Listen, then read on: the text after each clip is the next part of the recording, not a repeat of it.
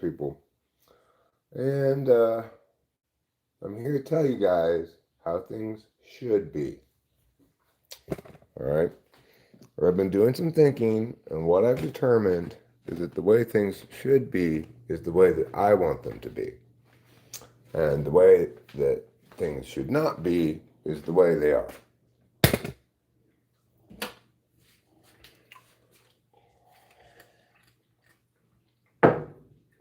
Obviously, if the world's going to function properly, it's going to function more according to my frame of reference.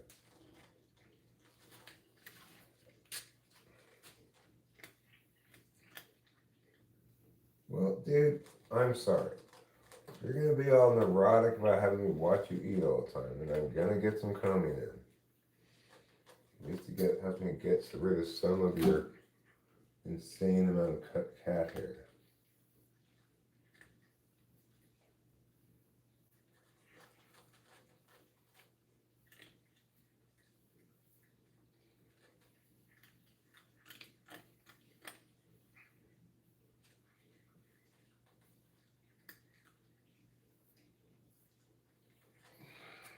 Okay, got some hair off of them. Not a ton, but some. So, not sure if I'm going to have much of a turnout here in the middle of the night. But I want to do live stream, at least in part, to follow up a bit on the long form video I uploaded, which I think was quite good. I really do. Even though it was one take, improvised, I had been thinking about it quite a bit on the drive back, and so I felt like it was pretty well put together in my head before I started talking it out. And I think I did a nice job. It's pretty fluid, moves pretty quickly, doesn't really repeat itself, covers relevant, distinct areas linked to the topic, circles back around to make sure it covers the thesis, you know. I survived the big storm. I'm surviving it right now. We did have a big storm like yesterday, but right now it's really coming down. I mean, we're not at a loss for water. As you see, we're flooding here again. Only this time, there's no hail clogging up the drain. It's just that much water's been coming down. This area always gets a little flooded, so it doesn't get all the way to the house. But, you know, if you're seeing, like, this shit along the walkway, you know it's been pouring because it takes a bit to get this part over here flooded. This part, it's a little more likely to flood. But without even the drain being clogged, that's kind of nuts. That means we had some real flash flood rain going on. Hi, love, from Carol in England. Who are you talking to? You. I just watched the video that you made. Oh, thanks. Really good. Hi, Carol from England. I'm Eric from Mariposa, California. And,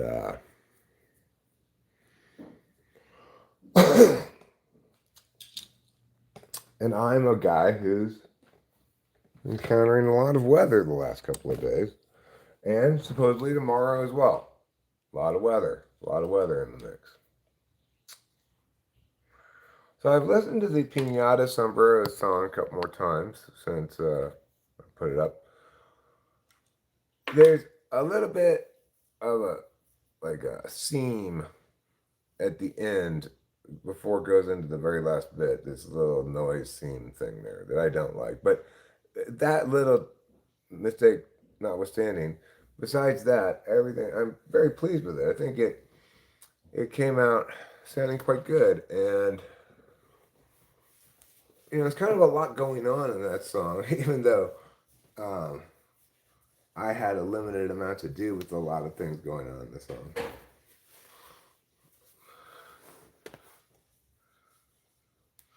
And you know, I tend towards the philosophy that for a lot of kinds of songs anyway, you're best served to have a single voice be as present and clearly highlighted as possible. But for some kinds of tracks, it's better to have kind of a chorus of voices like it did in that track, and I think it worked out well. I'm pleased. And I'm not that easy to please myself with music stuff. Your let's see. Your state is on pace to be part of the Pacific Ocean. Yeah, all we need is one big earthquake. We'll just fall right into the ocean.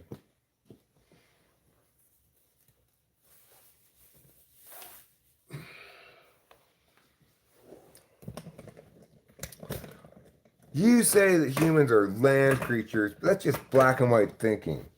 I could live in the sky or the ocean, whatever I wanted if I put my mind to it. That's the kind of stuff I hear about cognitive functions.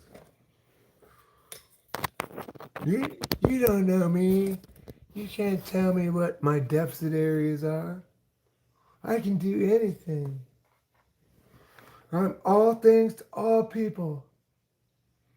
1983, a merman I shall turn to be. I hope you know how to swim. I do know how to swim, but I don't want to swim.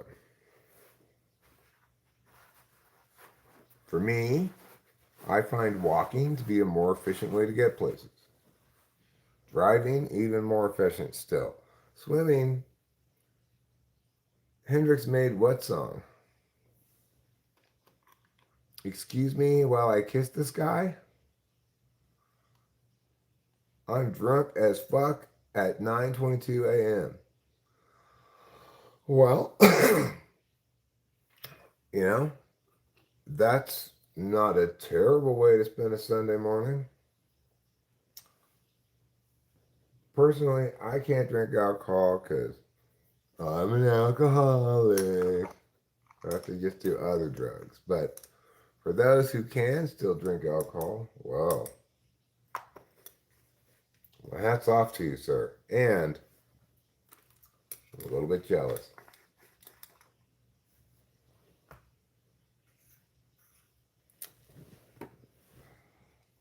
Have a vood one, bro? Oh, good one. I will have a good one. You have a good one too, Elliot. You have the best one you've ever had. You just started watching the video, huh? What's this one? I think that one's a good one. 1983, A Merman I Should Turn to Be by Jimi Hendrix. Never heard of the song before. I don't think Jimi Hendrix makes very good music. A little disputing that he was a good guitar player, but that seems to run inversely proportional to being good at making music. Yeah, well, Jimi Hendrix is full of self-indulgent garbage. Nobody should consider him a good artist.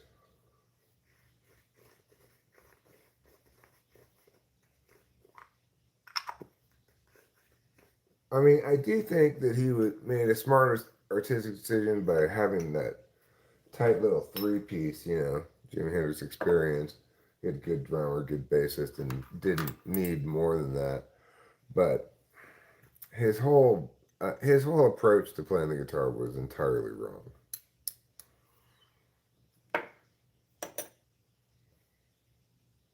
I guess he was substantially more talented than somebody who's like anti-polar, but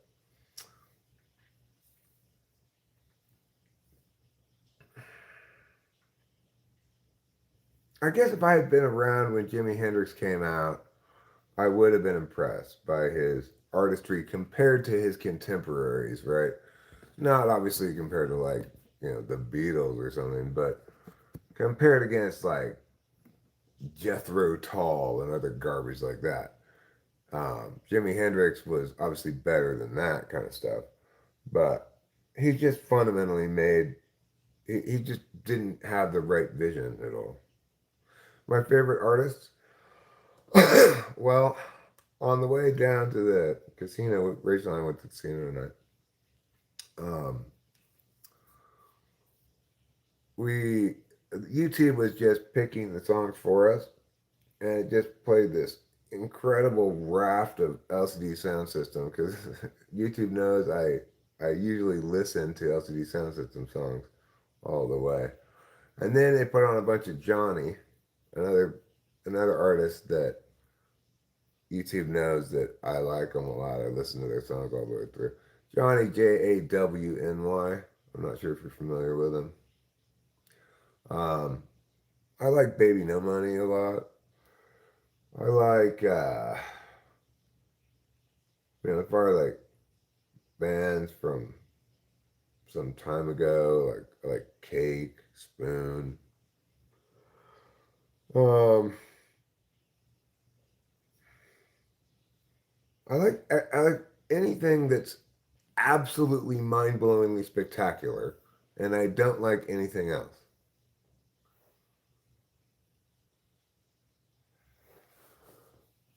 Have I listened to Tycho? No. Do you have a song recommendation? I could listen to it now and tell you whether it's good or not. And no, I'm not telling you my opinion about it, okay? I'm telling you whether it's good or not.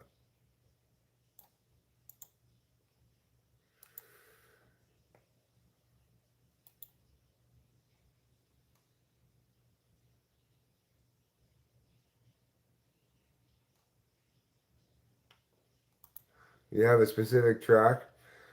The thing there to note, though, and I just mentioned this because of something I read when I Googled his name. Um, I'm a fan of tracks, okay? I do have artists that I think make a lot of good tracks versus artists that make maybe just one good track, right?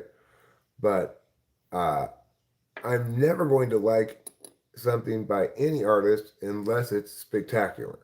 So, my very favorite artist, they make a bad song, I'm going to not like it. Doesn't matter because I'm not evaluating the artist ultimately, I'm evaluating their work. And each track gets evaluated on its own merits.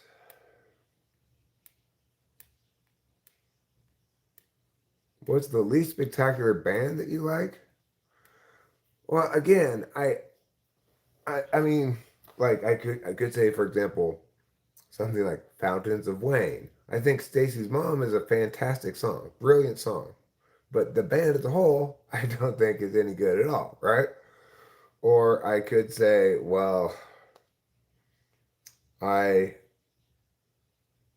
I like a lot of a fair number of Weezer songs, but Weezer also has a shit ton of garbage songs.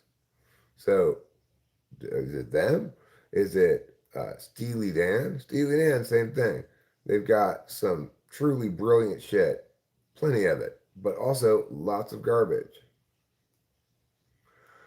Well, the thing about Stacy's Mom is you might not you might find it kind of like dated in its production or something, or in its I don't know what objection one might have to it, but in terms of evaluating it as a composition, as just a, a an exercise of songwriting, strip away any of the production and even them playing it. If you just play the song yourself, chords and lyrics, and singing it, you realize, oh my God, this song is so brilliant. It's so cleverly written.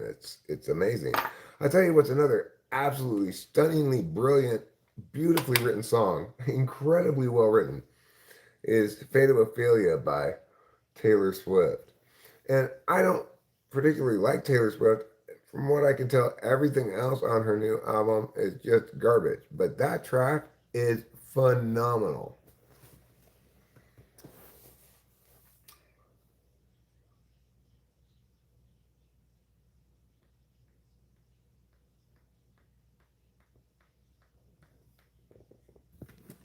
You know, the key bit is Stacy's Mom that makes it the whole thing just fully come together. Stacy, can't you see that you're not the girl for me? I know it might be wrong, but I'm in love with Stacy's mom. That little bit in there where it has this weird change where you don't expect it to go there, it makes the whole thing gel, right? If it were if it were a little bit more intuitively obvious than it is, then it would be too intuitively obvious and it would be disposable. It it's just it hits it just right. So the thing to note is that sometimes the most brilliant fucking songs in the world are made by bands who are not any good. They just caught lightning in a bottle one time. That's music making for you.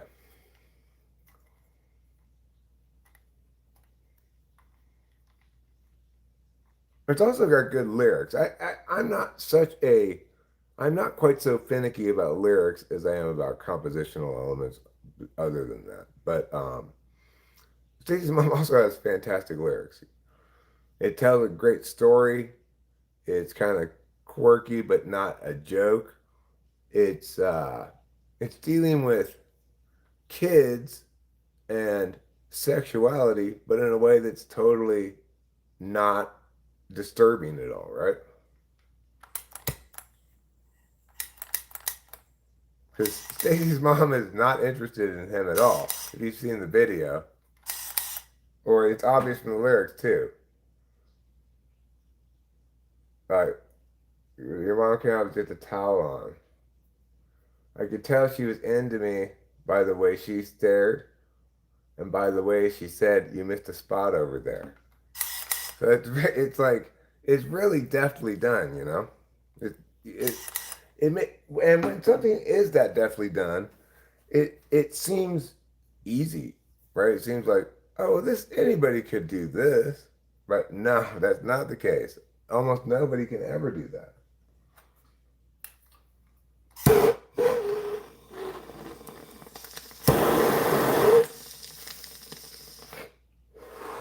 Earlier, we were talking about the song "Jesse's Girl" by Rick Springfield. Another super genius composition. It handles the energy levels so perfectly, you know. When it goes in the back of the verse, and it's all like, right? And then when it goes into the chorus, Jesse's girl, and it's all big and operatic. It's a great track. Yo, Unc, CJ's back. Hey, CJ.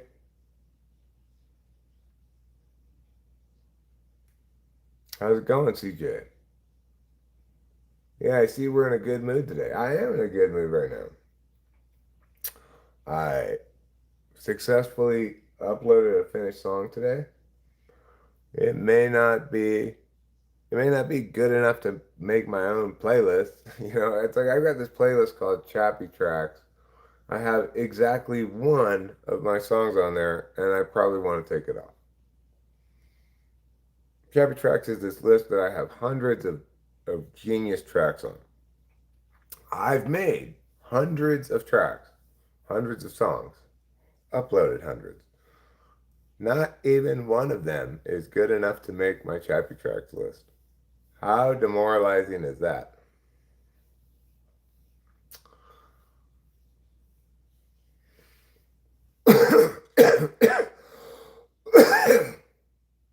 What do I think my best track is? That's a tough question to answer.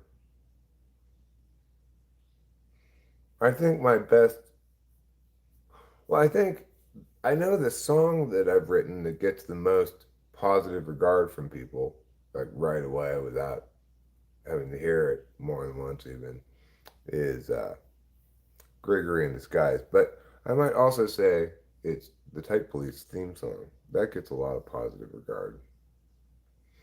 I do have a couple of songs that I don't have any reservations about. Like Cloudy Day in Los Angeles is a beautifully written song. It's one of those songs where I don't know how I wrote that song because it's so well written. But that doesn't necessarily mean that the recording I have of it is great. Well, yeah, Admiral Mighty Buffoon. I've mused about this reality on multiple occasions. The thing is,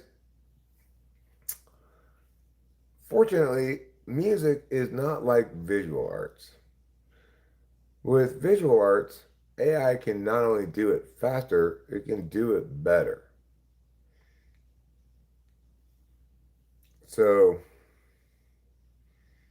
visual artists are really shit out of luck. But AI music, thus far, has yet to be able to make good music. And the reason is because good music is so much more distinctly as follows than any other medium of art. Everything is either genius or garbage, and there's nothing else, right? Like you can't you can't almost succeed in music, and there's no possible way to extrovertedly intuit your way into something good. You can only introvertedly intuit your way into something good, and that's not something AI music making can do. They don't. It doesn't have an inspired vision.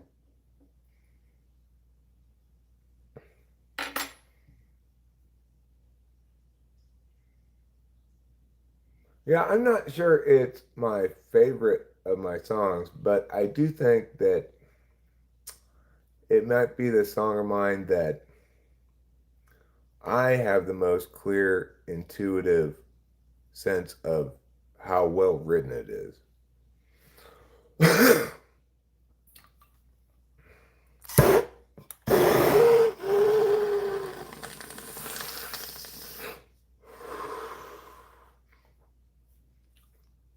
It's not really done yet, but I'm also quite fond of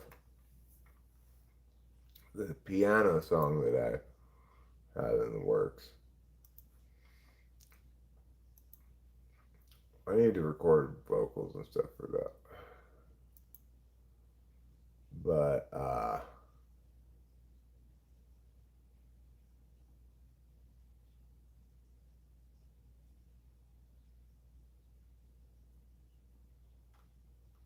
what?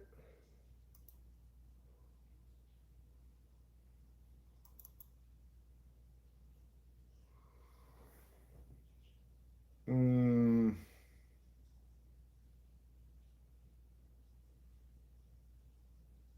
there it is. Don't worry, everybody. I found it.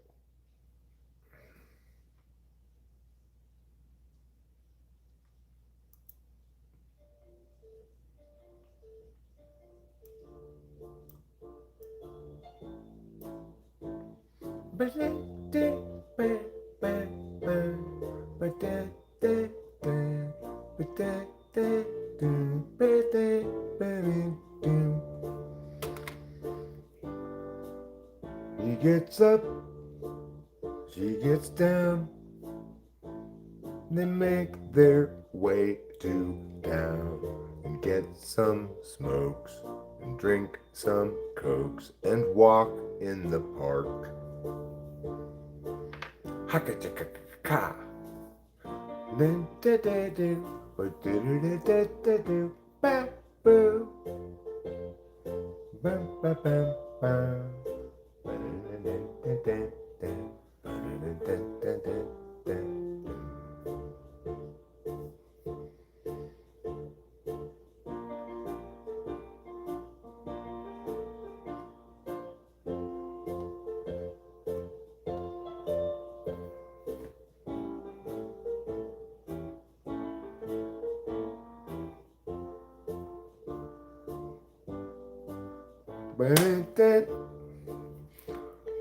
That's great. This is another song that it's like, I can't believe I wrote this song. I don't even know how to play the piano.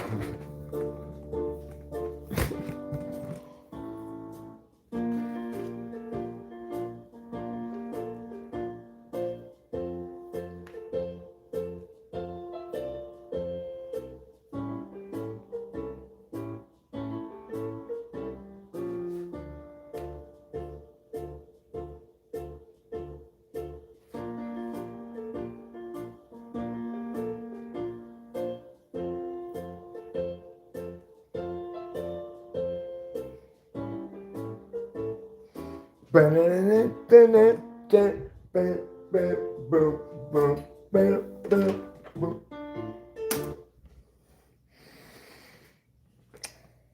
mean, how great is that? It's super great. Definitely one I have to finish. It's like, I like the Pinata song a lot. I like the Pinata song a lot, but the Pinata song just kind of happened, right? Uh, that song is an actual composition that I painstakingly wrote. And that doesn't happen very often with me, you know? I know, well, I am a great mime. Let me show you something.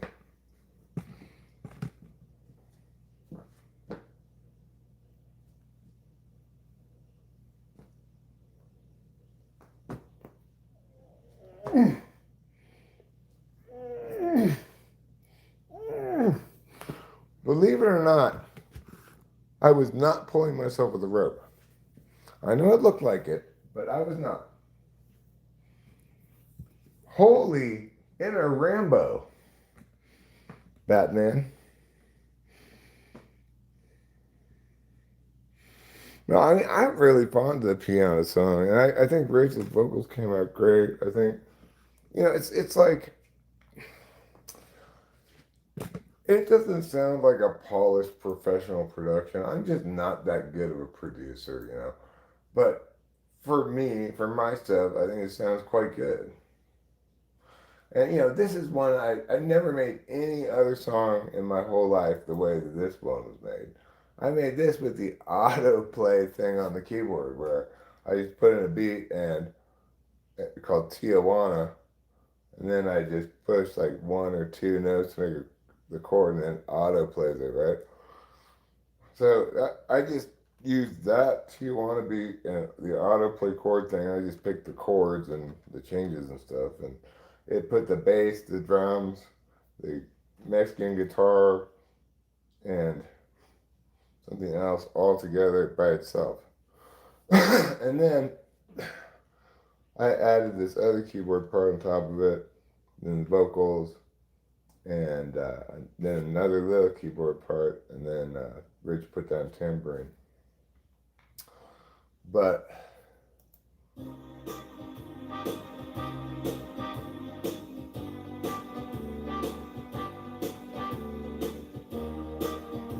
what is that? Hold on a second. Okay. That was just an artifact of listening to it in the dashboard, I guess.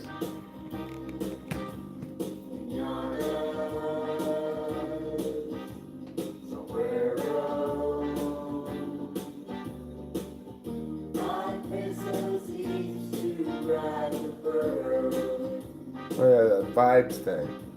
That's the other thing the keyboard put in automatically.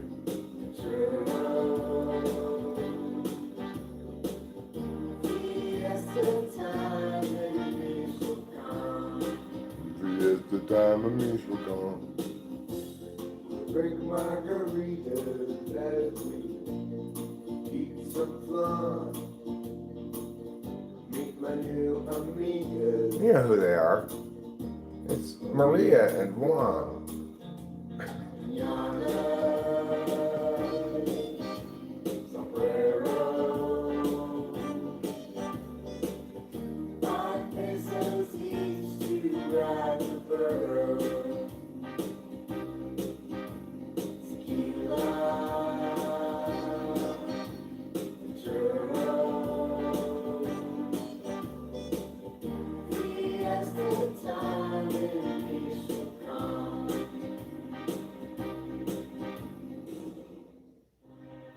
Like that little seam right there, that's the only part of it I'm really unhappy with. It's a little thing, doesn't matter. I don't care that much.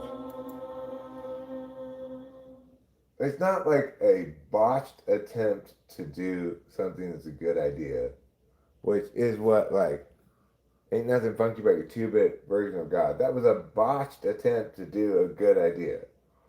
And that was disappointing accordingly. Because there ain't nothing funky about your 2-bit version of God. I haven't listened to that in a long time.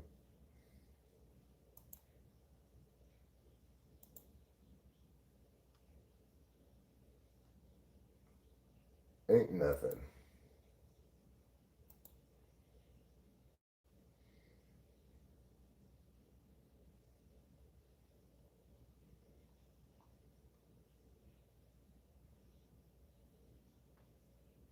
Let's see.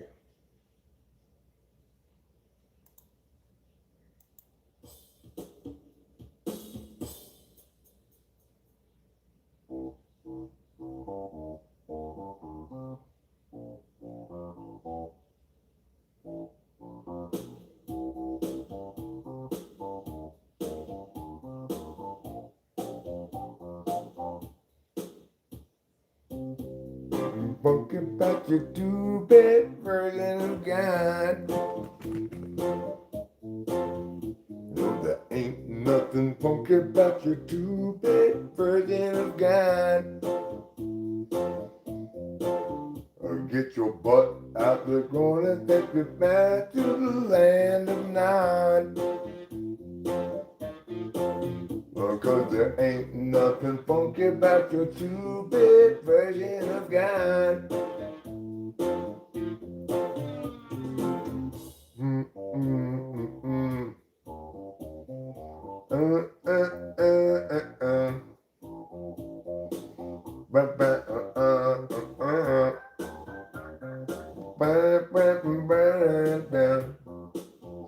But there ain't nothing funky about your 2-bit version of God. There ain't nothing funky. Nothing funky about your 2-bit version of God. Get your butt out the God and go reside in the land of Nod. No, there ain't nothing funky about your version of God. Yeah, I should re-record the vocals on this and do this again. This is a funky song. I like it, you know? Got a lot of funk to it.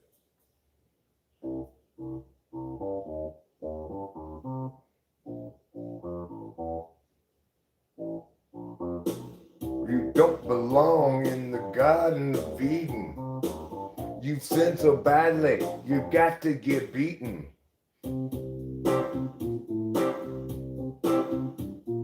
I think you know the reason why, too. It's 'cause there ain't nothing funky about your 2-bit version of God. Get your butt out the garden, go reside in the land of Nod. This is a good song. I like it a lot. Ain't nothing funky about your version of God. Wise men often said, meow, meow, meow, meow. Meow, meow, meow, meow, meow, meow.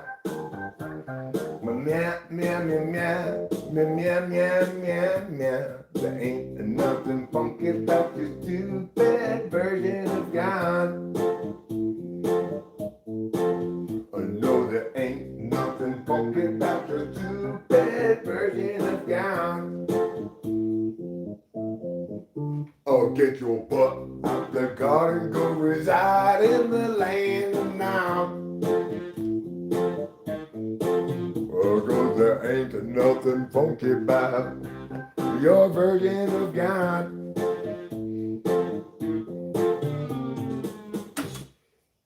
Well, that's fun. I like that one. It's a good song. I didn't get a good recording of it.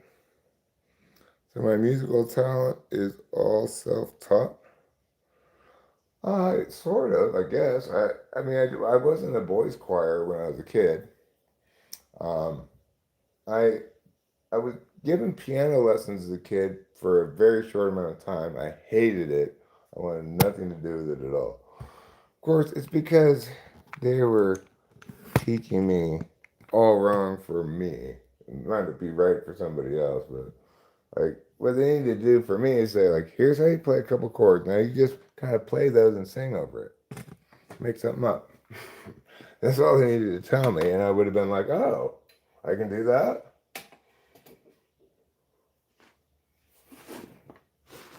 Then I would have had fun. Instead, they tried to get me to read music and learn scales and stupid shit like that, you know?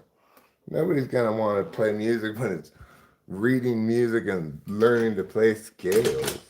Well, maybe some people like that, but not me, obviously. You're so out of tune.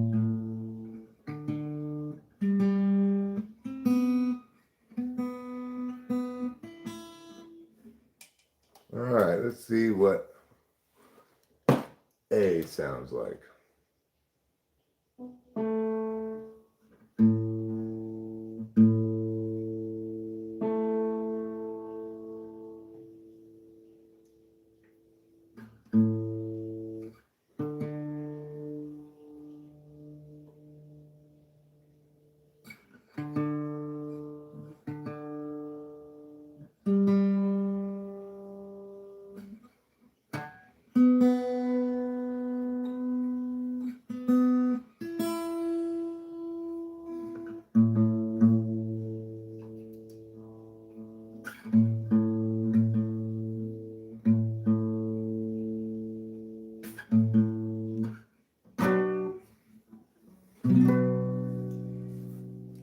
It's a very cloudy day in Los Angeles,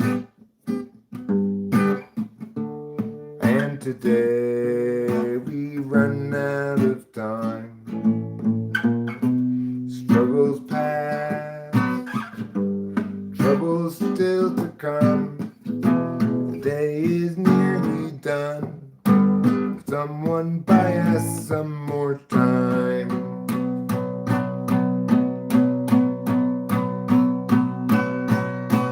Cloudy day in Los Angeles, cloudy day in LA.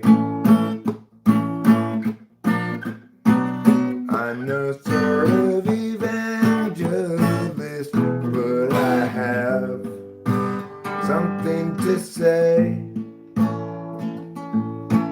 Life can strangely be forgiving to those who stay awake all night, and mostly voices say to give in. They'll try to sap your will to fight, but whether I'm supposed to be here or just be soon forgotten, noise is sort of based on what I see, hear, and also on what I avoid. It's a very cloudy day in Los Angeles, and today we run out of time. Struggles past, struggles still to come. The day is nearly done. Will someone buy us some more time?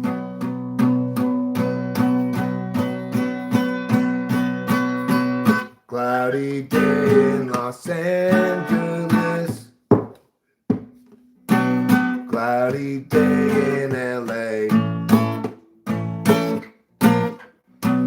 I'm no sort of evangelist, but I have something to say, something to say.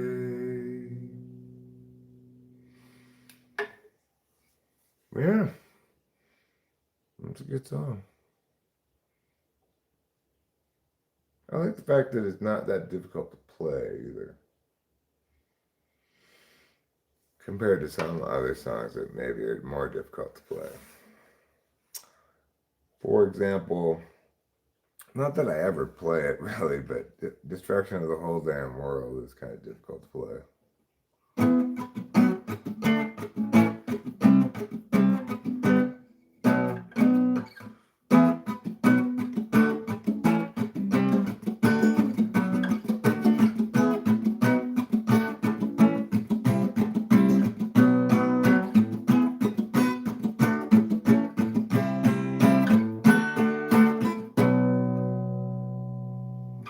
Oh, we need to see.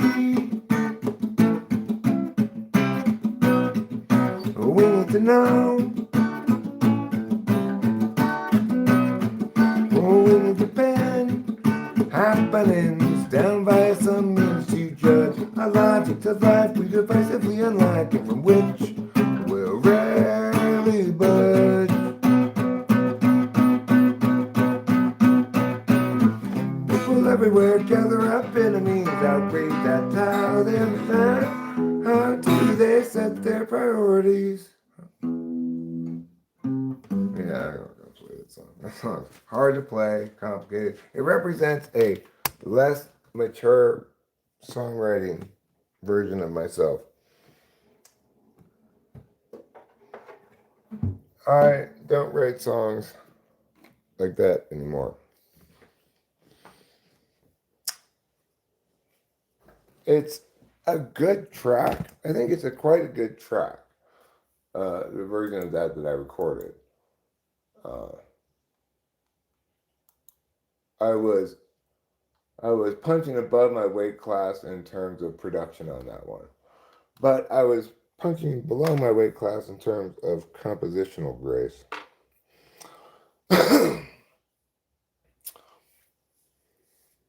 Sometimes you get lucky in production and shit just kind of mixes properly and levels are good and you can hear everything and you're like, whoa, oh, what did I do to deserve this?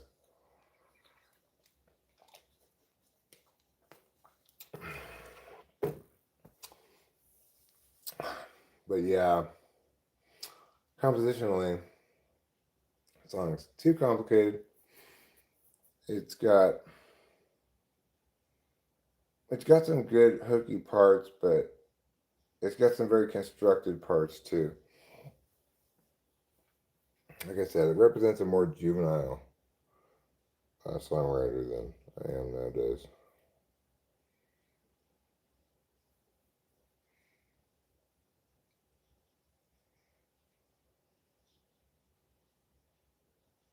You know, ultimately, sometimes it's important to remember just how satisfying it can be to just, you know, play a C chord and go dum dum dum dum. And just like something really straightforward and groovy is almost always better than something fast and complicated. But we all human. We all make mistakes. Even you, Eric? Even me. Even me. Say it ain't so, Eric. Afraid so. Let's see what we have here. I'm kind of curious. No.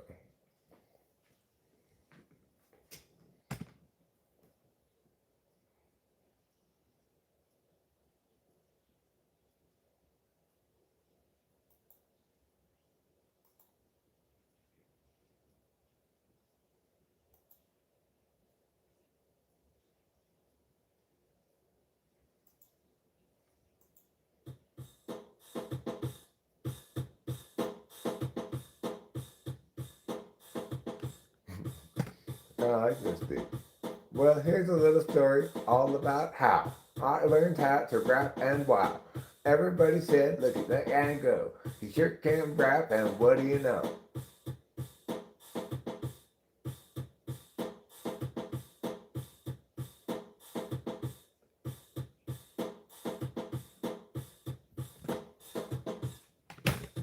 It's kind of a fun beat. I like it. It's a little bit of a break beat, you know.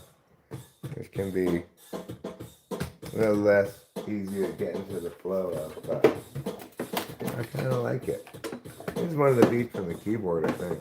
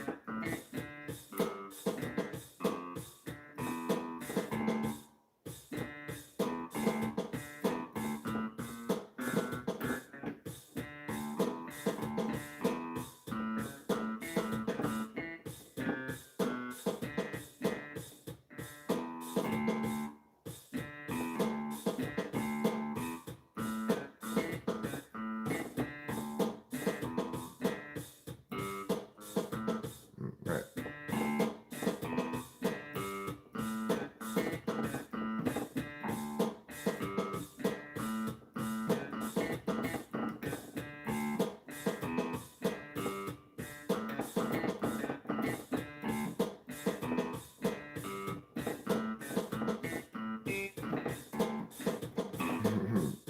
I hear it.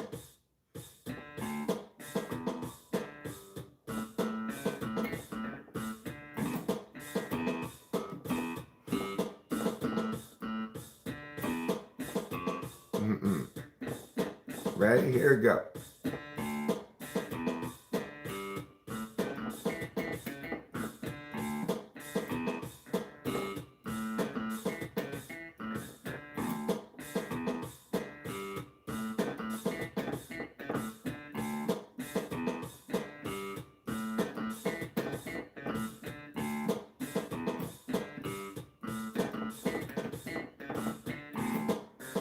Right.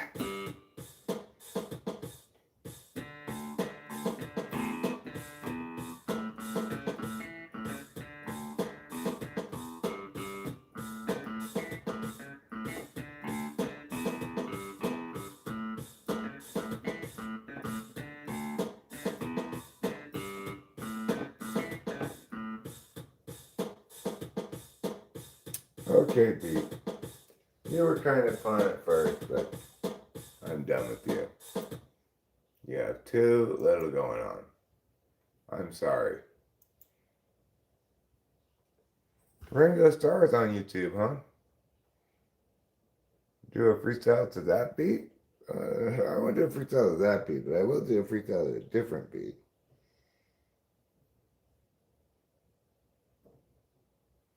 Like maybe this one?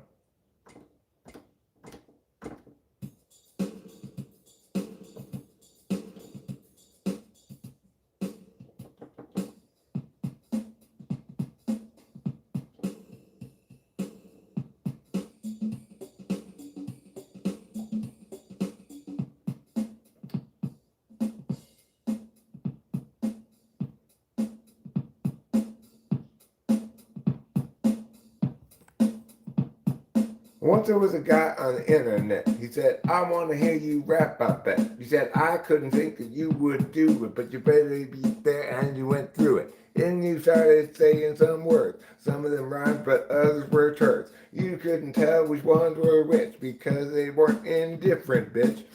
Well, I don't know. I'm not really much of a freestyle rapper, though, because I prefer to rap about things, just recycling, varying, and I want to find the thing that I want to say again and again and again, like, hey now, what's that tomato there? Hey now, what's that tomato there? Like that, you know? Like, oh, good Lord, what is that woman doing? Oh, good Lord, what is she looking at? Oh, good Lord, what is that woman doing? Oh, good Lord, what is she looking at? What is that woman doing? Where is she going with her shoe in? Why did she come into the store? Did she bring inside of her the door with it screaming too? She bring it with her when she came inside, and what would you do if that were in fact the truth that I was hiding from you? Well, you don't know, because look at that woman over there. What you doing? What is that woman doing tonight? Oh, look at that woman over there. What you doing? Is what you doing alright? Yo, woman, what you doing over there? Is what you doing to a stare? The kind of thing that you do anywhere? Is it what you do in your stare? I don't know, but I see hairs in your head that show me that you have gray, and that means that you have experience, lady, and you should know enough from that to understand that it's not cool when you make a fan and then make them mad.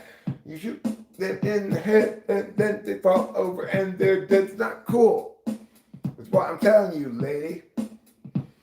That's why I'm singing you this very important song. What is that lady doing over there? What is she up to? Oh my goodness. What is that lady doing over there? Somebody go and stop her. That's right.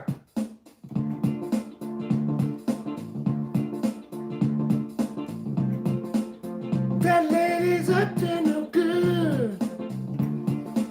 I've seen a lady or two in my time, and I can assure you that that's not the kind of lady to be around. That lady is up to no good. And if you doubt me, well, I just have one thing to say to you. Totally should not doubt me, that is.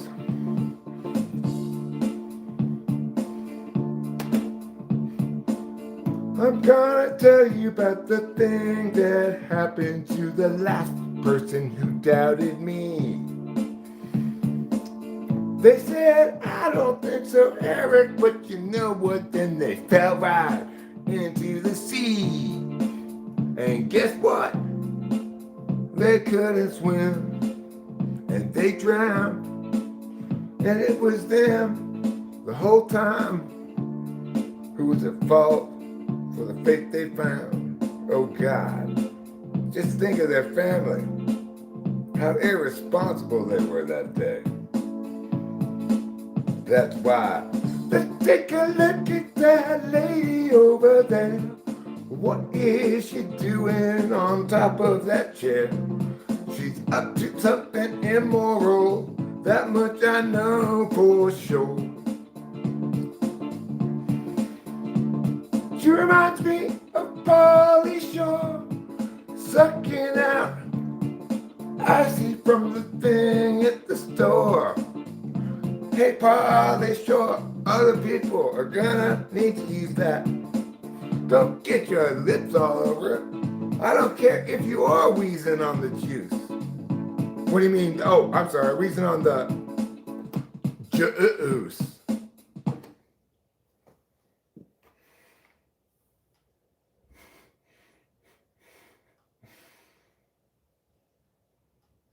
Well, yeah, Pauly Shore, he should not be doing that to the icy thing. Other people are gonna want to drink those too, you know. You can't just be like, I'm just wheezing on the juice. Well, get your fucking mouth off of it, dickwad. God. Thanks.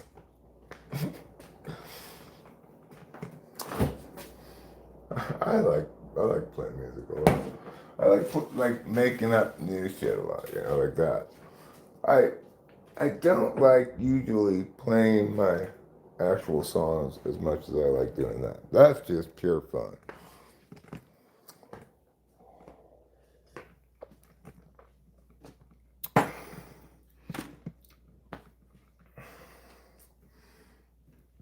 I like to dance around, make things up.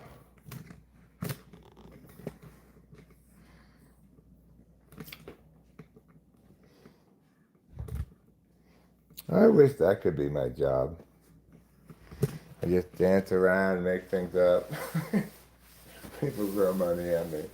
That'd be fantastic.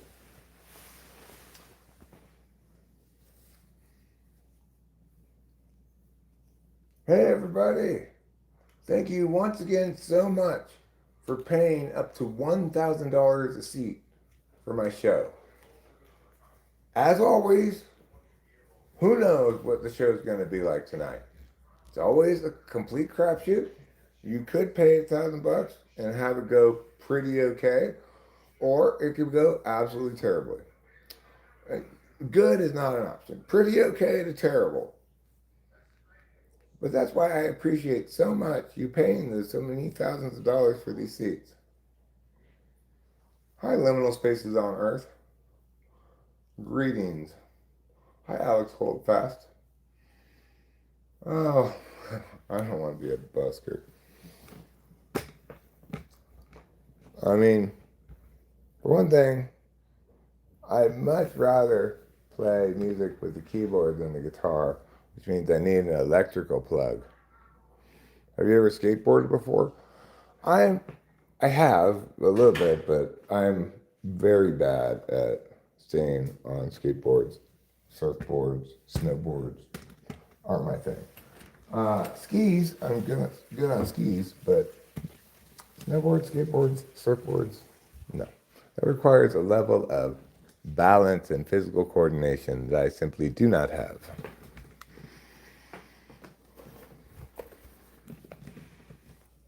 Certainly, I couldn't do any of those little tricks they do. I have successfully put one foot on the top of the skateboard and pushed myself along with the other foot. Even I could manage that for some stretch of time, which is a lot better than I could do on roller skates or ice skates. Those are just like, hey, you want to get an instant injury? Well, put these on.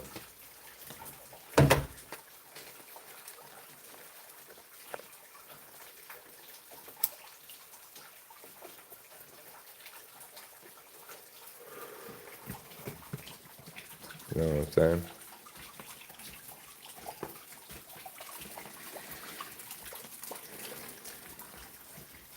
I'm just not cut out for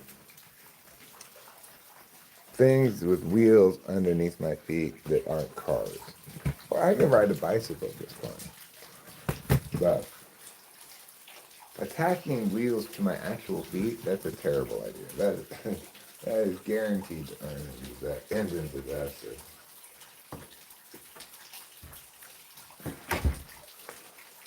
You know what I bet would help you fall down more? What? If we put wheels on the bottom of your feet.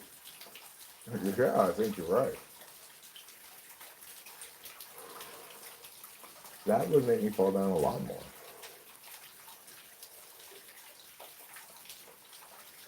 We could also put you on top of ice.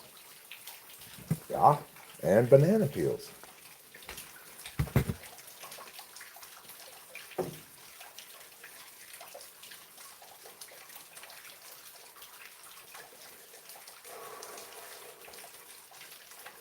I think a good sport is something like billiards. Not too much jostling.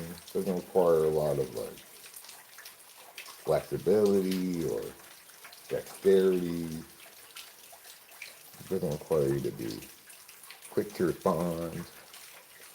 Something like that. Take your time, line it up. I feel terrible at billiards pool, but you know, it's appropriately not taxing.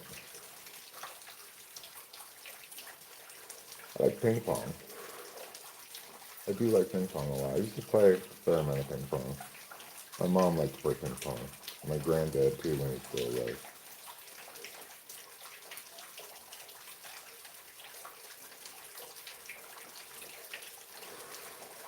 I wouldn't mind getting into badminton. You know, I think that's a tough sport to get into as a 54-year-old man, badminton. There's not a lot of pickup badminton games around.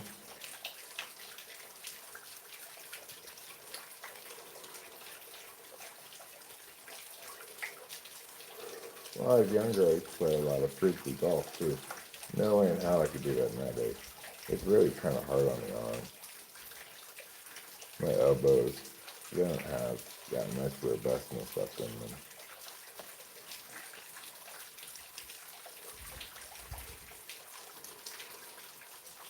But yeah, they're really good frisbee golf players.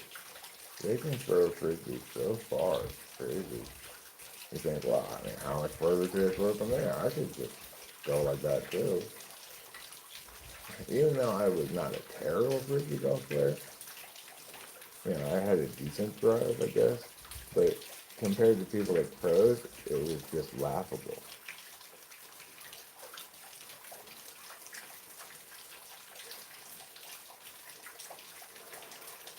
I guess like regular golf, it probably has more to do with techniques and physical strength. You hear some frogs maybe in the background. When it rains, the frogs start all riveting.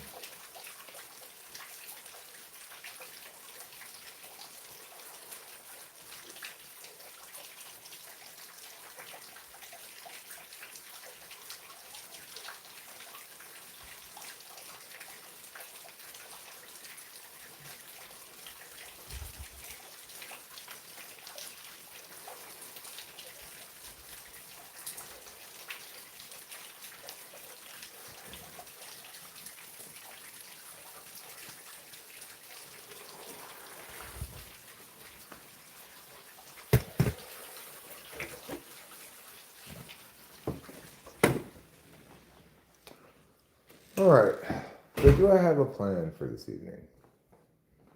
Or was I just playing around? Well, so far I've just been playing around. I did have some kind of a plan actually. I thought maybe I'd get a video to take clips from to do a Typology video on. I could capture that right now, harmlessly enough.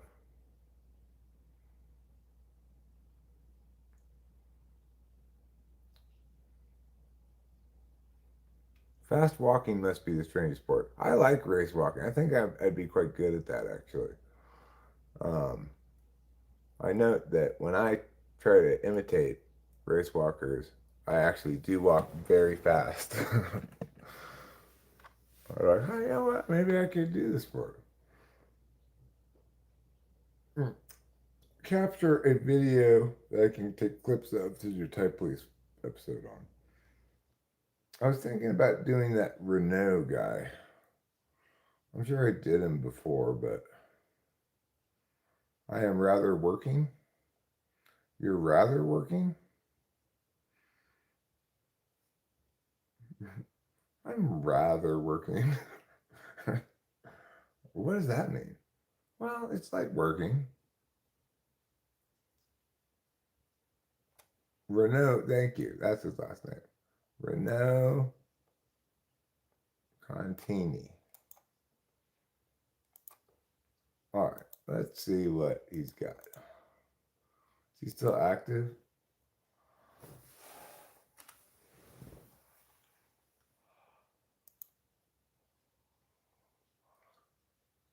Let's see.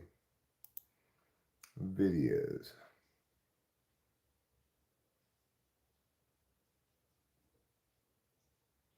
Are all INFJs passive aggressive?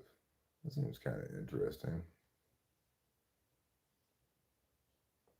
Ooh, the myth of the function stack. I wonder what kind of bullshit he's going to spew in that. Or maybe he's not going to spew any stuff bullshit. Okay. Passive aggressive. All right, so in order to record this, I need to open up this thing. I'll get this video and I'll get that other one on the function stack, and that'll be good enough. This video, passive aggressive, is only 5.5 minutes long, so I'll get that plus one other one.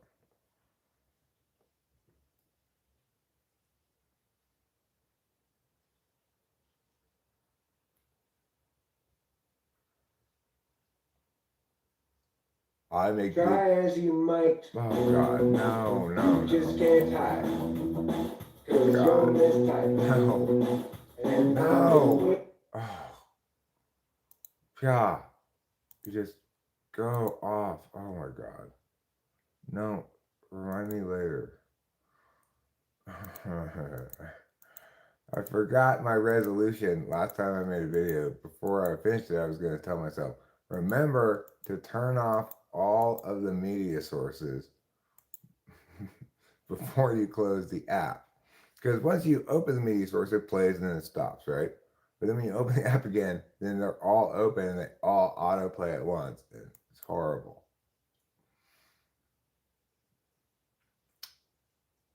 Okay. Now, scene 2.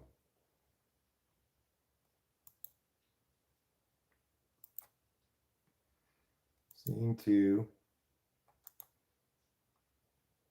Remove. Yes.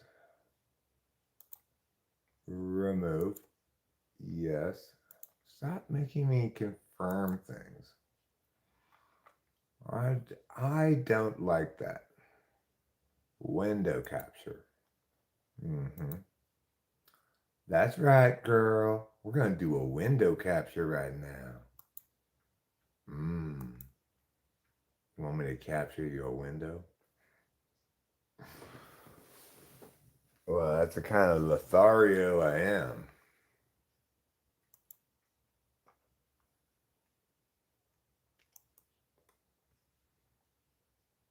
Try as you might, you just can't hide, 'cause you're mistyped. And I've been waiting to pull you over all night. Type police, please pull that guy over. He says he's INTP, but seems extroverted sensing to me. I think he's ESFP. Oh, type police. Okay, we want this on. Yes. What? Yes, like that. And this we don't want on. Okay.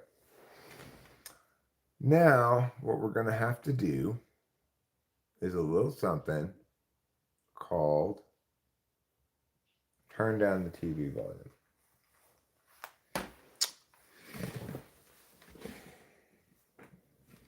The only way I can record the audio of this without also listening to it is to turn down the actual TV volume.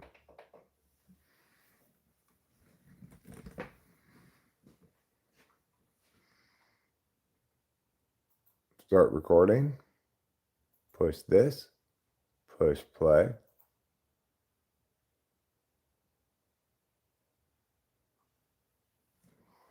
Okay. Now it's recording. So I'm getting something accomplished. That's pretty cool, huh? When I get things accomplished, everybody wins. Not everybody. Yes, everybody.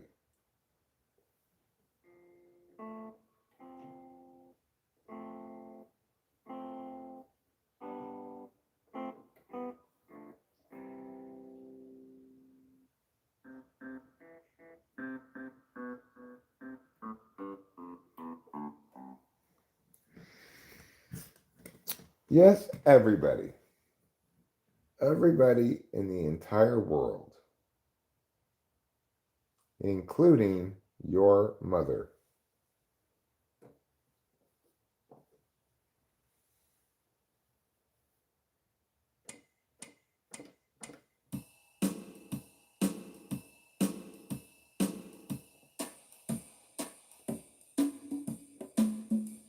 Let me see what the autoplay is for this.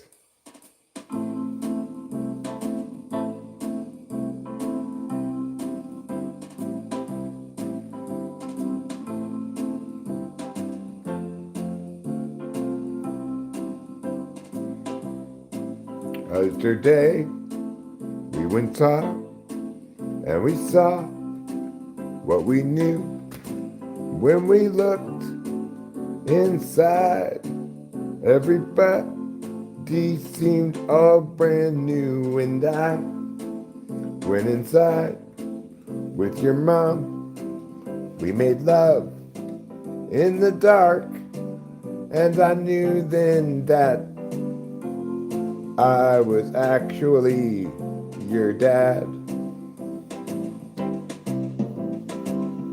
I never wanted a child. Your mom told me she was on the pill. I never should have believed that whore. But hey, now that you're born, I'm gonna do my very best to be a father that you can believe in. Now,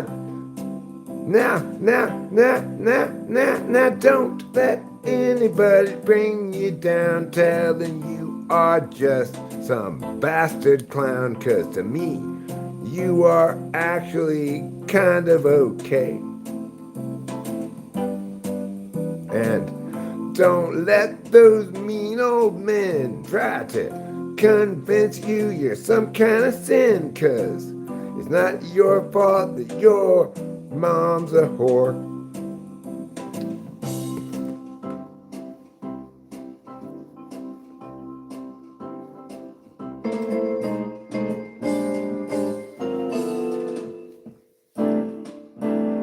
Bye-bye.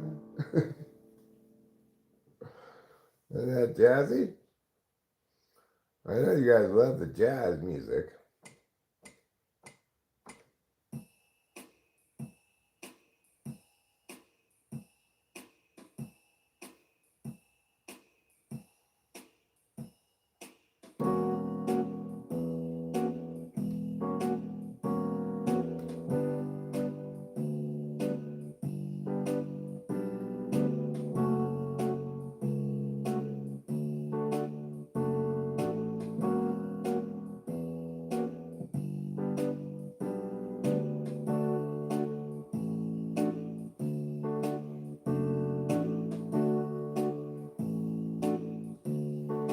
After the war to end all wars, They sometimes call it the Great War, World War One. Yeah, after the war, I was riddled with bullet holes. I knew that those are the kind of injuries that hurt. So I said,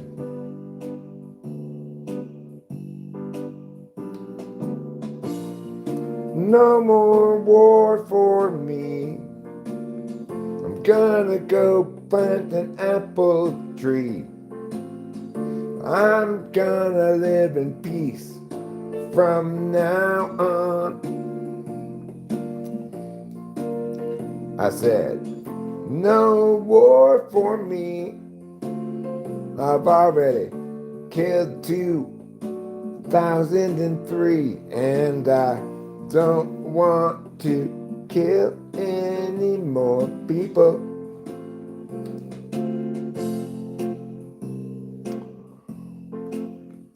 So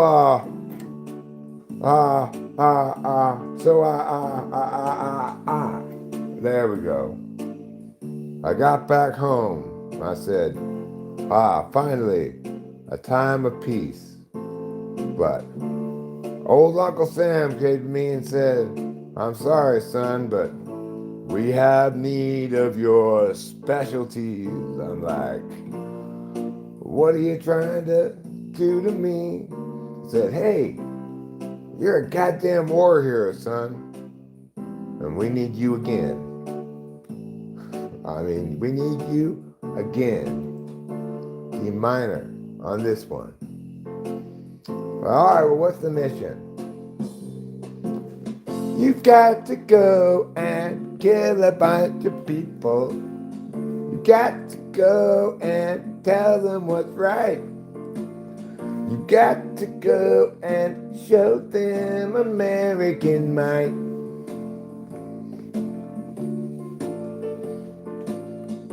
Here, take this gun.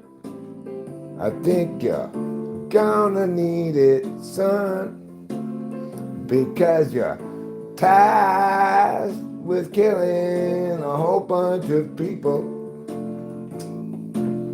Really? Yeah, really. Shouldn't the chord have changed there? Just be patient. I'm trying to multitask. All right, if you want to be stuck here on D minor forever, if that's how you want to do things, stuck on D minor, then you and I, my friend, have got a couple of times we disagree. Because I want you to look at me and say, hey, it's a good idea to constantly be playing D minor. No, I'm not saying that. I'm saying I'm multitasking, Brad. My name's not Brad. Okay, Bradley. My name's not Bradley either. Okay. Sure, well, what is it? I think you know. My name is Thad. And while I get that sounds like Brad, it's a totally different name. Okay, well, I can see it is a different name, but no buts. I don't want to hear your sass back, mother humper. It's not sass. Oh, yes, it is. You're not fooling me by trying to misportray your sass back as something other than what it is. Okay, I admit I've got a whole lot of sass back, but you would too if you had so much ass fat as I do. I've got ass fat from here to Guinea. Well, in fact, he told me he has ass fat like me, but I looked around the back and I could clearly see that man didn't know ass fat from the front of his dick.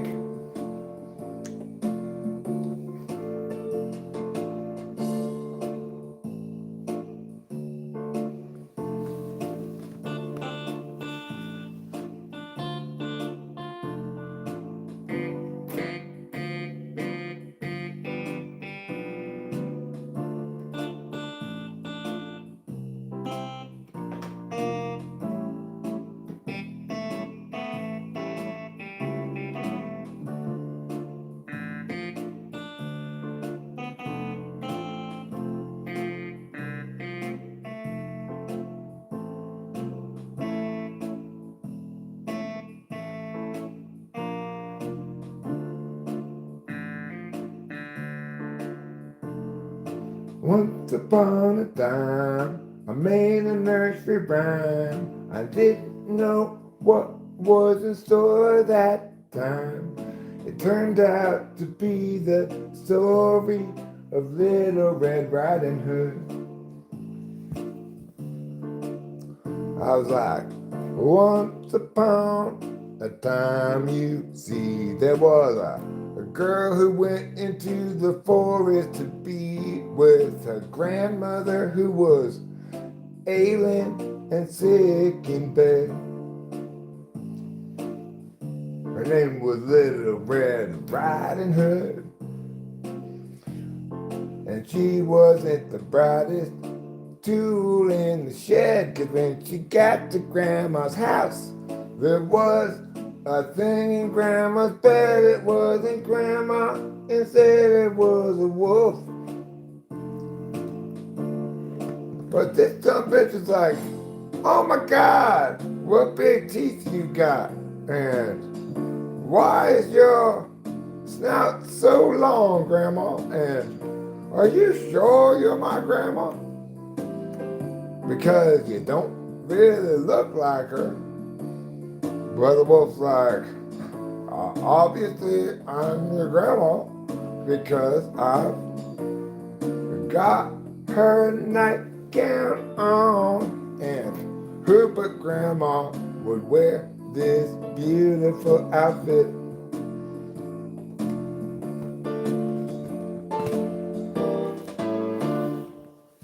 All right. Well, that was a good way to kill a few minutes while I'm waiting for Renaud Conti to do his thing.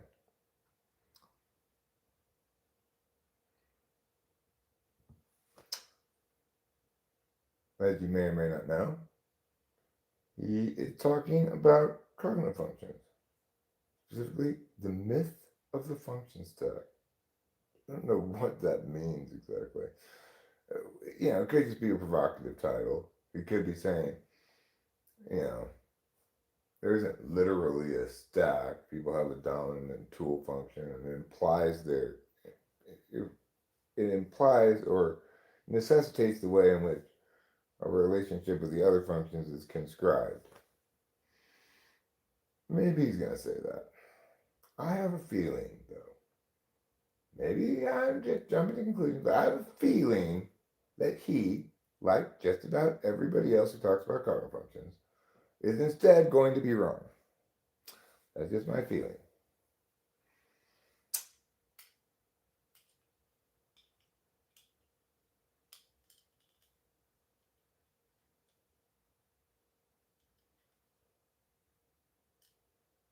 I wonder how long this video is. How long have I recorded it for so far? 5 minutes? I'll give it another, I don't know, give it to like 8 minutes. That should be sufficient. Or I could jump ahead in the video, get a little bit later part of it.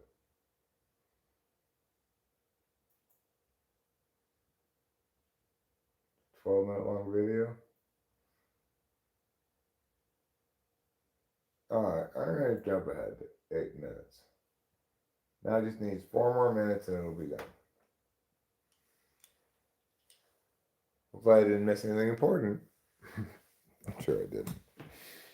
Up early or up late? Up late. Up late. Um, conscribed. In other words, like, let's say there's a lot for a house, and it's really unusually narrow and long instead of a normal shape of a lot. And the reason it's that shape is because it's got these big lots on either side of it that prevent it from getting any wider. And maybe it's got the street here and the street here, and that dictates how long it can be. So, in other words, the reason that house is this long, narrow house is not because somebody wanted to build a long, narrow house. It's because the capacity of what could be built there, the possibilities of things that could be built there are conscribed by the things around it.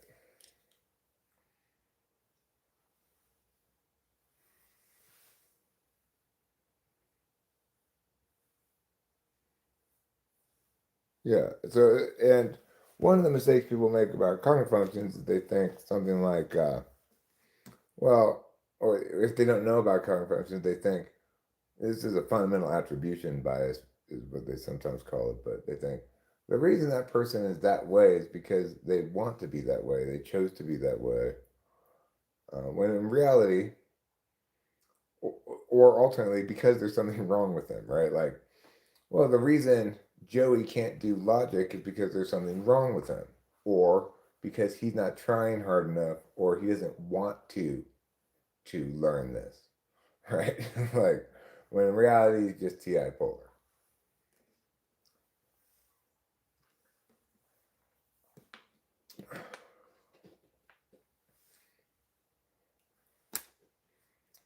And it works the other way too. Like, when I ask a TI polar person something like, if some pigs fly and some things that fly are named Steve, right? Something if some pigs fly and some things that fly like baseball, is necessarily the case that some pigs like baseball. And TI polar might say something like, "Well, if they want to, if they really want to, they can do whatever they put their mind to." Some shit like that. Um, so it's true both ways. Like, it's not the case that they're choosing to fail in ways in which they fail. Everybody has deficit areas. It's not the case that they're choosing to do that, and it's also not the case that they could choose to do otherwise.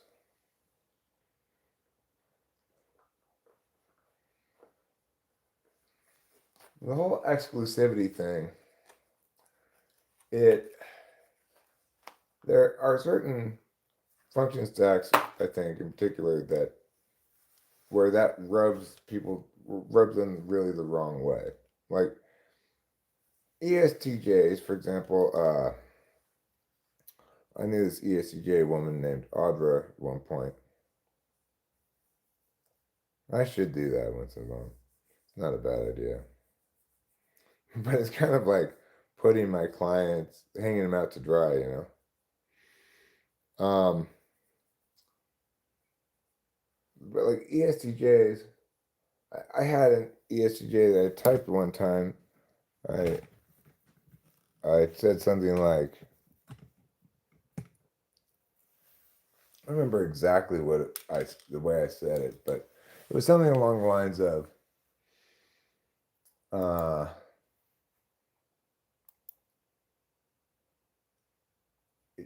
you know, you can't repurpose anything for anything.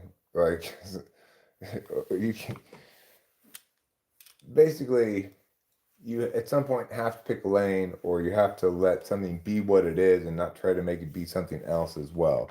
And he's like, oh, yes, you can make it be something else as well. Basically, that was his response. And then the other one I wanted to mention was Audra.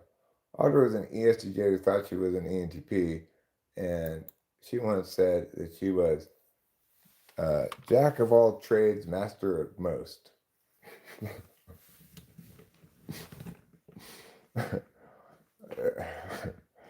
You have to have very limited amount of intuition to have such a inadequate understanding of mastery. I don't doubt that she did have mastery of, well, at least some of the things that she did.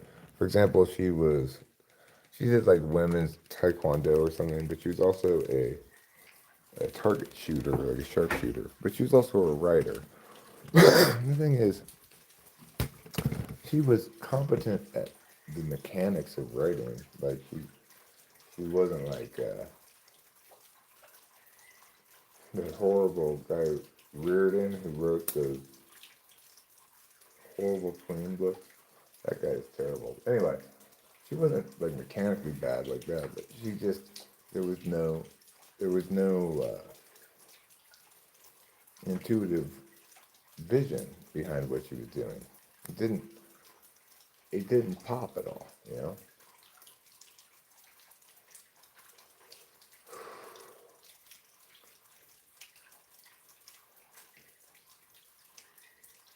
But what was I getting at with that? Oh yeah, ESTJs don't like the idea that they can have deficit areas that they can't improve on, or that it's fundamentally missing the point to think that you would could improve on things, because it would always be a bad idea to try. No matter how much you were to improve on it, it would still be less robust than your actual way of paying attention, you know?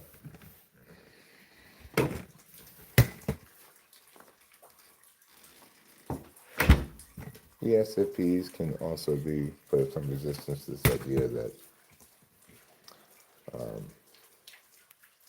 they can't be all things at the same time. They can't both be very logical and cold and incredibly warm and loving at the same time. You can if I want to.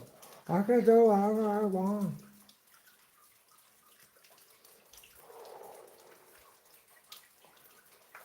You don't know me. You haven't lived my life.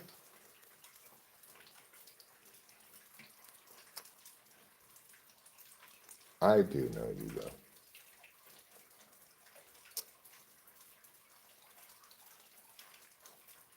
And I know you the good way of knowing you, not by experiencing your experience.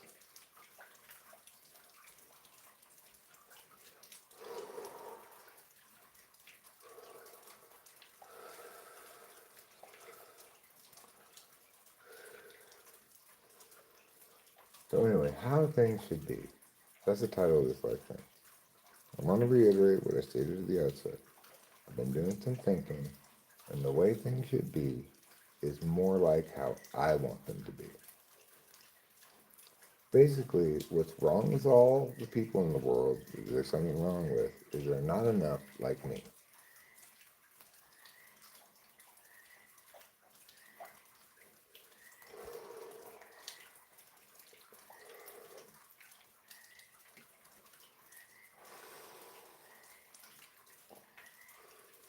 This was a real breakthrough for me to realize, you know what, Eric?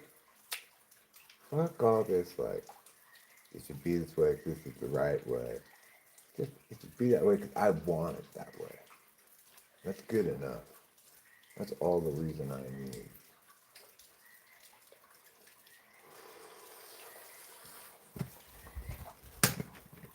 Because, if something's not a good idea, then why do I like it? And if something is a good idea, then why would I not like it? That's what basically the text says. Just because you don't like something doesn't mean there's something wrong with it. It's like, yes, it does. Otherwise, why wouldn't you like it? Because I'm subjective and arbitrary?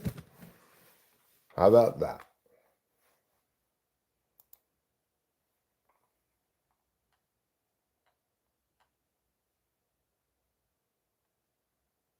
Or how do you get your hair to look so good?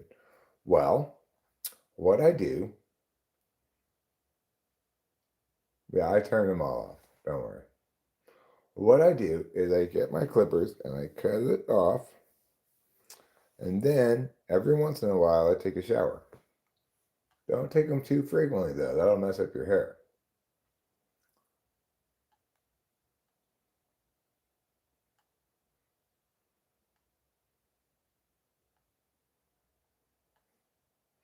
I'm way behind in the chat. Okay. Preference. MBTI uses that word liberally. It's a horrible word. Horrible word to use. Everything's relative, even skill sets. Well, I mean, in some sense, yeah, like the way we know what good TI is by comparing against bad TI and seeing what's in the middle. It tells us what's in the middle, right? But in another sense, there's a lack of relativity in cognitive functions. Like ISFP isn't ideationally um, blind relative to me. They're ideationally blind relative to ideation existing at all. You know, like you ask them to come up with multiple names for your invention, they come up with one. If they can come up with another one, it's basically just an anagram of the first one, you know. When you try to coach them in impromptu speaking, they simply are completely incapable of doing it and can never learn how. That's not they're bad at it relative to other people. That's they can't do it. Like, you know, there's nothing if you're talking about is somebody tall or short, well, that's a question that's relative, right? Like, oh, this person's short relative to him. But if you're talking about a question like, is he tall enough to reach this thing without a ladder? Well, in that case, it's not relative, right? It's expressly yes or no, and there's no spectrum, and it's not there's no it's not he's not tall enough relative to that. He's not tall enough for that purpose. Cognitive functions is more like the latter kind of thing. So, you know, when people go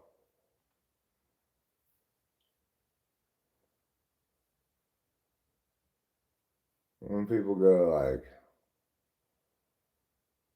oh, you know, everybody can do every function. It's just some people do it a little better than others. Not really, not really. It doesn't really work like that.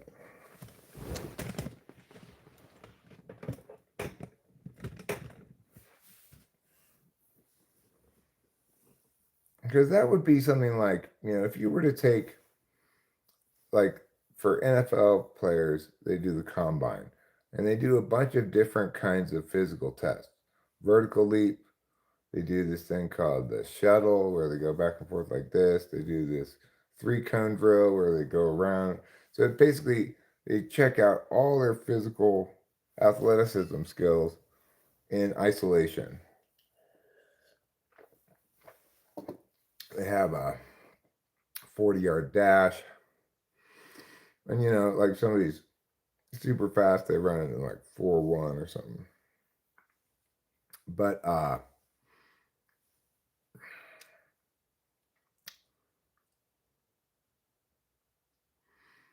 cognitive functions doesn't work like that because, see, with athleticism,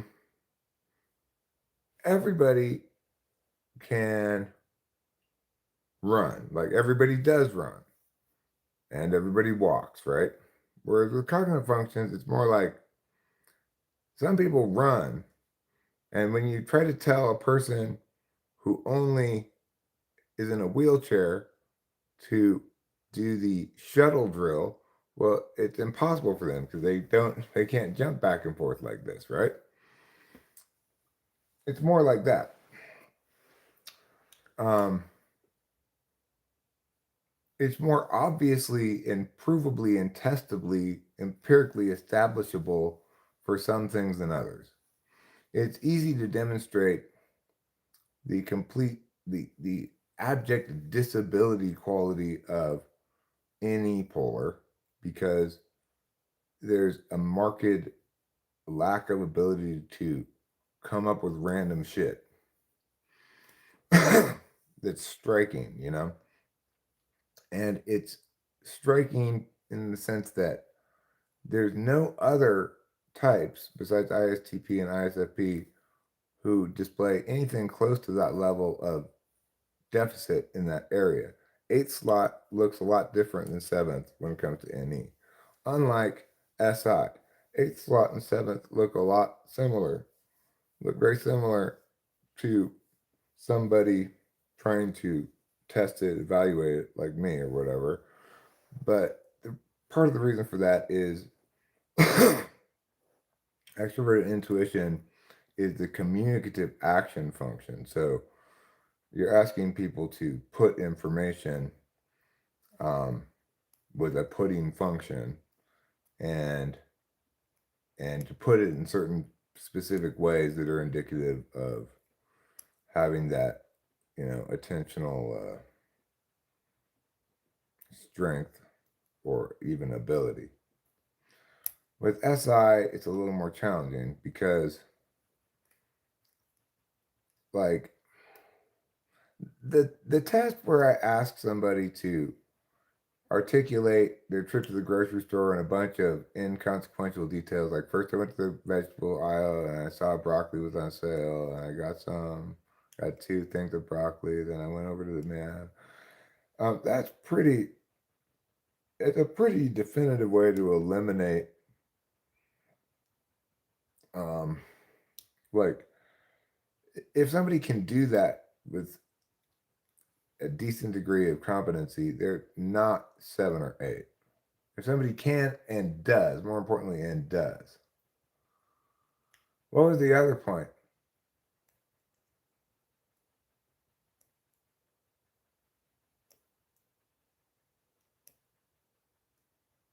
SIL equals synthetic incorporeal liaison? Is that like an artificial ghost?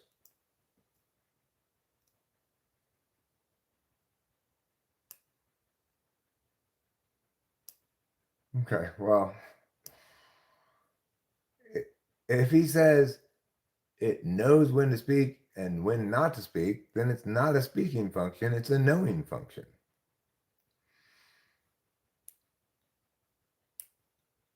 All right, I'll make a video about that one too. Hi, Elaine thinks thoughts. But that's the best kind of thing to think. If you're going to think something. If you try to think feelings or feel thoughts, it doesn't work so well. If you try to know actions or interface with deliberations, it doesn't work so well.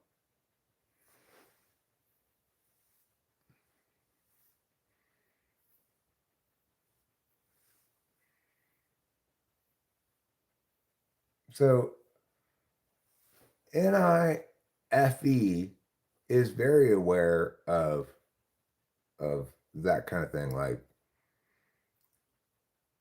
when's the right time to speak and when to remain silent, because NIFE is specialized both in that kind of intuitive knowing about the external world, you know, which includes the other person you're talking with or other people you're talking with or group that you're talking among or to.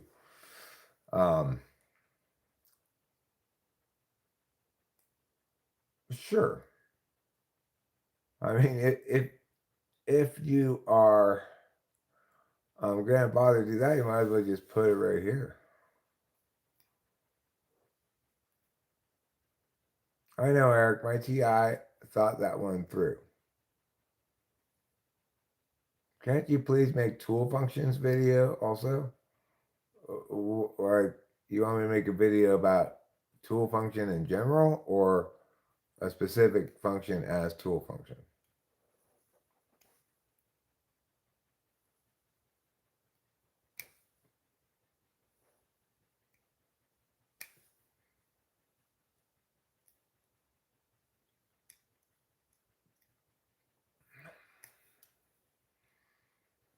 I could totally make that video.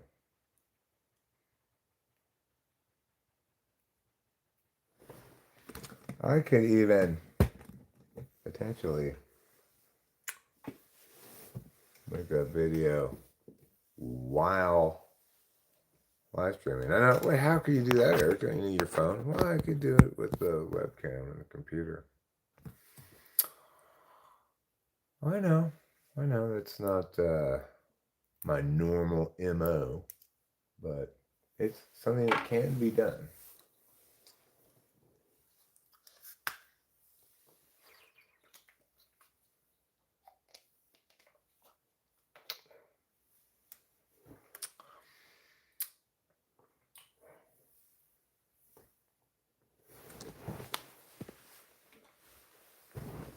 I always leave the mouse up there.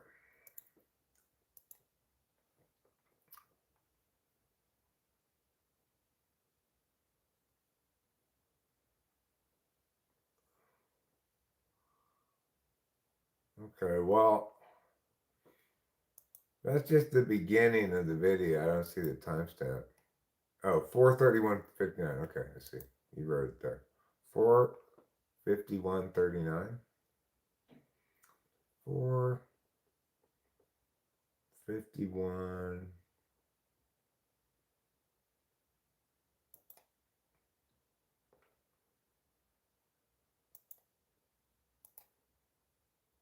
Let's see.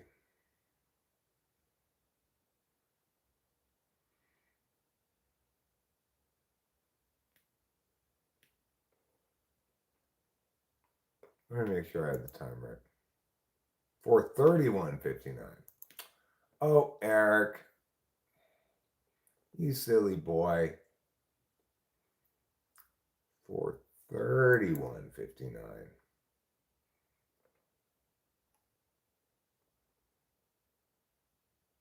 I like your breakdown of the front stack functions. Well, did you watch the video? Oh, this is never mind.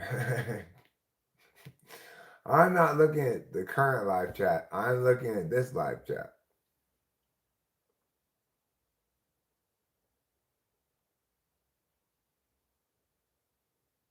It's a flow like a river. My menstrual cycle?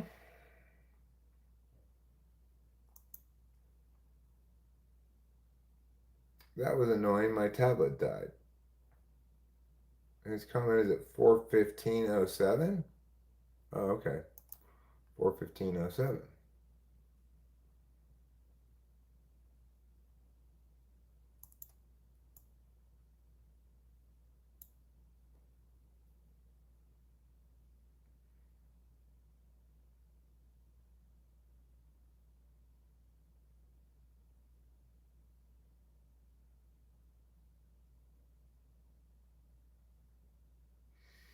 Yeah, I kind of responded to this comment last night. He says, that's not, in my experience, intuition. Let's see. I don't know what he's referring to there. That's not my experience, intuition. I'm sure many intuitives here would agree. Intuition is knowing when to speak and when not to. Most intuitive acts don't involve words. It never presents as an argument or position. Yeah, I did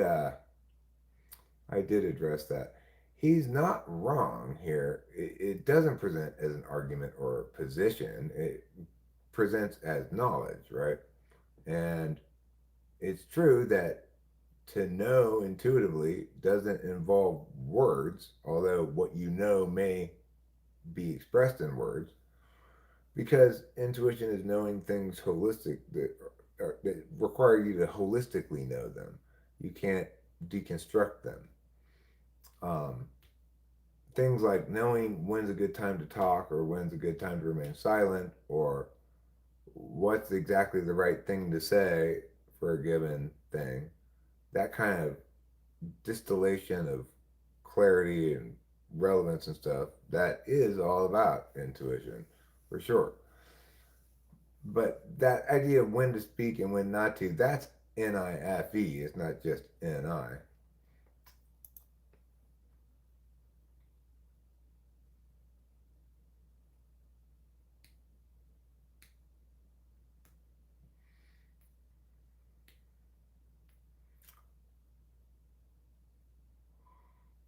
Um,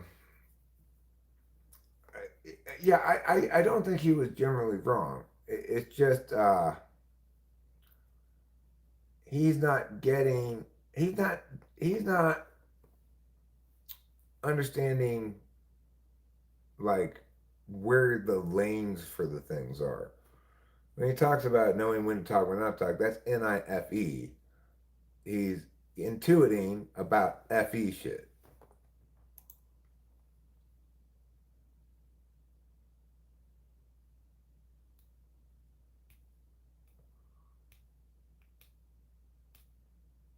Well, it's not about necessarily censoring yourself. It's about how can I use language to be communicatively effective. So, for example, it's not the case that by saying more words, making more points, more arguments is necessarily a good way to communicate at all. Often, the person whose words have the most impact is somebody who only said one thing, but they said exactly the right thing at exactly the right moment.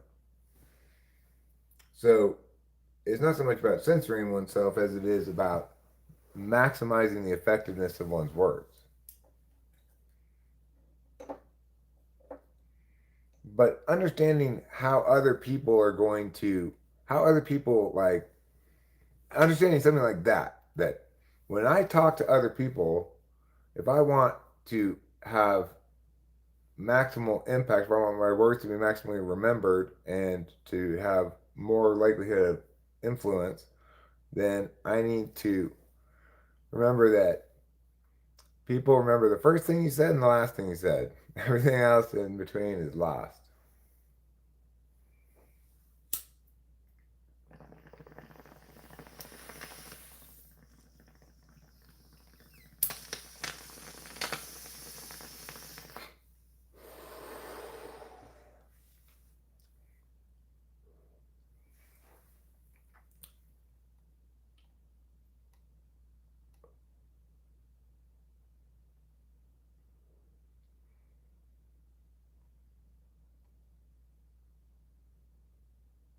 Who lost a friend?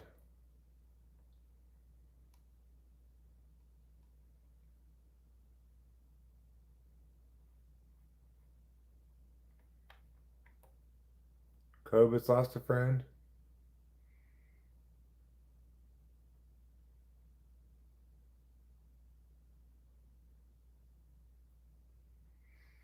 I'd like to explore some of those ideas, but I find I tread carefully and he really wants to engage with you, not me or us, I believe. That's cool. Yeah, well,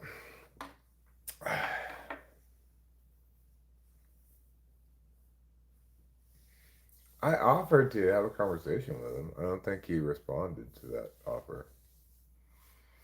I don't know if I made it clear, but I intended that to mean I wasn't going to charge him or anything.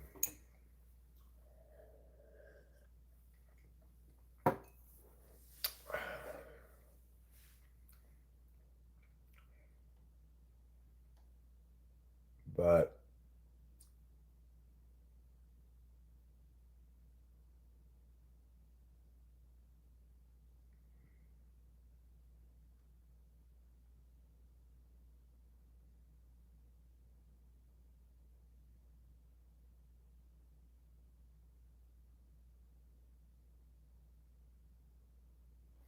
he might have emailed me. I haven't checked my email in a couple of days. Let me check it right now, I guess.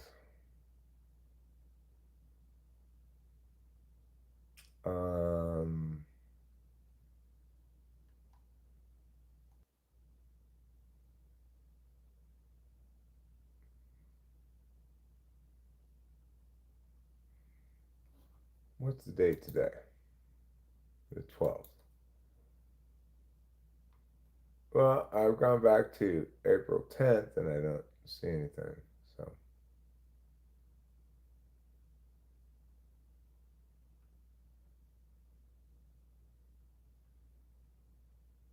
I do see this email from Sweetwater. They want me to buy some gear.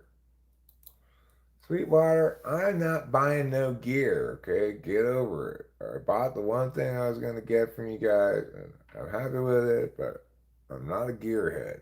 You can stop sending me emails.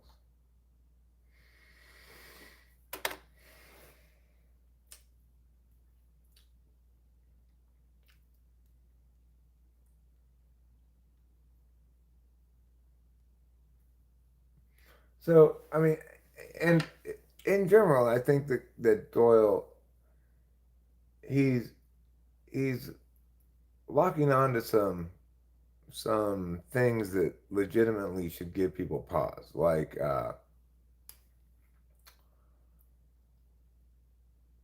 I say NI is a communicative function, so is NE, TI, and FE. And that's not untrue, but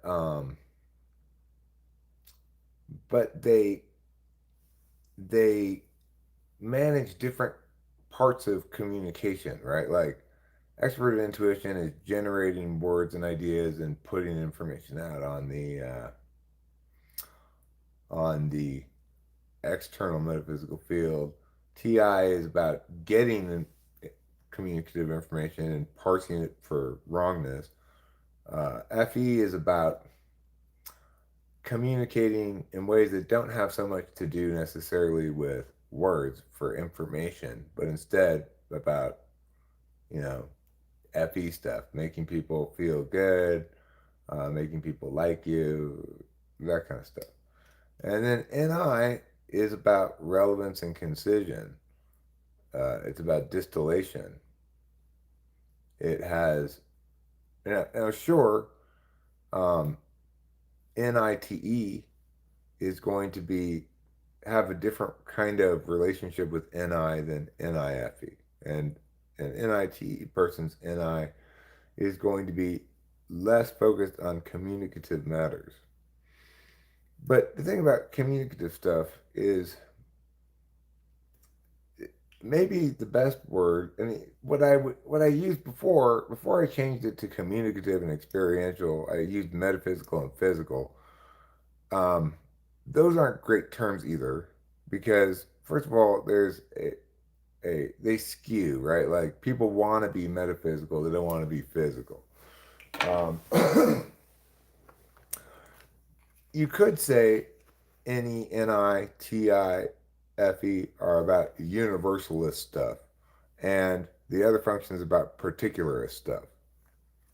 So that might be a better term to use. So the fact that he's taking some exception with the idea of it being communicative or language based is not totally wrong, and he has good reason to wonder about that, right?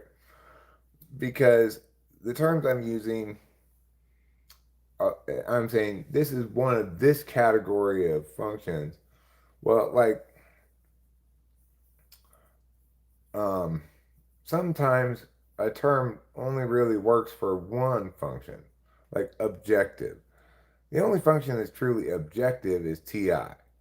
But depending on how you want to understand that term, you could say uh, NI is objective because it's intuiting about the object, whereas SI is subjective because it's knowing one's own experience, the subject. If you wanted to use terms like that, right?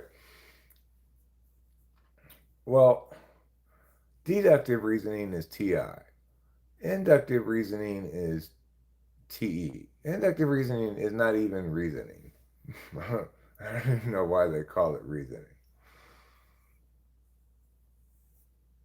But the thing is, deductive reasoning is more purely TI than TE is purely inductive. TE has got ordination matters going on, and it's I mean, it's what it is it's adaptive to each unique logic. So it's hard to universalize about it, right? Unlike TI, which always expresses through essentially deductive stuff or definitional stuff.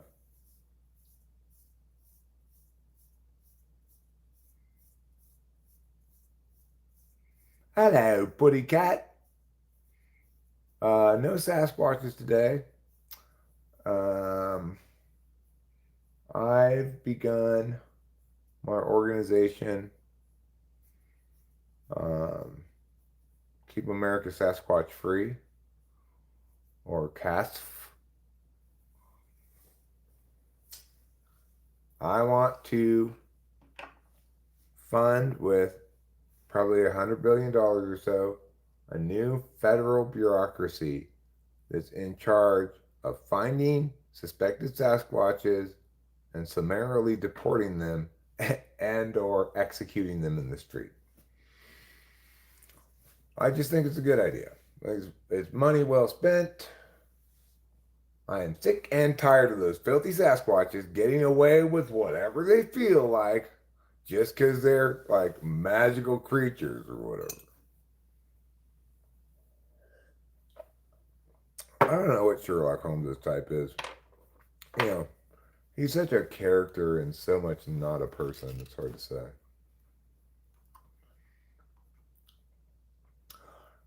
No, Putty Cat, you've been hearing those lyrics wrong. What Olivia Newton-John said was, let's get popsicles, popsicles. I want to get popsicles. Let's get us some popsicles. That's what she said. She was really, it was a song she wrote in the summer, and it was hot out, and the ice cream man was coming down the block, and she started singing that to her brother, who happened to be hanging out with her at the time.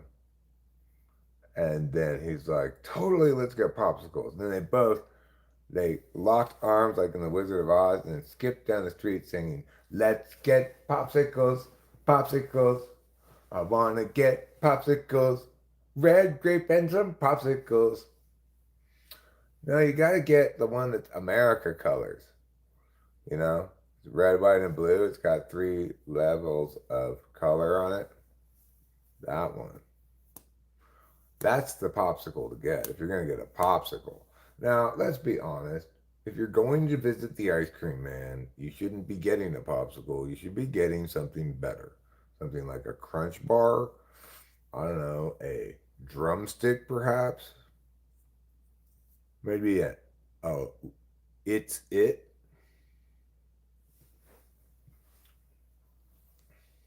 But if you insist on getting a popsicle, you might as well just go ahead and get the red, white, and blue one. A white popsicle would look sus. Hmm.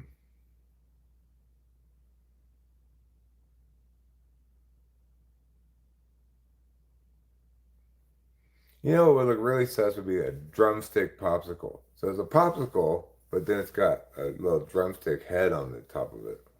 Especially if it had a hole for a straw. And you sucked the creamy white nougat from inside. Strawberry shortcakes are great. Johnny Cats, let me just say to you right now, on the nose, sir, strawberry shortcakes are fantastic.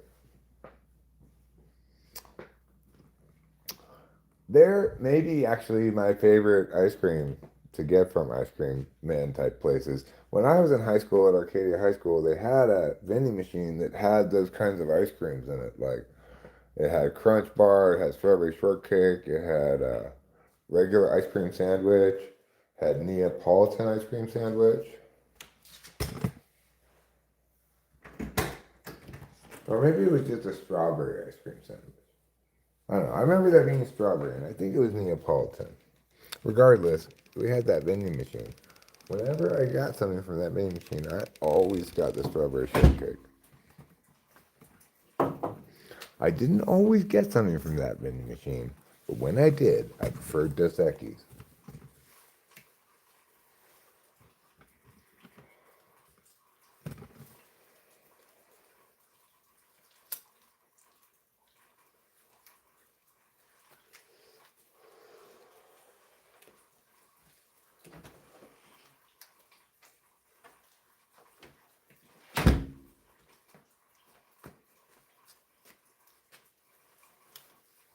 They didn't have Dos Equis and vending machines. Yeah. That is where the peacocks are.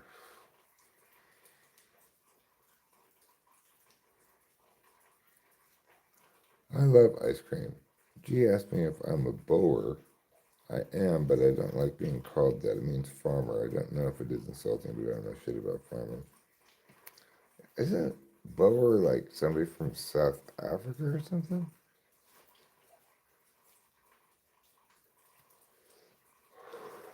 Yeah, don't eat poopsicles, pretty good. Don't put that in your mouth.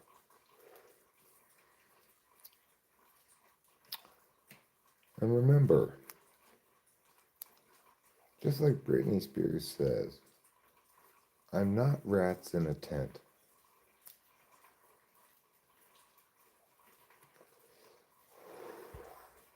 Let's get popsicles, and I'm not rats in a tent.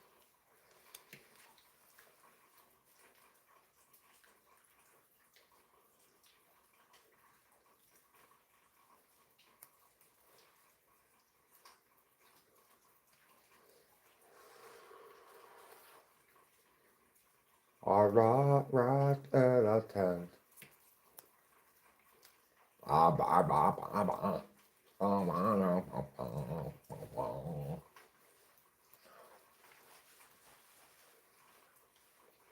Something wasn't right, yeah.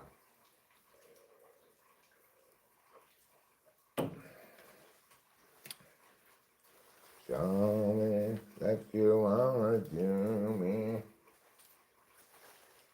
Or something like that. I don't remember the exact lyrics. What do I look like? Queen of the Summer?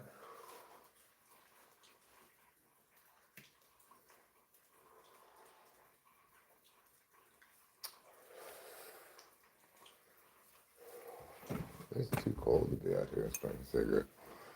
Next time I go smoke, I'll go smoke in the garage where it's not so cold. It is cold freezing out there. Cold burr. Like, I'd say it's a burr factor of maybe 7, or and that's just 8 maybe. It's 40 degrees right now. 40 degrees and raining. That's cold.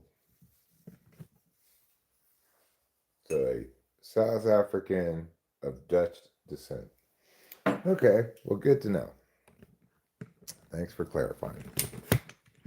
But according to Kobus, it means farmer.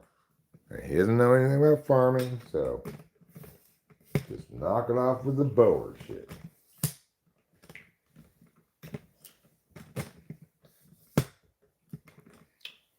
Apparently, is what he was getting at there.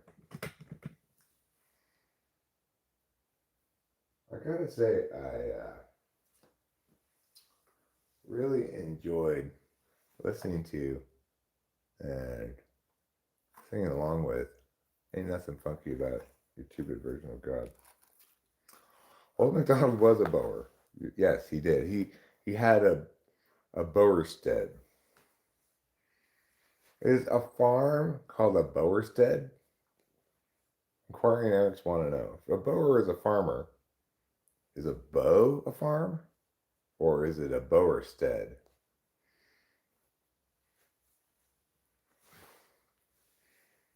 Thanks, ChatGPT.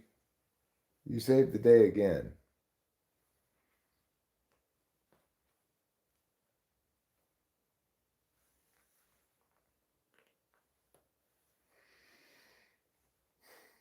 Okay.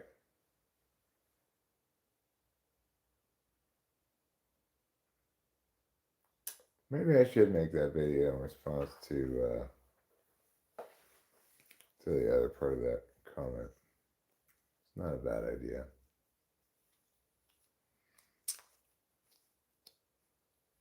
Bower farms were called applause. Applause, huh? Are you sure that's just not the sound the sheeps were making? Blast. Blast. I think it's just the sound the sheeps were making. Well, let's see here. I could do this. It's not impossible. I could do this video. Might be worth doing. Oh. God damn it.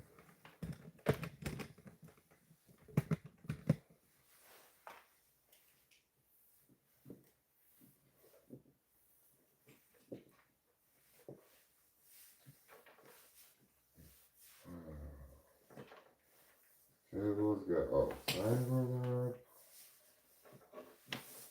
that. There. Good.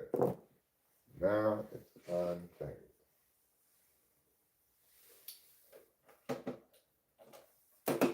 Oh.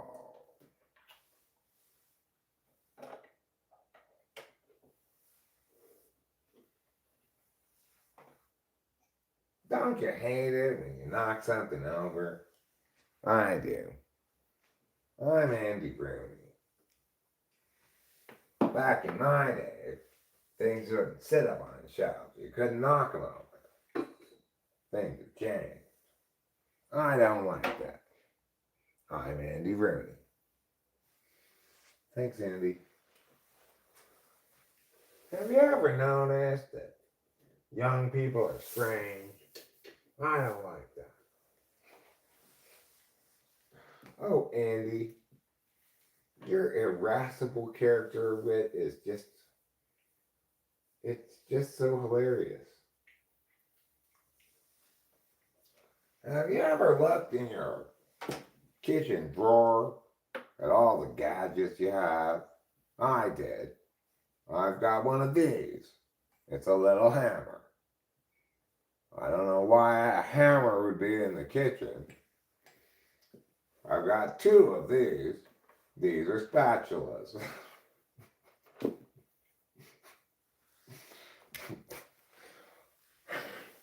Have you ever noticed that when you have a spatula and you try to flip something over, it just won't flip right? I have.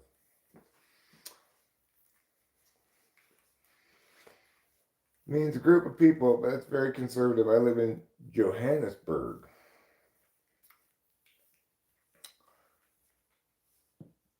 You know what, dude? Because we're dogs, I'm going to go ahead and say you live in Johannesburg. Johannesburg. Brohon, you're straight up from Johannesburg.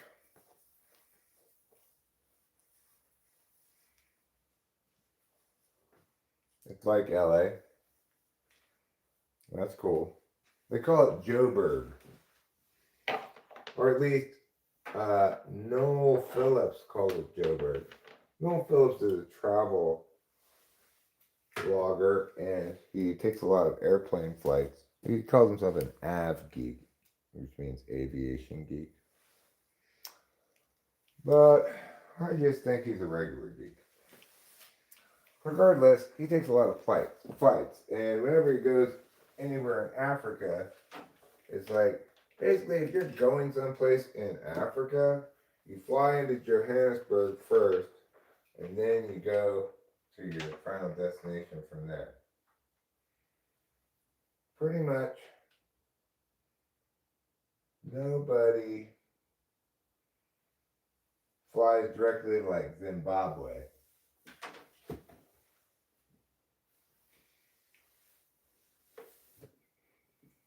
So anyway, that's the story of Johannesburg and the way in which it represents a transportation hub that connects the world to the rest of Africa.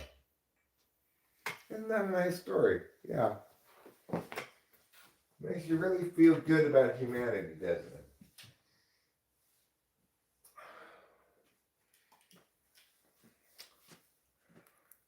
Everybody wants some Kruger bands. Rhodesia.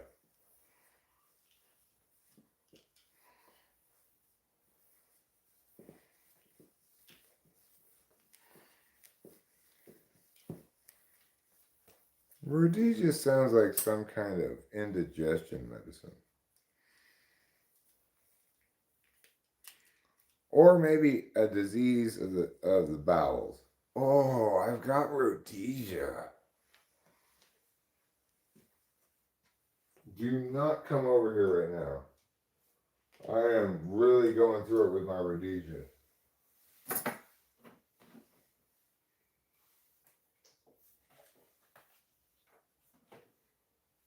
Oh, you got rhodesia? Bro. I know, tell me about it. Obviously, I'm hating life right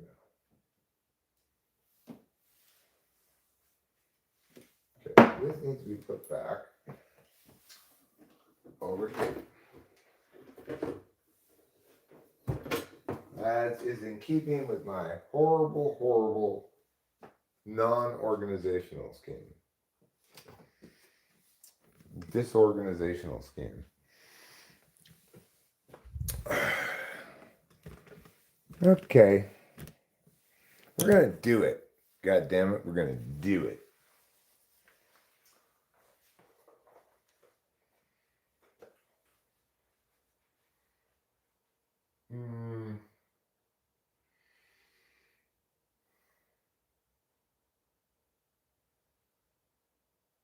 What am I looking for? This is what I'm looking for. Actually, this.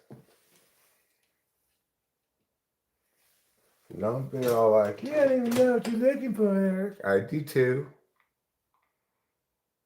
I know super well what I'm looking for. No, we're going to make a video. We're going to make a real live video. Oh, God. Is it doing it again? No, it's not. That's fine. Now, I don't need this window capture. Instead, I'll remove that source. Yes. Then I will add a source. And it will be video capture device. And we'll use this one right there. Why is it not working? It shows that it's on.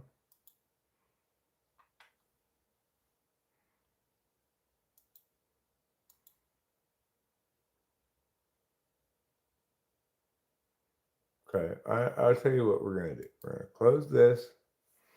I'm going to unplug this. Plug it back in.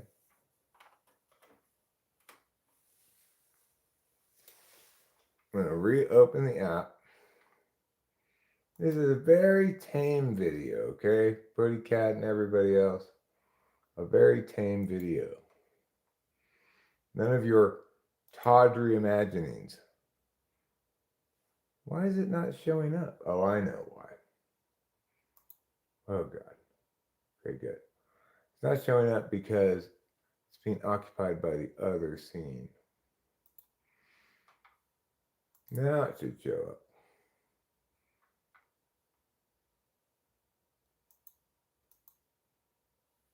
Maybe I have to get rid of the device entirely.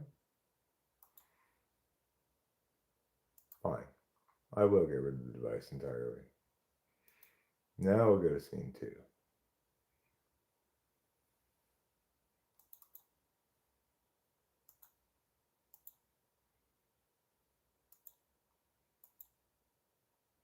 There we go.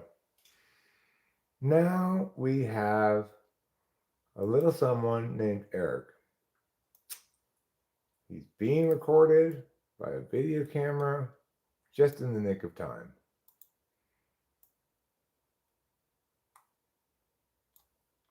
All right.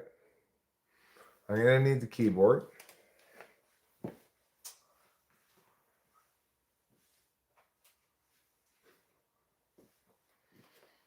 And let me get that comment that I'm responding to.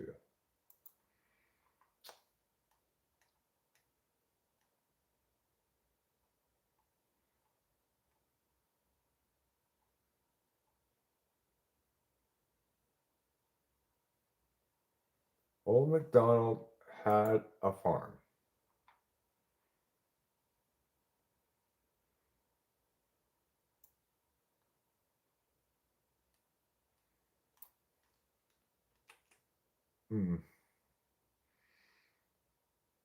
Let me actually do this. I'm going to I'm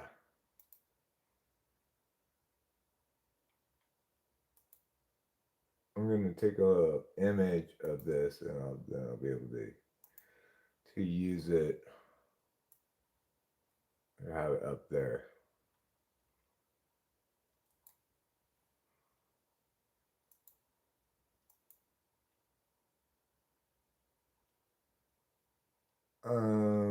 Capture. We'll just call it capture. It's fine. All right. Now go back over here. I'm gonna go back to the beginning of everything. Polish version. I-A-I-A-O. Do you know that I made pierogies the other day? Elaine thinks thoughts? By scratch. I mean, from scratch. Yep, I did. I made pierogies. People said it couldn't be done, but I did it. I also made kielbasa and sauerkraut. I didn't make the kielbasa and sauerkraut from scratch, though. Those, I just bought a kielbasa and I bought a jar of sauerkraut. Image. We're going to add an image. We're going to browse. And we're going to go to the desktop. And we're going to get capture. Where is it?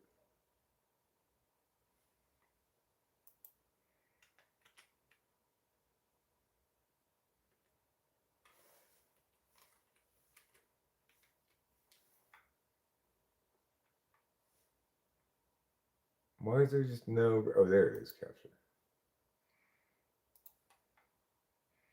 Okay.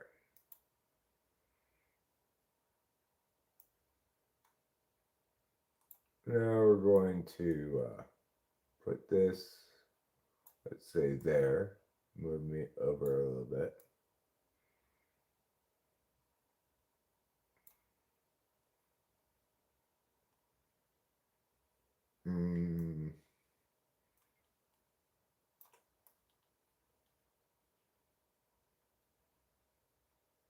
Okay. Let me add this. Let me add this. Put this like so. Let me add this. Then we're going to go like this. Make me extra big like that. Put this in the middle. And a little bit further. Okay. Now, the next thing I'm going to do, I'm going to care. This is so crazy, right? Because, I have trouble with this sort of thing. I'm going to care about the lighting. I'm going to bring this light over here. I'm going to put it right here so that we get some extra light on me.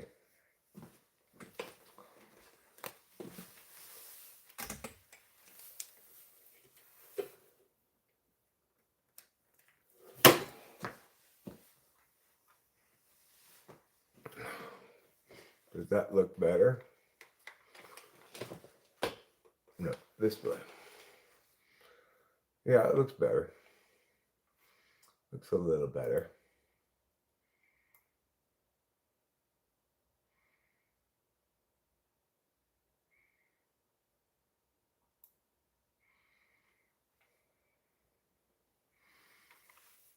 Mic check.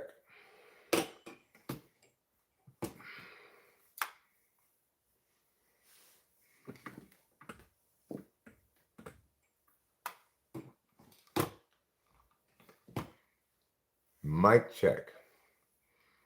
Mic check. Mic check. That's not loud enough. But it's also not very much in front of my face.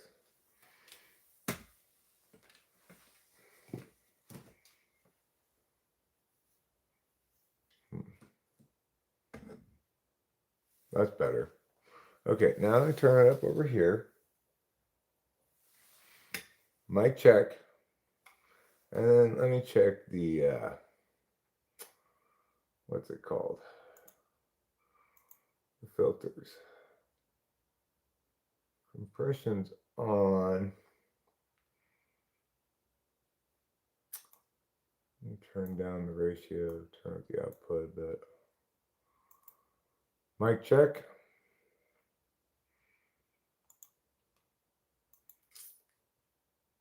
Okay. Turn up a couple more dBs. Mic check. Mic check, mic check, mic check. Mic check, mic check.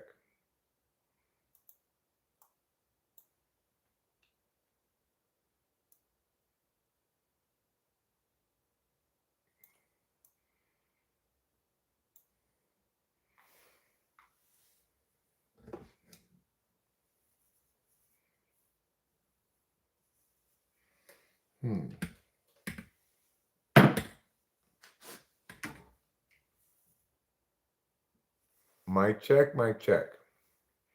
Mic check, mic check, mic check. Okay. That seems fine.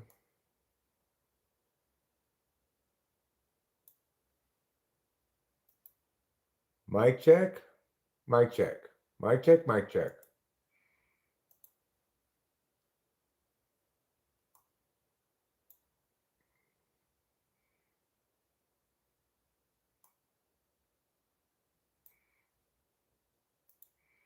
Mic check, mic check. All right, that's pretty good. Okay. Here we go. Hi, friends. My name is host Eric. I'm the host of Talking with Famous People and somebody who's worked in typology for a long time now. And I'd like to respond to this chat that I got in the live stream the other night. This is the same gentleman who talked about conscious, unconscious, and prompted my previous video clarifying some thoughts about that. And as with the previous video, the reason I wanted to address it is because he's not wrong, right? He's certainly not entirely wrong. There are good reasons to have a problem with the term conscious, unconscious, as I addressed in the last video. Well, in this one, what he's talking about, I'll read it to you. That's not, in my experience, intuition. I'm sure many intuitives here would agree. Intuition is knowing when to speak and when not to. Most intuitive acts don't involve words. It never presents as an argument or position. And I think I responded to this actually reasonably well during the live stream when he chatted it. But Winston's mom suggested I respond to it in a video. And I think it's a good idea because, again, he's cued in on something here that's not entirely wrong. So I suspect what he was responding directly to was me saying that among the communicative functions are introverted intuition, extroverted feeling, introverted thinking. And it is true that I call those communicative functions usually. I also call the other ones experiential functions. The reason I switched to those, what I originally called them were metaphysical and physical. Those terms aren't great for the categories either.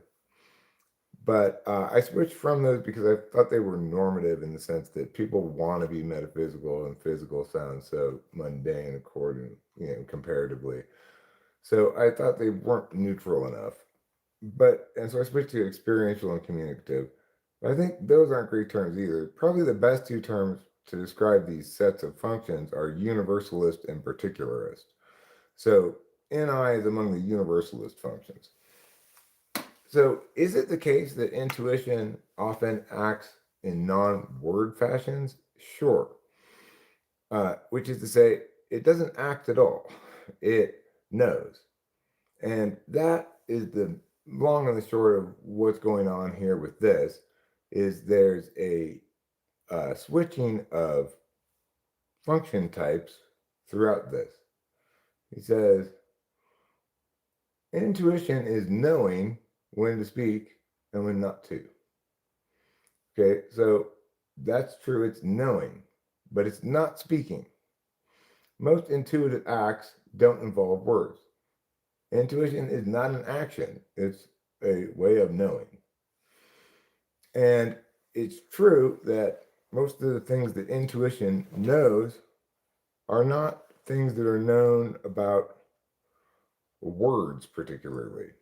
I mean, so an INFJ, for example, will intuit what's really going on maybe from what's not being said. Or they may intuit that people are fighting with each other based just purely on body language and other stuff without hearing any words at all. In general, intuition is a way of knowing about things that can only be known about holistically, that you cannot deconstruct. So TI will parse out some language to tell you whether the argument is sound, valid, what have you. But NI doesn't work like that because it's a knowledge function, not a deliberation function. It occurs instantaneously and it understands what something is or means. It doesn't understand it, it knows it. Intuition, of course, can be wrong. And it's also the case that somebody can make the correct intuitive leap and that still be wrong. So in certain circumstances, a set of clues might clearly indicate obvious yeah, but in actuality, these things are just incidental to each other. They're randomly occurring. They just happen to be clumped in time and or proximity. And accordingly, the correct intuitive leap is, well, this must mean yeah, but actually it's just random coincidence. These three things happen to coincide. So just because you make the correct intuitive leap doesn't mean you're correct. And it also is not the case that you were wrong to make that intuitive leap or you should have avoided using intuition. That's not something people can do. They're going to intuit if they intuit, and they're going to know by experience if they know by experience. Doyle also says here, NI never presents as an argument or position. Well, correct, because NI is not an action function. It doesn't take talking action. It doesn't establish this is my position and stuff like that. In fact, an NI user will sometimes make an assertion like, well, here's what this thing is. Here's what's going on with Bob. Well, how do you know that? And then they're at a loss. They can't explain how they know it because the answer is they intuit it. In other words, there are a multiplicity of data points out here, some of which are relevant to this matter and some of which are not. And they have access to some of the possible data points on the matter, but not all of them. At a certain point, the amount and specific data points line up in such a way that it creates critical mass that collapses something that's being observed into something that's intuitively known. So that's correct that it's not an argument or a position. So I don't want anybody to make the mistake of thinking that because NI, NE, TI, FE are communicative functions, that they all operate by wielding words. In fact, word action is extroverted intuition. That's putting words out there, right? TI is getting word information and parsing it for wrongness. FE is communicating often in ways that include some words, but also include things like body language and are more about expressing the right amount of consideration in the right ways than there are about information being conveyed with the words. With NI, it has the least obvious connection directly to words of all the four. And if you took NI and an INTJ, pair it with TE, well, then what Doyle here says is not going to apply to them. They're not going to know when to speak and when not to speak. That's NIFE. And that's another thing that's going on here is he's got, you know, he's talking about NE, but he's talking about it if it's paired with FE. Regardless, we can understand more clearly and directly how NI does link to communication and language when we note that what NI is about is relevance, and accordingly, when it comes to expressing language, it's about concision. And NI person is going to understand, or an INFJ anyway, is going to understand exactly when to talk and when not to talk, because they're going to understand that the person who communicates a singular statement that's concise and expresses something powerfully insightful and doesn't say anything else, that statement is going to be more impactful, is going to be remembered better, and it's going to influence people more than 100,000 words from Eric. Because concision matters. People have limited amount of attention to pay to all the details and stuff like that. And it's important to factor in what things must be said in order to get all the key elements out, and what things can be excised. And that which can be excised ought to be. So when we remember that NI does have an expressive face, right? That we can test it. We can test NI, even though we're asking the person to produce words, when we ask them to say, nutshell a movie plot. And you should note as well that it's not just NI DOMs who can do a great job of this. I asked an INTP to nutshell the plot of Star Wars, and he said, farm boy grows up to be space wizard, which I think is a fantastic nutshell, right? If you ask an ESFJ or an ESTJ to nutshell something like that, they won't give you anything nearly as concise. And if you ask them to articulate the specific, salient, most relevant, determinate thing in a legal matter, for example, they will list an endless litany of different principles, none of which is salient to that particular case. So we can see that NI, while not requiring words to do its thing, is nevertheless highly linked to words, because it's about intuition, not about experience. Intuition links to meanings, right? When I know my own experience in detail, I also know that it doesn't mean anything. I went to the store, I went to the can of beans aisle, I saw that the baked beans were on sale, I decided to get 3 cans this time. It's not interesting to anybody because it doesn't universalize at all, except in the sense that others might have common experiences like that, but they're not significant for them either, right? So when you're talking about intuition, then you're talking about things that mean things, whether it's a song, a TV show, an idea like cognitive functions. You're dealing with maps fundamentally.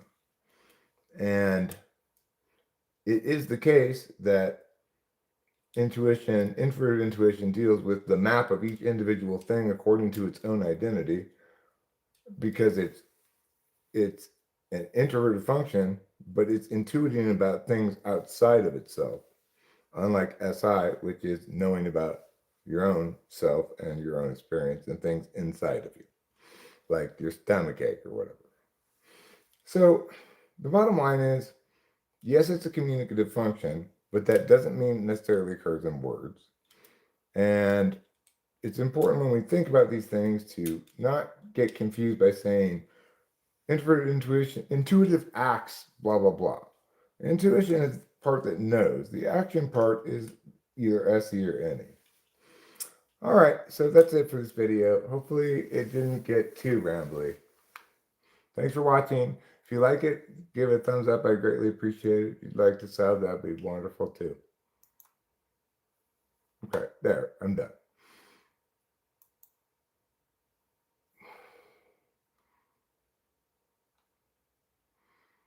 Oaken, wait. What am I waiting for?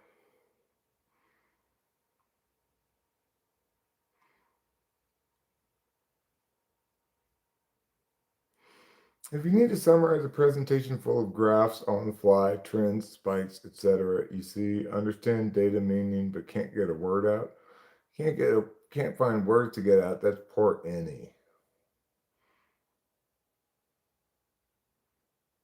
You thought I was leaving? Where was I going to go?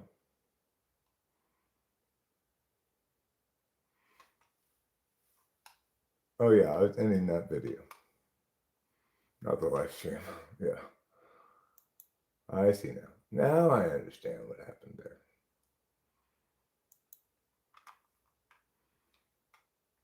All right. I will upload that video.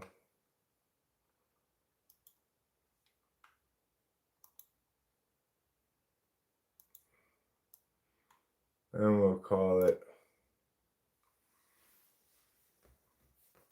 is NI about words?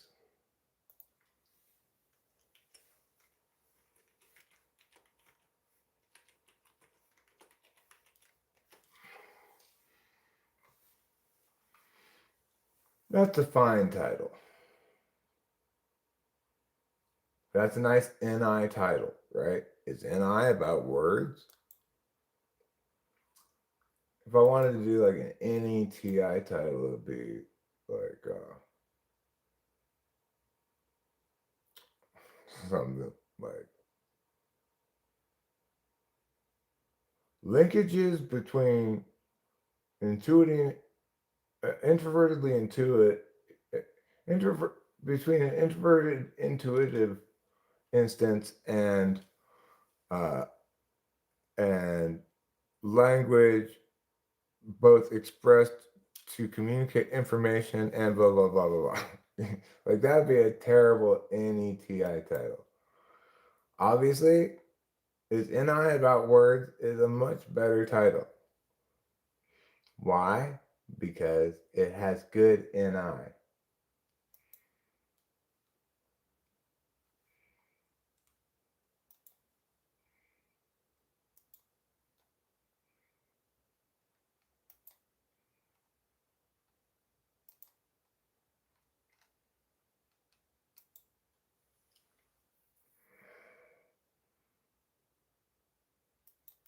Public.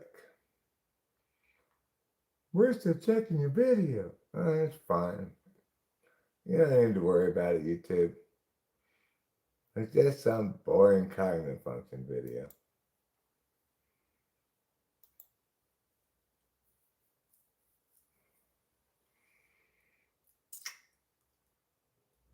Do you really wanna hurt me? Do you really wanna make me cry?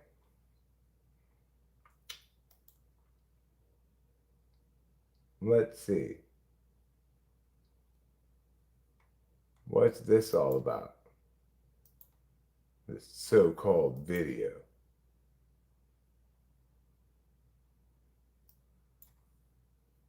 What?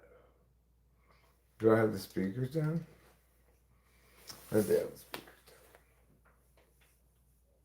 My previous video clarifying some thoughts about that. And as with the previous video, the reason I wanted to address it is because he's not wrong, right? He's certainly not entirely wrong. There are good reasons to have a problem with the term conscious unconscious. Well, it looks like it works. Looks like it works. Not as well as your mom, but still.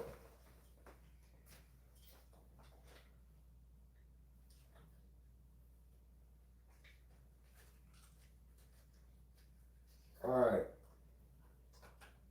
I'm going to brave the cold outside again. I was gonna go to the garage, but I think I'm gonna go ahead and try outside again. Try outside again.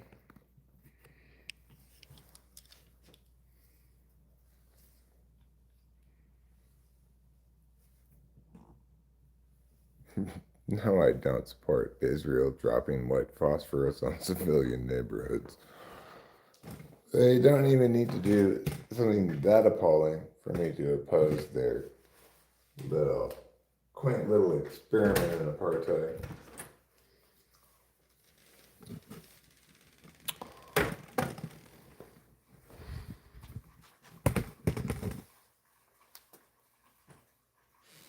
Look, as long as they're not lighting the white phosphorus on fire, I'm sure it's fine.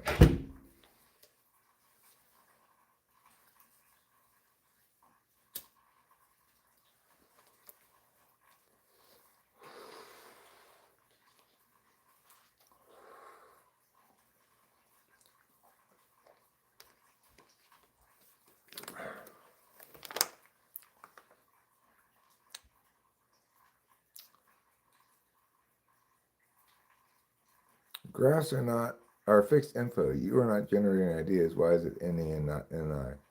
Oh, well, what what he, what I interpreted what he said to mean, he did have a good understanding of it, a good crystallization of it in his head in some sense, but he was unable to come up with words on the fly to explain different components of things.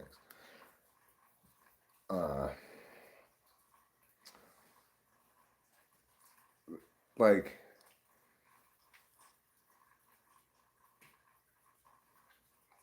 how to explain a given piece of information. And what he means by summarize it is essentially explain it, right? Turn this visual data into information that's understood through words.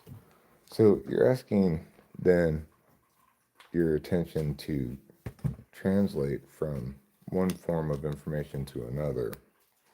And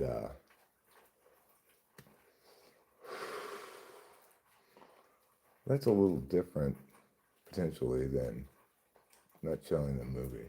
But possibly it is an NI problem. I don't know.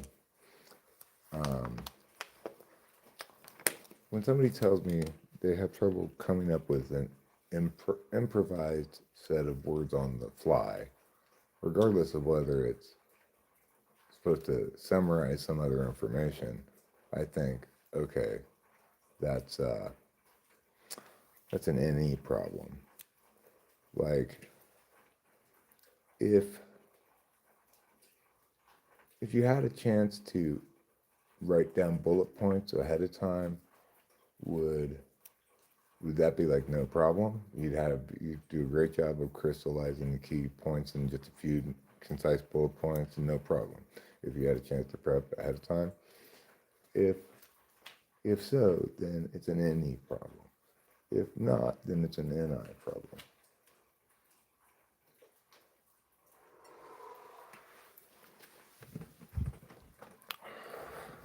How's that for an answer?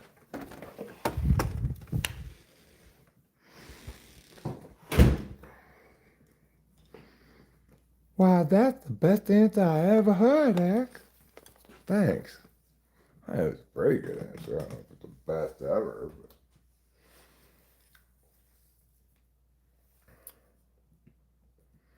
am I down with PDT?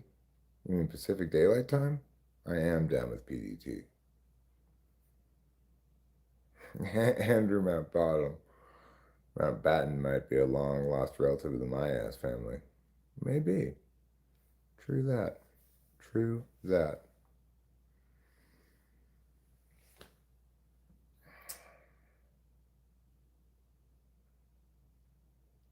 Well, what now? I should probably think about going to bed here at some point. Who got traded? That looks like an athletic. I digressed in the last video. Well, in this one, what he's talking about, I'll read it to you. That's not my experience intuition. I'm sure many intuitives here would agree. Intuition is knowing when to speak and when not to. Most intuitive acts don't involve words. It never presents as an argument or position. And I think I responded. Tycho. Tycho doesn't sound like the kind of thing I'd like, based on the description of it, but you know, you can't tell the music unless you listen to it. Oh, did Texas lose? We were half a game back. Texas must have lost on Saturday. Yeah, I know. 7-7, Putty Cat. The Athletics are playing 500 baseball right now, despite having played so far this season the Yankees, the Astros, and the Mets, and the Braves, who aren't doing so great right now. But watch the need to drink some coffee. I could get some coffee. I could make a fresh pot of coffee or heat up a fresh hot cup of coffee. What's going on in Fresno? I have no idea. I don't really pay any attention to Fresno. It may be the closest city, quote unquote, to me, but while it's more of a city than Merced, I'm much more likely to go to Merced. Because Merced's enough of a city that it has everything you need there. It's got like Best Buy, Costco, Walmart, things like that. Veterinarians, dentists.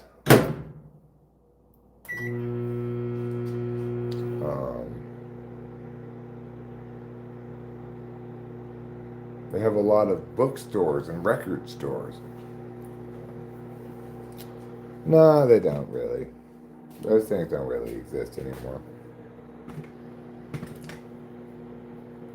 They do have restaurants. They've got some gang violence there. A little bit of crime, some graffiti, some homelessness, a lot of litter.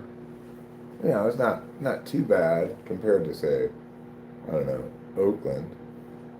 Merced's pretty cool, pretty nice place. But generally, I'm not a big fan of the city. Cars and traffic lights. It's trash. I'm not a fan.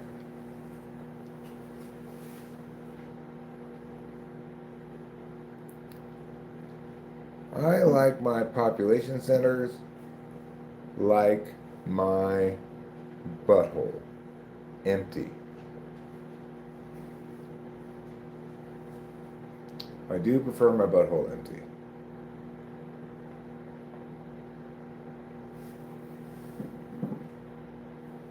My house is like this hidden greenhouse. My SE8 is showing.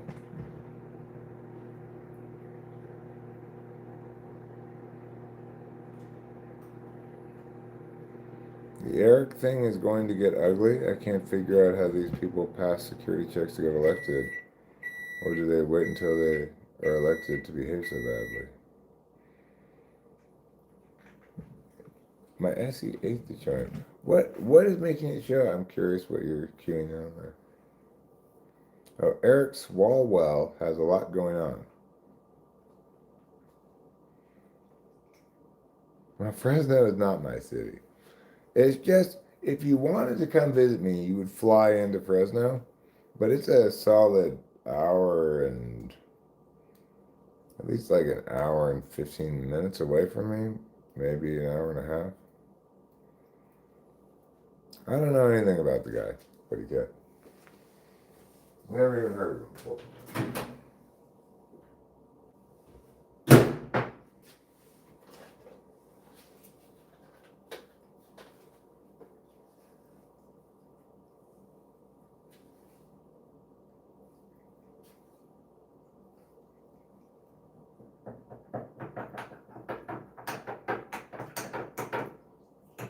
about time that one of us showed them fat cats down in Washington what's really up.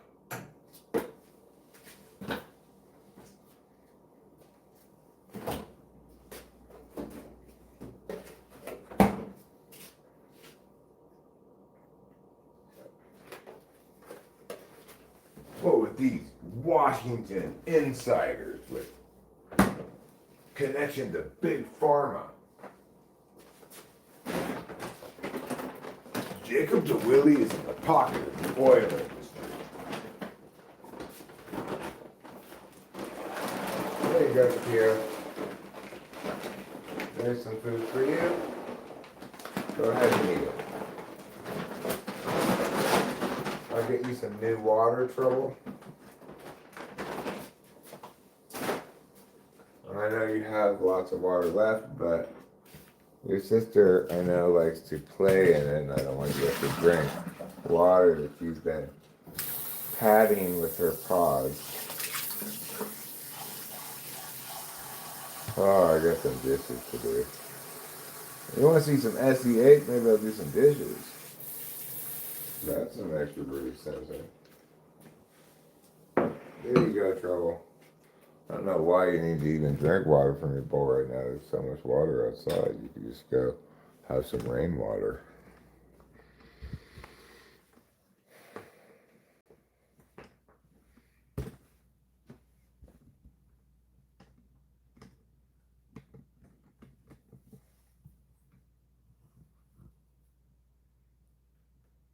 Was Eric dancing? You just walked in? I'm not sure if I was dancing or not, but maybe I should be dancing. Hi, Spooky Goblin. I'm glad you warned me with your name, because otherwise I would have been scared. But by giving me the heads up that you are a Spooky Goblin, I was able to ready myself ahead of time. Okay, coffee. Right. I made some coffee. It's time to drink some coffee.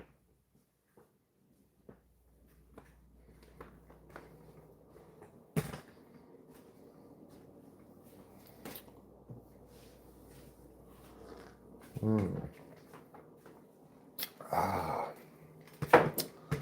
that's warm and delicious. Just like the sun.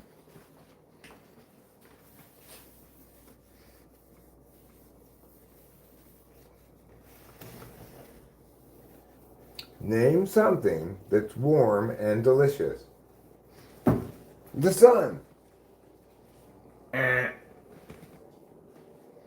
Okay, it's your chance to steal, Holmes family. Rocks! Again, we're looking for something warm and delicious. How's Rachel doing? She's doing great. She's, I think, asleep right now. Which is why I'm going to plug the guitar into this amplifier and crank it up. It's like, hey girl, eat, sleep, rave, repeat. It's not time for the sleep part right now. She's doing good. She's just not up on speed, so.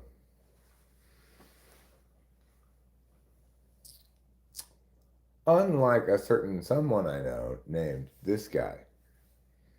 You know who Rick Wilson is? The former dirty trickster from the Republican side of the aisle. Listen to his take on some of this stuff. Hi, Rick Wilson here. Rick Wilson sounds like a fake name.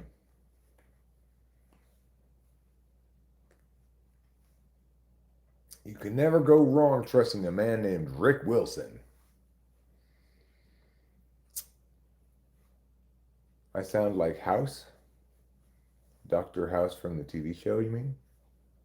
I've heard that before from people. People do identify that character as ENTP. I've not ever watched this show, so I couldn't say myself, but I'll take your word for it.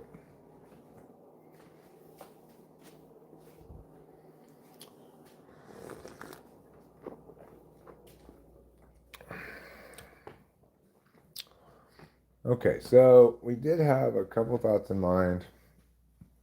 Before I begin working on any Type Police episode, I'll end the stream. But I may do the dishes while still streaming. I've probably got a bong rip or two in me. Maybe then do the dishes, then maybe have a cigarette, then probably end the stream. That seems like a good agenda here. You sound like apartments. That's silly. That's a silly joke. Who's making the silly joke? It's a you. You're making the silly joke.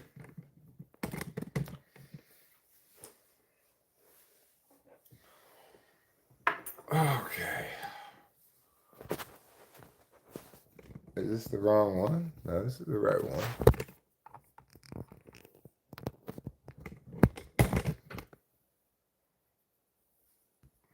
Well, what's it? Why is it not working? Oh, I see. Not pushed all the way in on this side. There we go. Now we've accomplished something.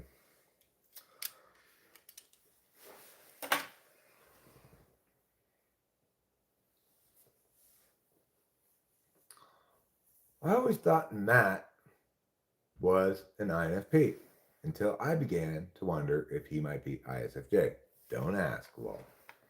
Who's Matt? Do you think Matt Sherman of Geek Psychology is an INFP? I'm not familiar with him. Does he think he's an INFP? If so, maybe we've got another Type Police person to Type Police.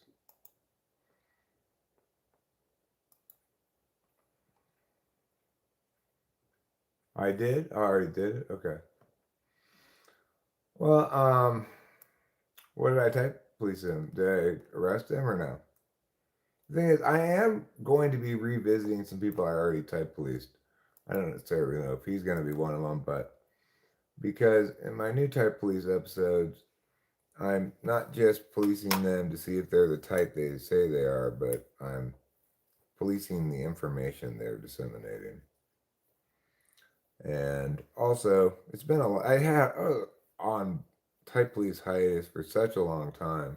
I don't even remember who I Type Policed or what I said about him, with a couple of rare exceptions.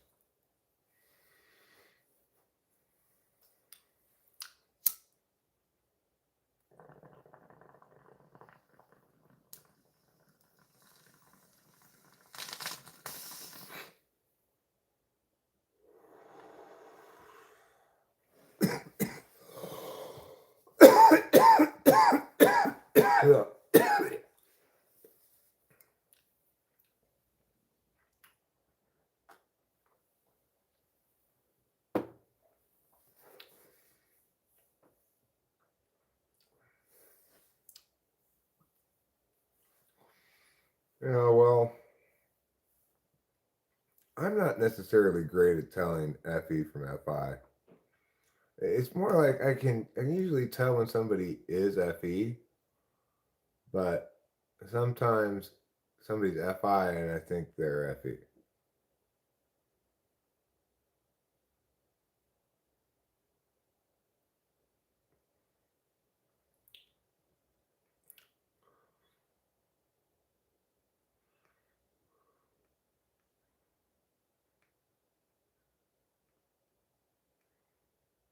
Listen to Tom Nichols. He teaches at the War College. Wrote a book called The Death of Expertise. Rick is pure snark. Tom offers war perspectives.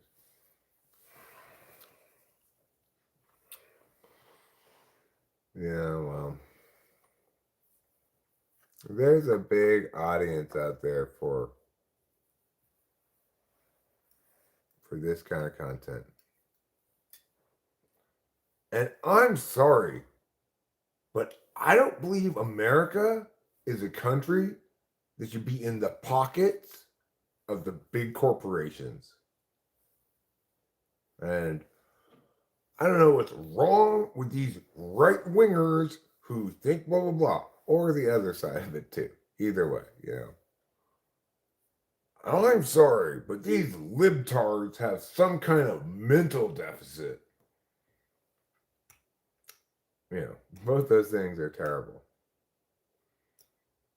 Both of those things are terrible. Because, of course, the problem with politics is not people. It's people paying attention to people. So if the people who were worried about the libtards or, those corporate lackeys or whatever other boogeyman they have, if instead of thinking about people and the bad guys, they thought about actual public policy and adjudicated it appropriately, we wouldn't have this fucking problem.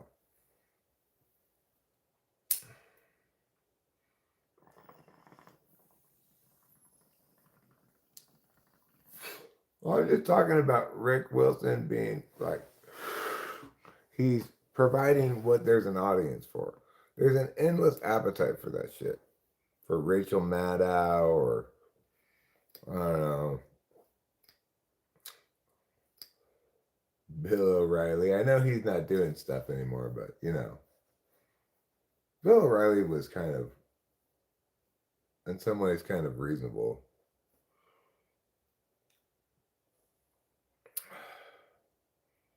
But, like, there's that fucking guy on Fox News who, like, wears a bow tie. That fucking guy.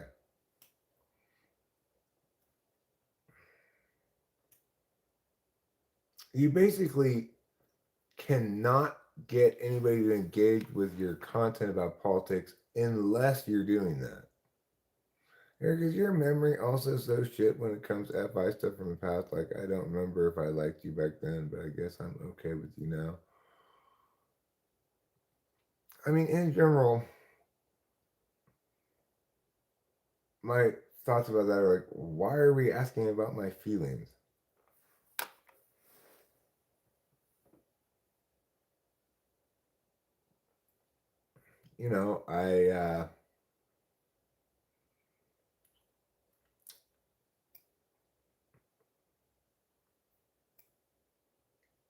By and large, I'm not, if I'm attending to my feelings at all, then something's wrong. Things are not good because I'm having bad feelings. Bad enough for me to be aware of them and be forced to attend to them in some fashion. I like it when I'm feeling good. I'm in a good mood today. I'm having fun today.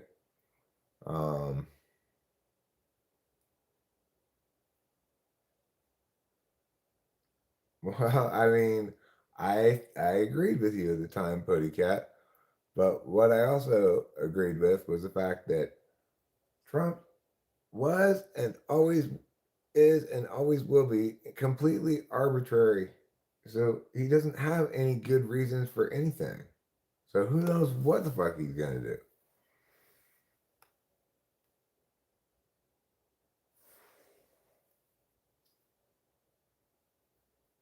In this current shit he's pulling with Iran, and to a lesser extent his, brazen kidnapping of the Venezuelan president.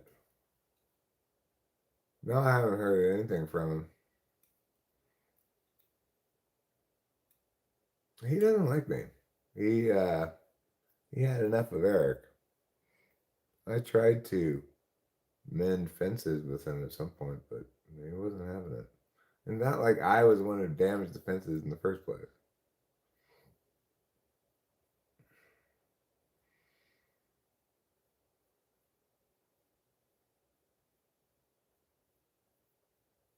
Right. Well, there's obviously something to be said for a president who's not going to try to implement some big legislative agenda, some grand, you know, grand social program for the people. The the presidents who successfully do that end up doing the most permanent, lasting damage. Like, sure, George W. Bush was maybe the worst president in American history, and the Iraq War was a complete fucking catastrophe. But at least it doesn't codify some bankrupting entitlement that uh, metastasizes on the American economy over the course of decades. Yeah, well, Homeland Security, my bad, you're right, Puttycat. G.W. Bush did create Homeland Security, which is exactly the thing that I was just describing. It's exactly the kind of thing that I was describing. Okay, it's a little different because, like, Obamacare or Medicare or those kind of things are straight up entitlement programs, and Homeland Security is just an abject waste of money, just throwing money in a hole.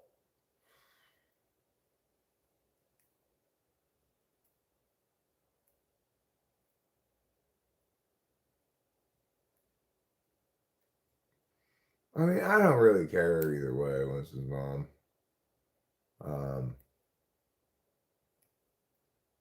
There are some lost relationships that I lament more than others.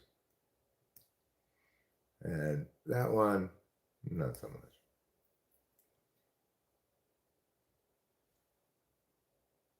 Do you give people the benefit of the doubt when it comes to relationships? You mean like a prospective relationship partner? Uh, I need you to clarify what you mean by this question.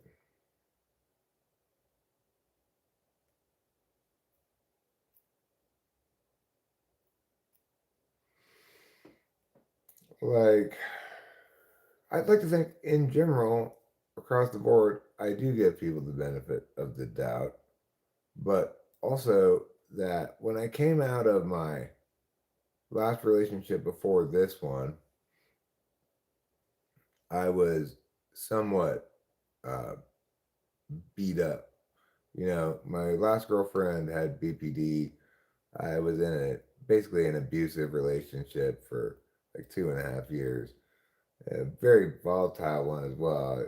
That woman was insanely good at enraging me. And I'm not that angry of a person. Yes, I got a bit of a temper. I can get angry sometimes, whatever.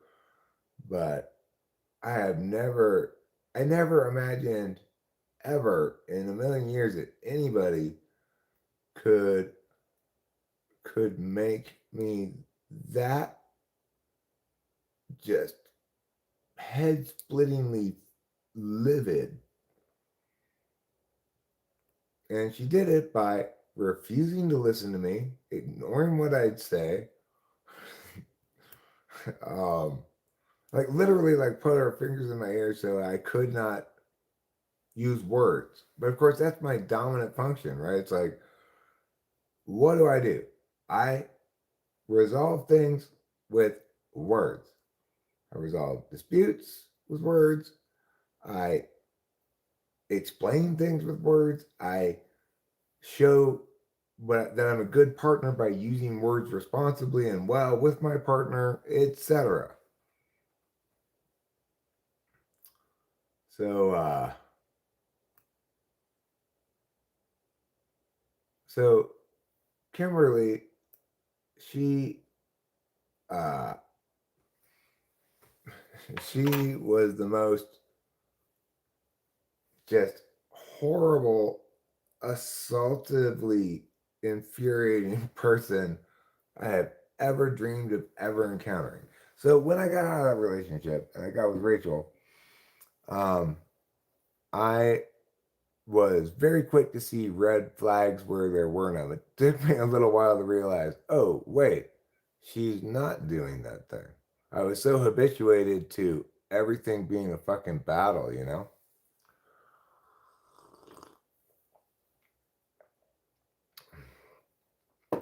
Words are not enough. If you love me, you would know what to do. I do know what to do. Use my words. Speaking is a form of action.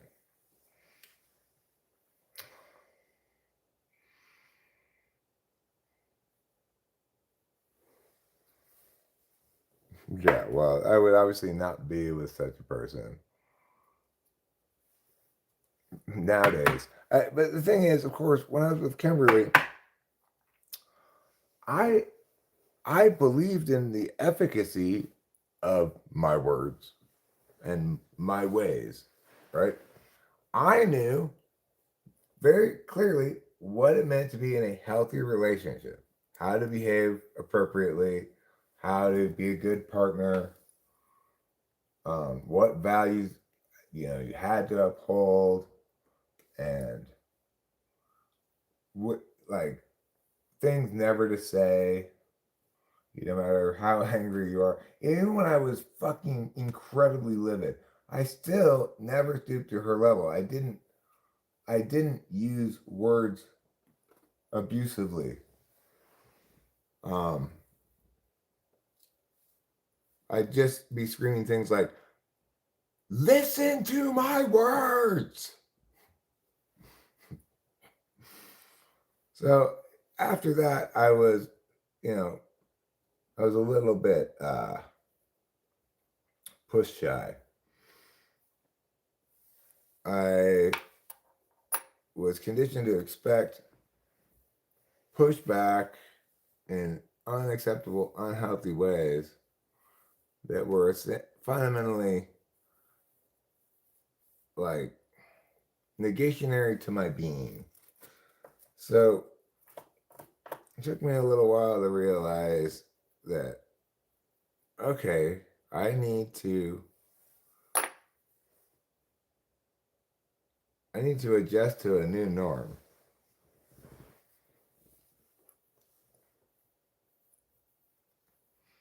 She didn't want me to communicate at all.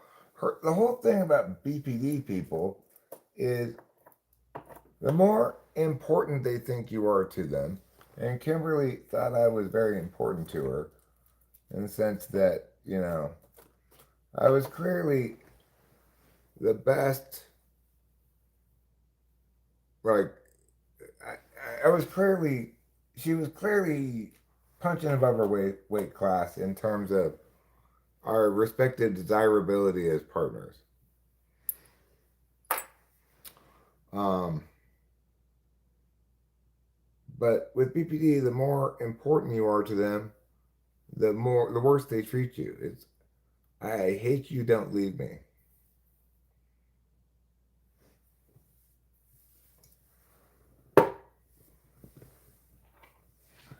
It expressed as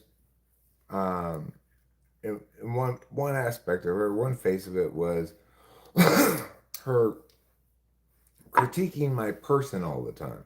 So instead of saying, like, it's totally legitimate in a relationship to critique somebody's behavior or words, but it's not fair, not healthy to critique their person. So, like, if let's say one night Rachel had some leftovers, I ate them, and I woke up the next day and she's like, "Hey, I want to eat those leftovers." Well, it's acceptable for her to say, "I don't like that you ate my leftovers. I don't want you to do that." It's even acceptable for her to say, "That was selfish of you." But it would not be acceptable for her to say, "You are selfish." Why are you making me feel things, BPD person? Exactly. No, not bipolar. Bipolar is very different, entirely different kind of thing than BPD. Borderline personality disorder is a personality disorder that's caused by childhood abuse. Bipolar disorder is a mental illness like schizophrenia. It had nothing to do with nurture. It's physiological in some sense.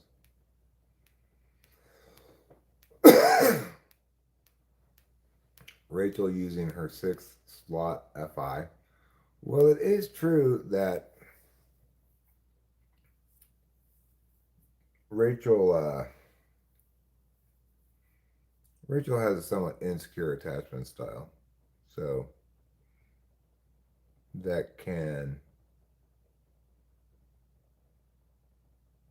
it can sometimes express as wanting to confirm my emotions for her, which is which is not a good thing for her to want to do because at any given moment, I don't know, I'm not feeling like emotions for people, right? Like I love her and I'm thrilled to be with her and I couldn't be more happily married. But when, she wants to elicit from me statements about my feelings for her, she wants me to display FI. Well, you know, I don't really like that because it's basically saying, pay attention with your blind spot. I'm like, okay, you know, as I've told her before, look, the answers are always the same. Like, yes, I love you, and yes, you're beautiful, and yes, I think you're precious, and all these other things, right? Those answers don't change because those things are statuses, right? People use those kind of terms as though they're emotions, but obviously you can't put any weight on any emotion because emotions change all the time. Like sometimes I'm grumpy and maybe I'm irritable. And so I hear Rachel snoring a little bit while I'm laying in bed. I'm like, oh God, I'm irritated. That doesn't mean I've stopped loving her or don't love her, even though I'm not experiencing that emotion right then, right? So the emotions thing, they don't matter, but the statuses do matter. The only time emotions matter is in the following sense. You know, you're either feeling it or not in life. Like right now, I'm still feeling it. Like having fun, enjoying this conversation, yada yada, right? Other times in life, I'm not feeling it. I'm just like, ugh, fuck today. I don't have any Adderall, and I'm constipated. I gotta pay this fucking bill. Sometimes I'm like that, you know. You want me to debate Candace? Oh God. So the thing is, like, would if you would ask me like, well, are you happy with your life? I'd say, of course I am. I've got a great life. I'm thrilled with my life. If you were to say, are you happy right now? Well, that depends on when right now is. And that's why it doesn't matter what your emotions are.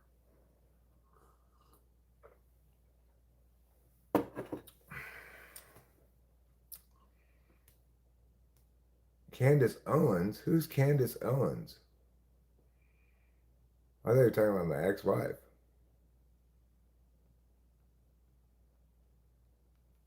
Right, yeah. I mean, it puts one in a bad mood. It does me anyway. It's like, oh God. I just kind of feel like I just need to kind of walk around the house or kind of waddle about waiting for my poop to come. I can't really do anything but wait for it because I feel uncomfortable. So whatever it is I want to do it after I poop.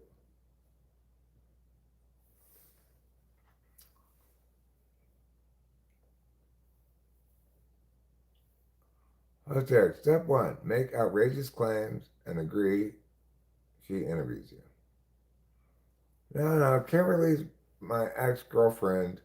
The girlfriend I had between my second wife and Rachel, my third wife.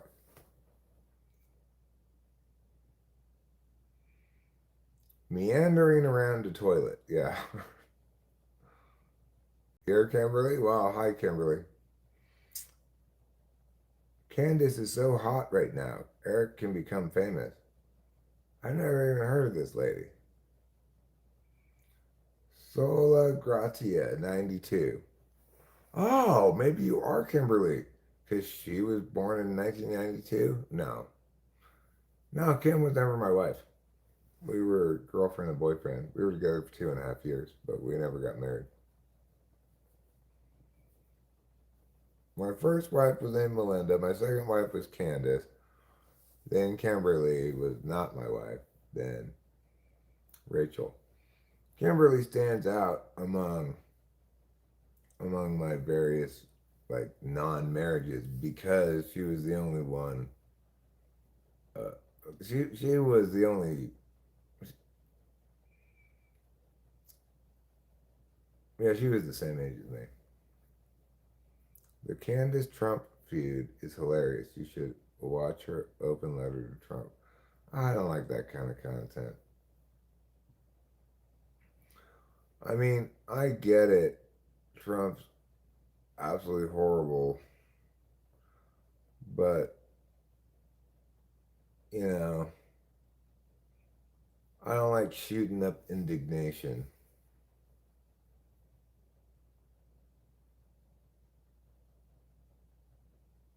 Kimberly never got on hormones to grow goatee now.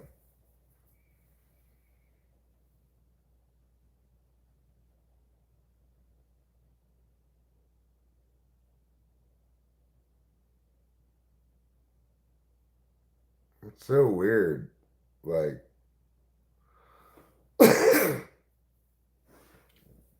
thinking back, remembering just how intense everything was, how volatile. Like, Rachel and I had kind of a big fight not that long ago. But the difference between when Rachel and I fight, which isn't that often, it's pretty rare, but is that we resolve things. There's always agreement at the end of the whole thing. You know, probably we're both apologizing to the other for the various things that we did wrong. There's not an attempt to avoid accountability, and there's not there's not some kind of like sick addiction to conflict.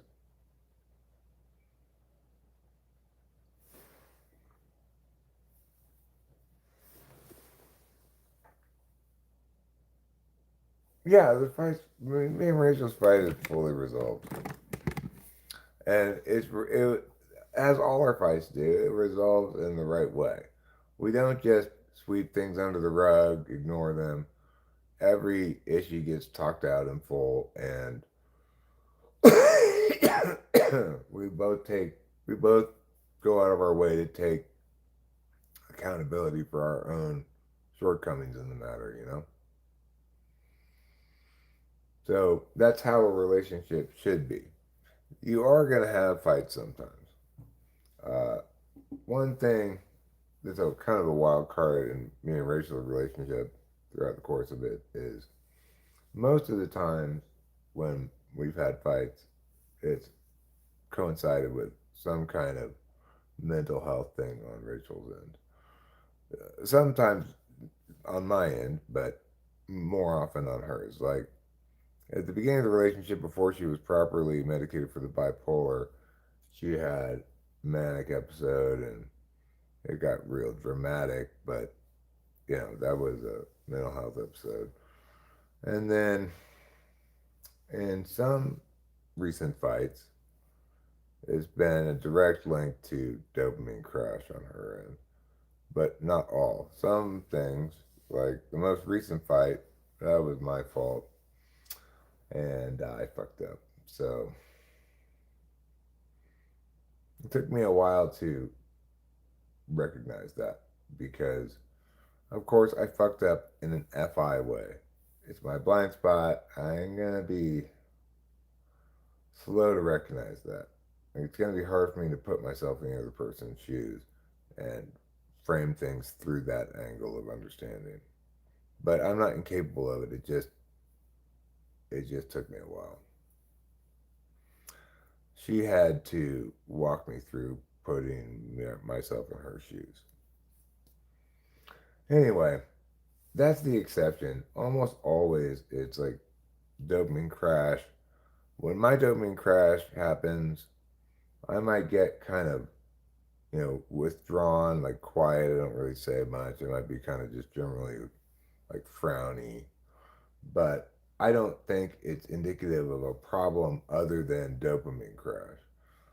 I mean, I might direct my attention towards problematic stuff like worrying about money or uh, practicalities or, you know, feeling regret about the past. But I don't think that, but I don't mistake the cause of it for being something other than what it really is. Whereas when Rachel's in the throes of a dopamine crash, she, I think it has to do with being NI Dom. She's naturally framing things as indicative of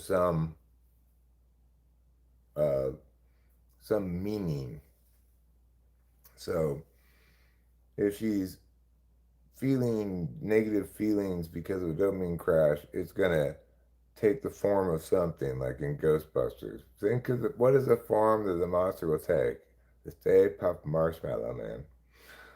Well, except in this story, I'm the Stay Puft Marshmallow Man. And I one time did this myself to her. I was feeling really sad, and I blamed her for like sleeping when I was feeling sad or something. Um, and it it wasn't good. Like it wasn't. I realized not that long after I did it that wait, that's bad for a number of reasons. One, Eric, the problem is there seems to be something wrong with you. What I described as you've forgotten how to play. Really, what it was is I was depressed, right? Um, and why in the world would I be upset at her for not getting up? If she's not up, then I can play whatever I want. What have I forgotten how to play? Well, the reality was, of course, that I was just depressed, and um, it was not right of me to blame her for it because she's not why I was depressed. I was just blaming her for not solving the problem in that moment when I felt like I needed her, but she was sleeping or something, right? So it's also the case that it didn't work as a reciprocal burden. I would not want her to be waking me up be- because, or critiquing how much I sleep or when I sleep because of her emotions. So I learned from that, and I've never blamed her ever since for my emotions. But she has a harder time with it because, number one, she's a girl, so she's more relationship fixated than me. Like, yeah, I get it. We're in a relationship. We love each other. You're beautiful. I'm handsome. But, I'm not thinking about that kind of stuff, obviously.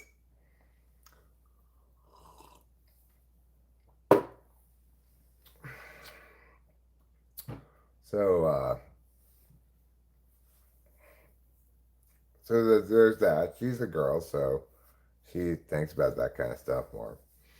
And then, two, her FI is more conscious than mine and countervalued. So it's also the only access to subjective data that she really has because her SI is so unconscious. And that's what happens in those dopamine crashes is she's feeling the FI of feeling treated shabbily or something. And she's not comparing against her actual SI experience to see if it's representative of some reality. The only thing it's actually representative of is, of course, a brain chemistry thing. But accordingly, she basically stopped taking Adderall. I think she took a half of one yesterday.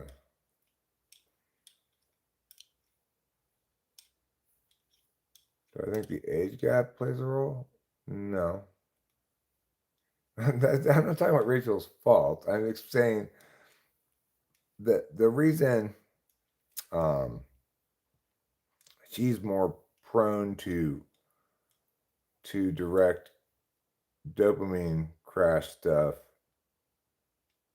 at me is because she's got more FI, less SI, and both are countervalued. Where the SI is, instrumentally valued, defensively valued slash sort of countervalued. Yeah, I don't think the age gap matters at all. I mean, it might eventually, obviously, but I don't see the age gap as being meaningful. Rachel and I are both we're both intuitards in somewhat different ways. Rachel's a lot better at confronting and addressing potential problems. Like, what was something the other day?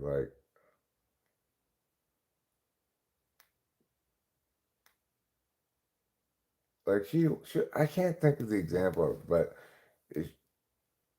if I'm doing something kind of sketch, she's not gonna she's not gonna be down with that at all. She's very hand wringing. She'll be like, I really think we should do something about this. Can we get on this now? Can we do this today, maybe, or after the? She'll make shit happen because she's to change from personality type to enneagram. I'm quite convinced she's enneagram 5 in her tri-type. Which is to say, she confronts fear. She wants to learn as much as she can about something when it might be scary. Whereas I like to go, let's pretend that's not there.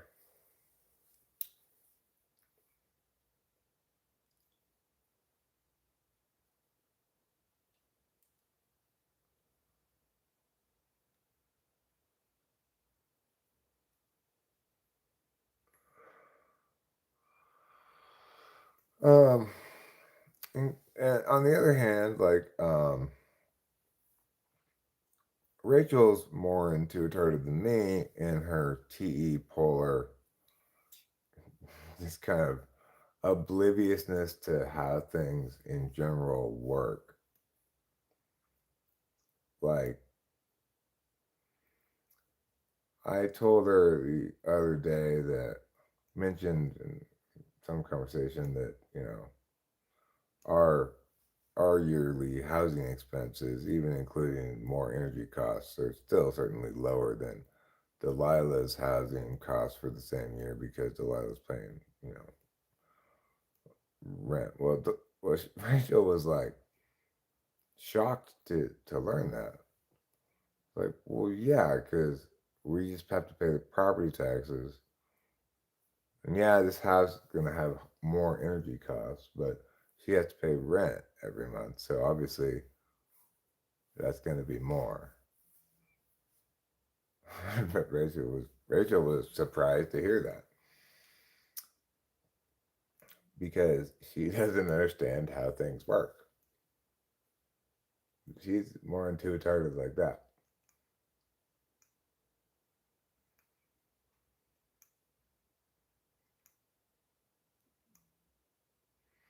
Yeah, well, you know, I've got my perspective on Enneagram, which is it's fine as long as you only task it with doing the very limited scope of thing that it can do and it should be tasked with doing.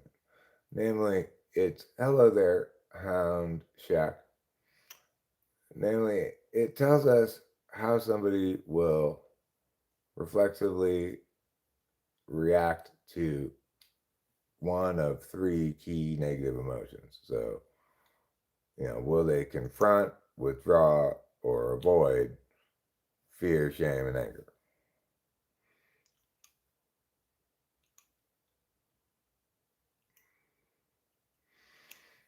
It's easy to see the difference between the three things: confront, withdraw, avoid, and 891.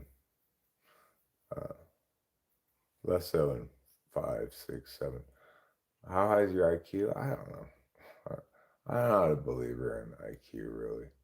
I mean, I believe that people do take IQ tests and that the tests are standardized, and so they do successfully tell you how well you take the IQ test compared to other people.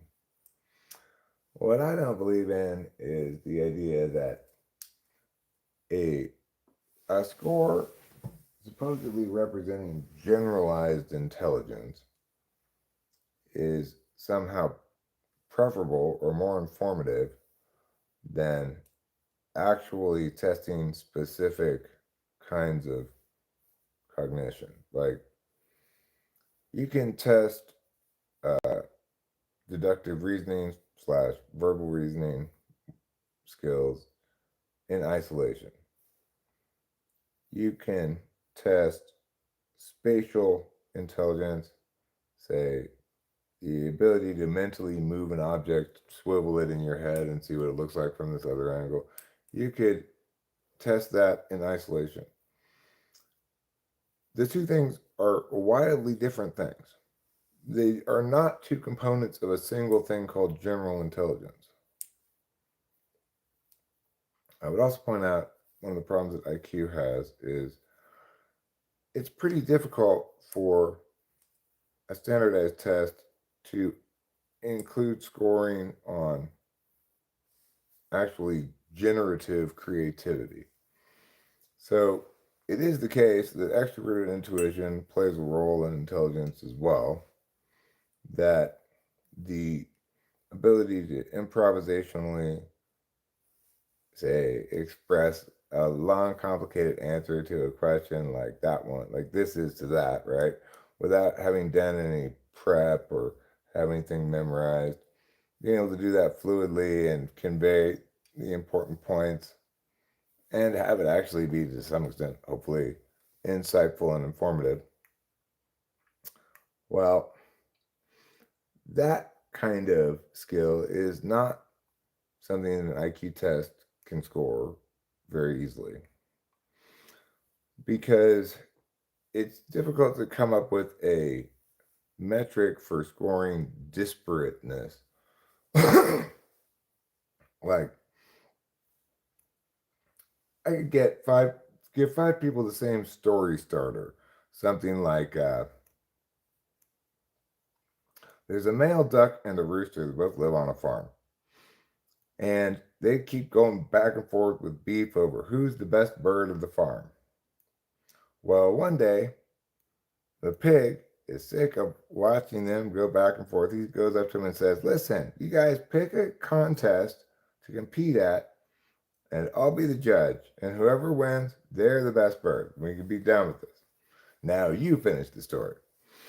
Well, I could ask, say, 10 people the same story starter, and I would get, for example, might have two stories that are exactly the same total amount of words, the same length, right?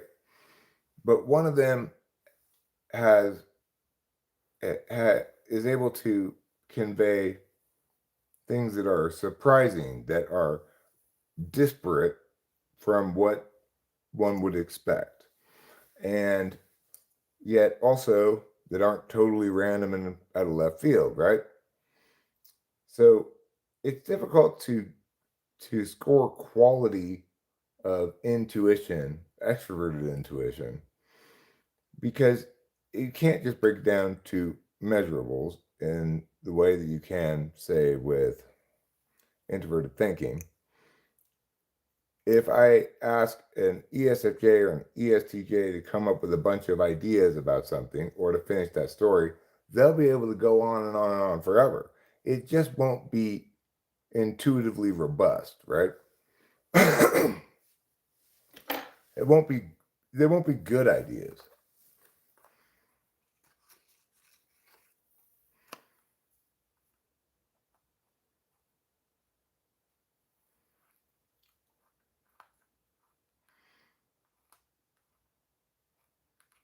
All the people that have high IQs lack the ability to live without assistance because they really suck with mundane portions of life.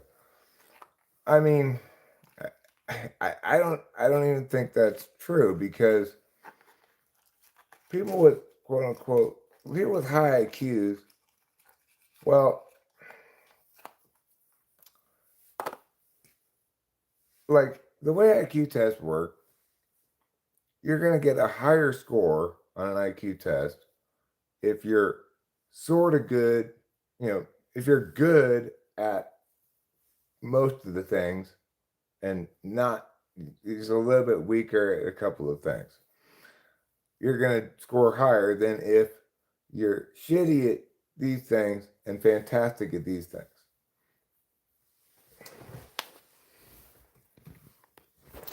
But that doesn't mean that the first person's more intelligent. In fact, you might say they're less intelligent because they have a lower ceiling. The ways in which the spots where they are smartest aren't really that smart still.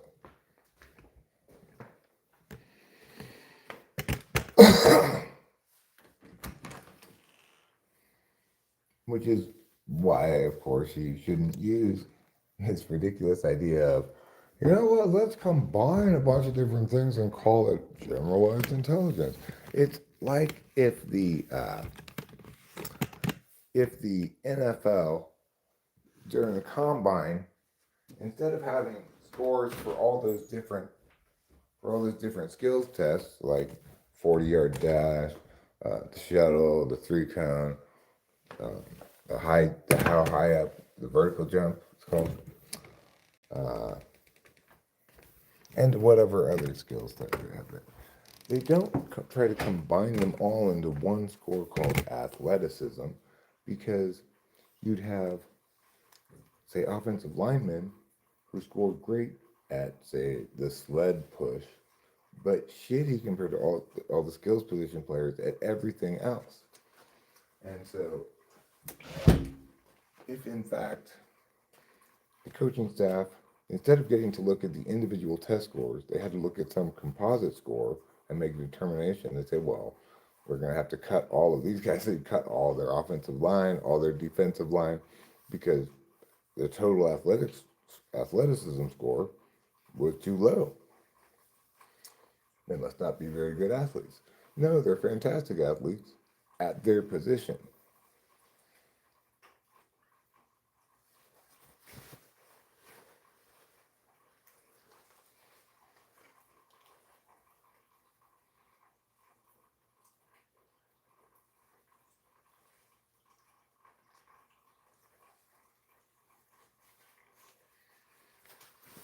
Do I have my glasses out here?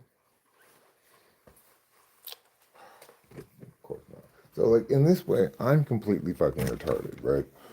I must have the lowest IQ in the world, because I literally, maybe 1 out of 5 times, can I go outside of my living room to smoke a cigarette and also remember to bring the things that I need, including a cigarette, a lighter, a drink, my glasses. I forgot 2 of those things. Because, of course, all of my attention is directed towards what I'm saying, my extroverted intuition. And this stuff is extroverted sensing. But you can only have one form of action occupy that road at one time. To a certain extent, you can do both a bit. Like you can walk and talk at the same time. But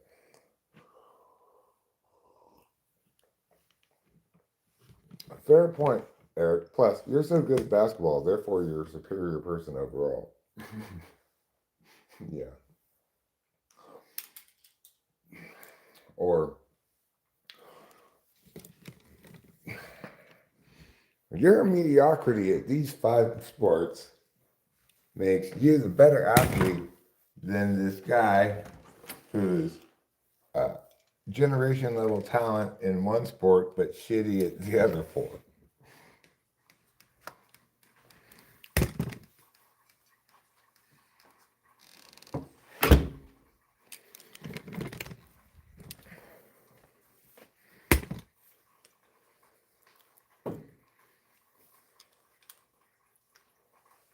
Like, here you go. Let's compare me and Michael Phelps at 5 sports.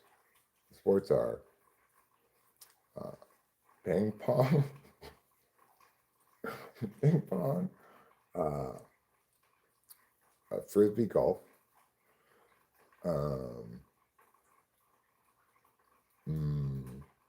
let's say miniature golf,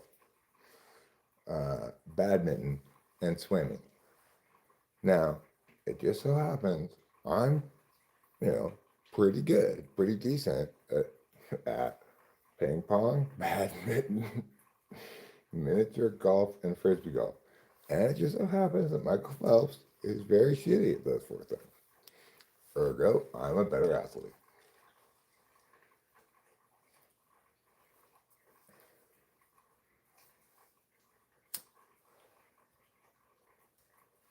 Well,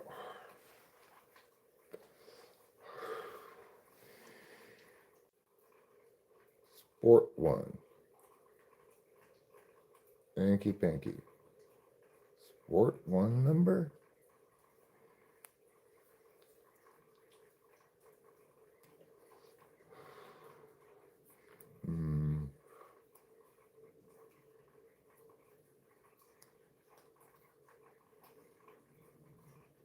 What's the clue? Sport 1 number? What the fuck is called there? Do we think Einstein was bored? I don't think Einstein was bored.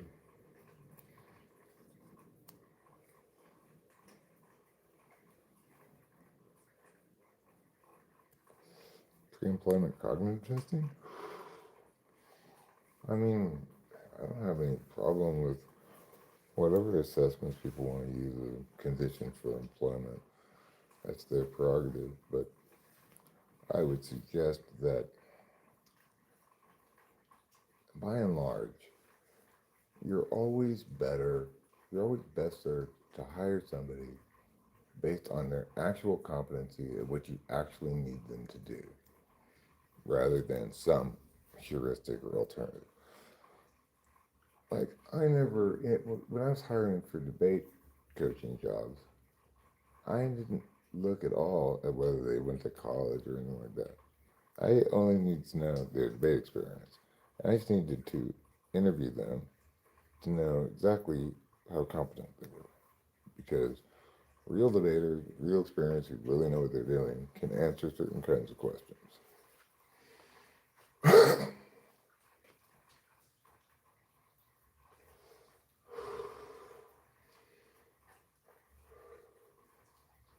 Like, demonstrate to me that you're capable of doing a job by answering this question.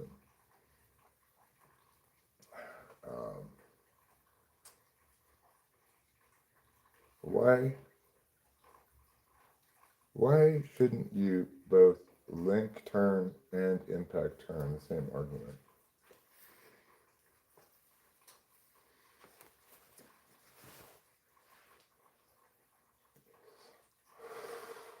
somebody qualified to be a debate coach will say right away, because you double bind yourself.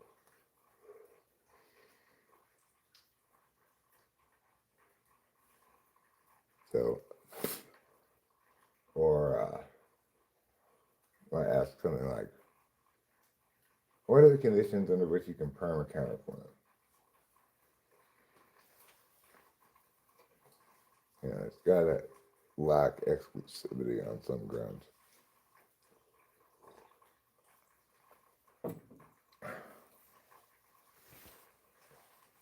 Could be, you could always perm on, like, say, time frame or order of operations. First, let's do the counter plan.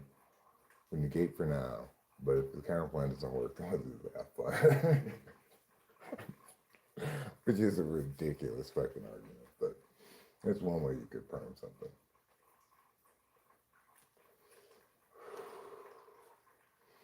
Without, well, it's still actually being exclusive, So when I say it needs to lack exclusivity on some grounds,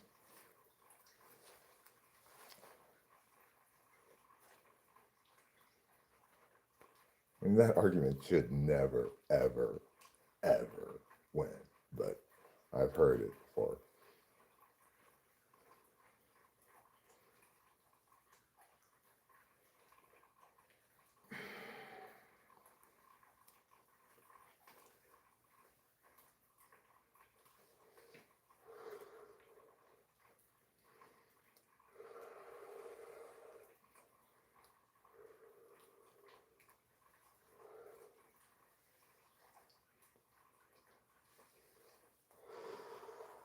Why shouldn't that win? Because, of course, you don't actually vote for the counterplan. The counterplan is a justification that says, okay, I'm not going to affirm this plan because doing so would prevent us from later on potentially affirming the counterplan. When you vote neg on a counterplan, that does not mean you have affirmed the counterplan.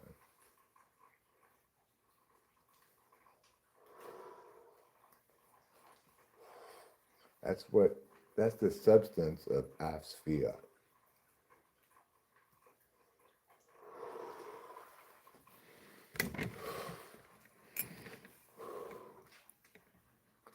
And what that means in sort of simple terms is that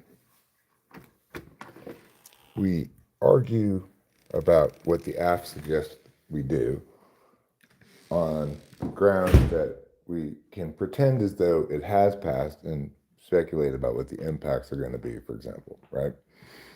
So it's not an acceptable way to negate by saying there's not enough political will to pass this, because the point of the debate is to determine whether we should pass it, not whether we will.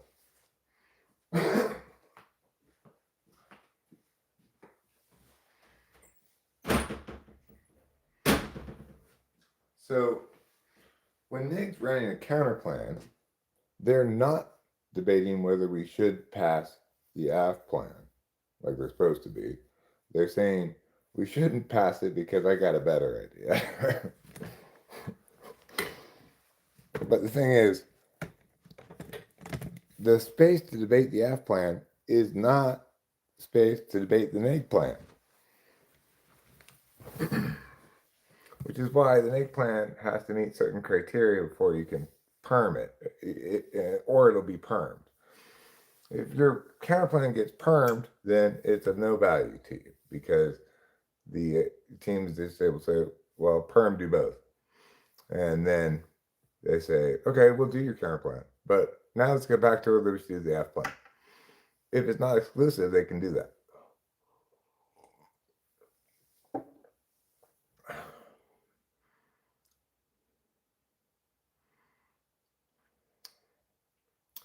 No, I don't think so, Kiwi. Because debate is not a negotiation. It's expressly not that. There's one winner and one loser, and there's no compromise at all.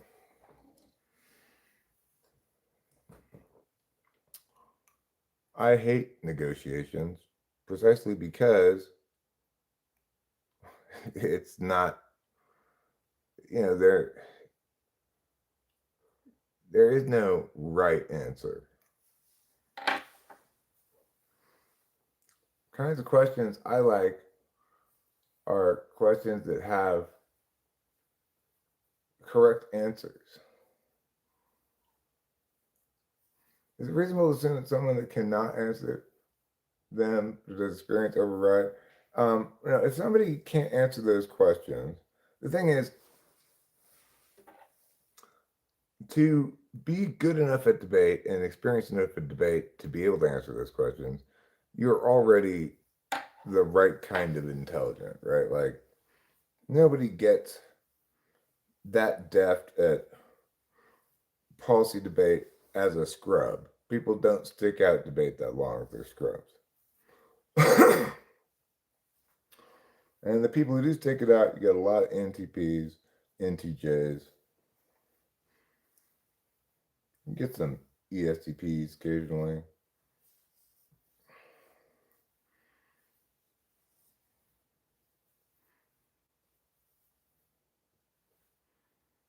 Oh, yes.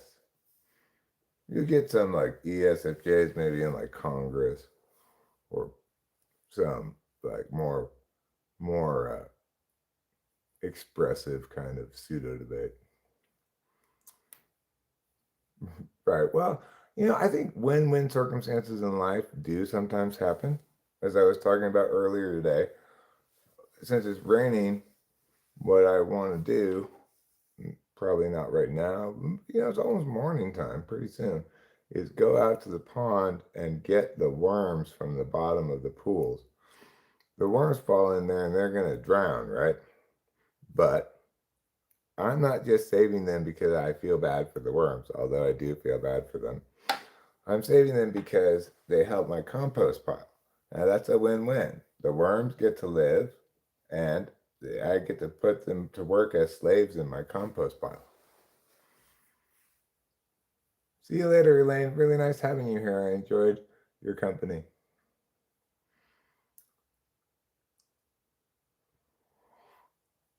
So I do think it's good when things in life are win-win. I don't like negotiations because in that case, it's two interested parties, each pursuing their own interest and operating with limited knowledge, and there are no black and white legitimacy issues normally,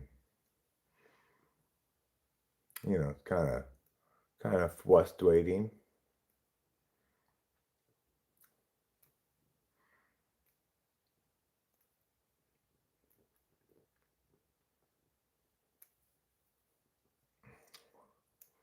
So yeah, I wouldn't.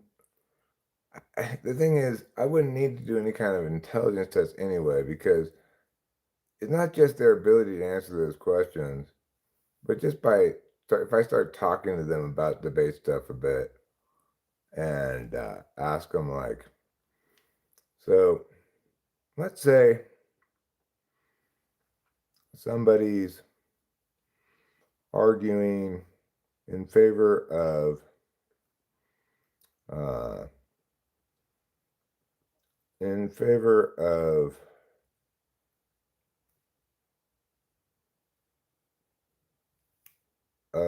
decriminalization of drug crimes on the grounds that it's a necessary position if you're going to sustain on legitimacy or rights grounds.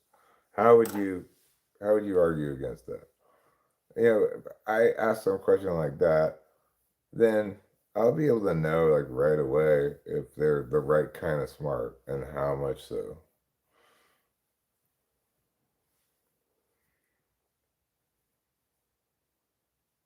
Because like the one of the worst ways to answer that question would be to say, I try to argue that it's not a rights violation to criminalize drugs. instead, you'd say something like, if you wanted to try to argue against the idea that it's a rights violation, you'd have to say, I'm going to define rights as those rights that are legally protected, like civil rights and or constitutional rights, rather than natural rights.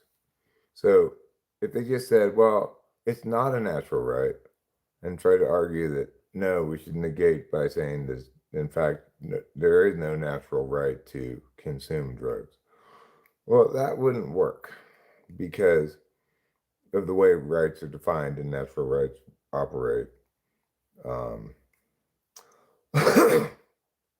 As long as one attained the drugs legitimately, in other words, didn't steal them, and consume them in, say, the privacy of their own home, well, there's no way to construe that as a right violation. And accordingly, we need to remember that negative rights, they aren't freedoms to, they're freedoms from. So if the person were to say, well, you don't have a natural right to do that because you don't have a natural right to buy stuff, for example, well, that would just be wrong. If instead they said, well, we'd have to frame it as, let's define rights as those enshrined in law, and then you'd have to come up with a justification for why we should define rights as that. Because the problem is, if you're going to define rights like that, then if you're saying you're upholding a value of justice, then justice is concerned with what's correct, not with what's legal. So to successfully argue that you should interpret the rights question via civil rights or legally enshrined rights rather than natural rights, you'd have to argue that either that it's always just to follow the law, no matter how horrible the law is or how wicked it is, or you'd have to argue that we should define rights that way, but because we're upholding a value other than justice, let's say, I guess you'd say rule of law.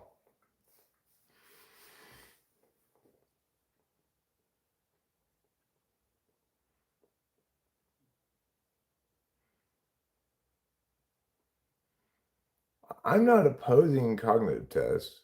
It depends who's hiring for what, right? Like I said, whatever assessments employers want to use as preconditions to employment is their prerogative as far as I'm concerned. It's their business. But what I'm saying is that when I was hiring for a job that I needed actual competency, I needed to see results, right?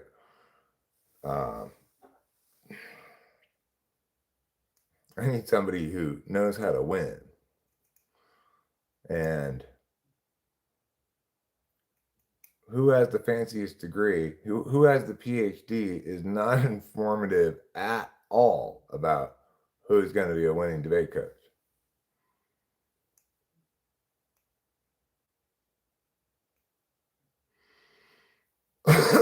So,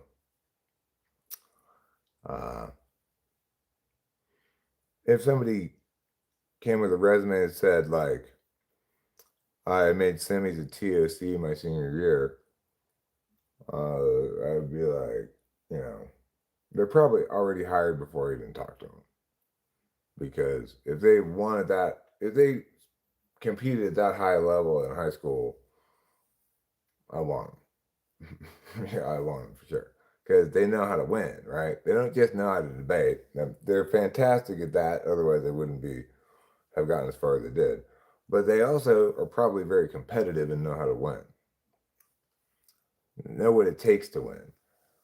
Because you got to be competitive to be a good coach.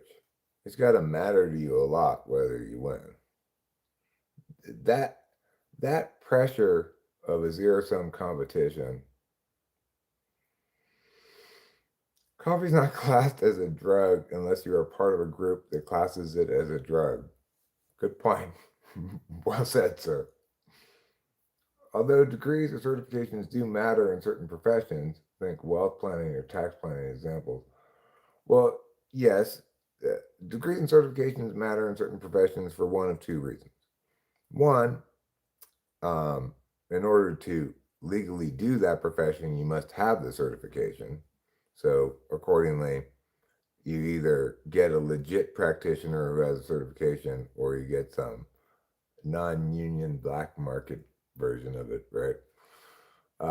But two, degrees and certifications are excellent ways of ensuring competencies in things that have a great deal of complexity, like being an airline pilot or surgeon or something. There's, you know, like if you're flying one of those big planes, there's all these different buttons and dials everywhere. And, you know, if this light goes off, you have to execute this checklist procedure. And, you know, so in theory, they could just assess somebody who taught themselves everything when they walk in the door. But there are assessments not just of knowledge, but of skills um,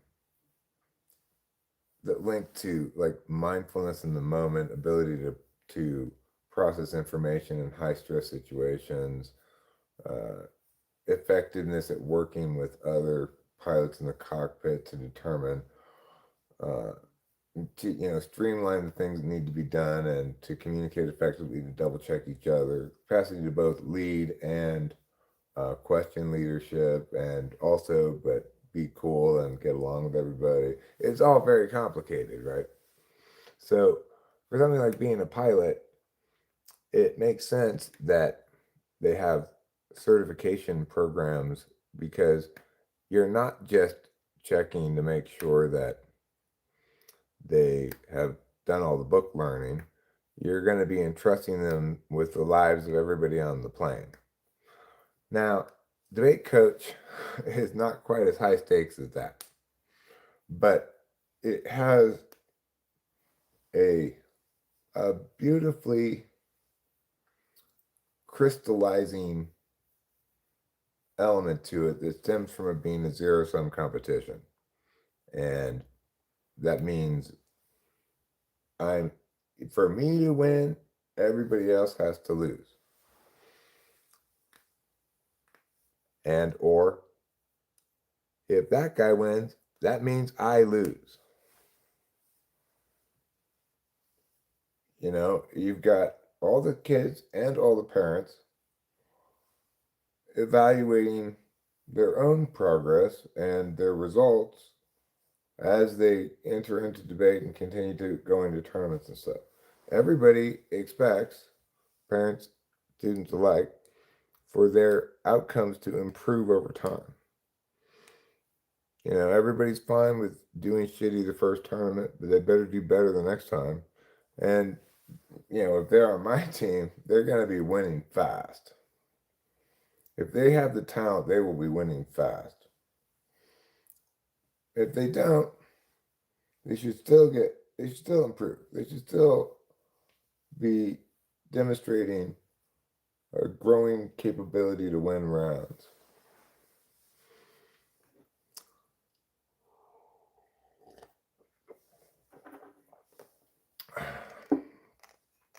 Bro, you look like that newspaper guys from Spider-Man 3. I'm not sure what he looks like. I can't think of I don't know if I've seen Spider-Man 3.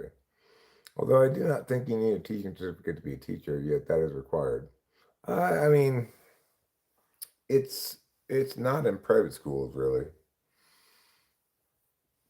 I still don't have a teaching credential. I had a what they call it, an emergency credential for a while, Hey, Kitty, will you stop requiring infinite pets?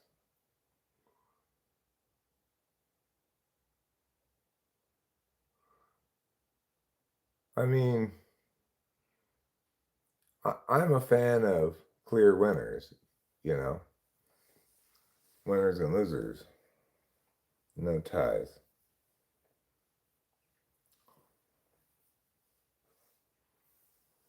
And I loved coaching debate most of all because I always knew exactly how well I was performing. And I loved it because everybody in the profession was actually evaluated on their merit. If you were a shitty debate coach who always lost and didn't prepare the kids, there was no hiding that fact. Also, if you're a fantastic debate coach who wins an inordinate amount of the time and motivates the students so that they're frothy at the mouth, well, not possible to hide that either.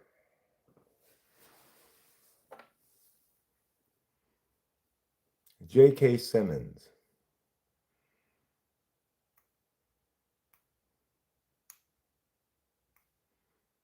J.K. Simmons is a man I know.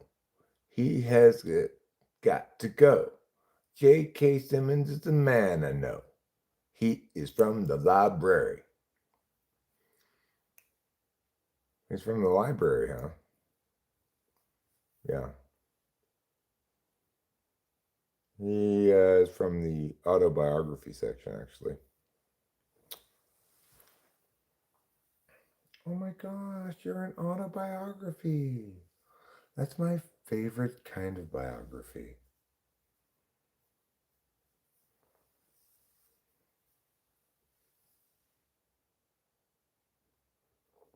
Okay, no more pets for you. I'm sorry. You're not going to get me to give you any more pets.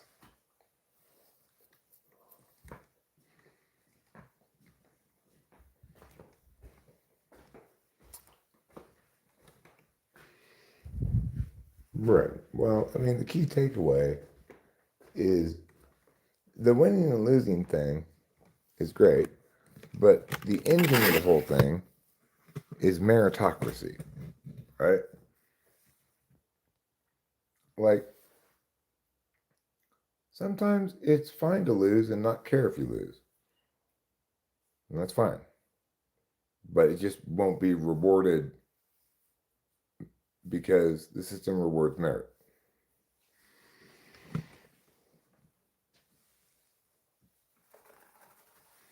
And, it doesn't do it absolutely perfectly.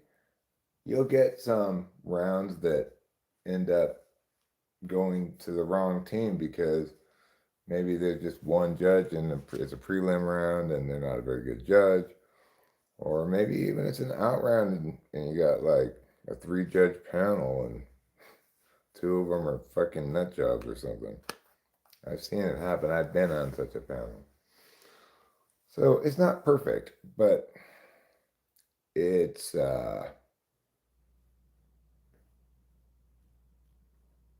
you know, at the best tournaments, it's as close as it can be. At the best tournaments, for example, you've got judge paradigms and judge profs, which means everybody who judges is actually qualified and has to put up their paradigm, like what they judge rounds on and stuff. And then you have judge profs, which means every entry in the tournament, so like every individual in LD or every team in policy, they rank the judges. Let's say there's 50 judges. They rank them 1 through 50. This is the judge I most want to get. This is the judge I least want to get. And then in every round, they approximate the same judge prefs. So like if Joe and Steve are going to have to face Judge Ralph, whom they hate, then the team that they go up against will also hate Judge Ralph. That's as robust a meritocracy architecture as you could possibly imagine It's amazing, right?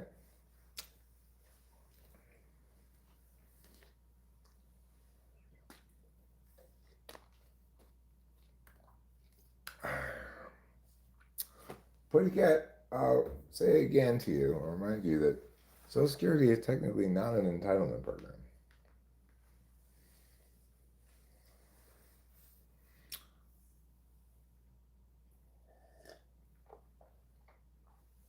Disability is an entitlement program. Medicare is an entitlement program.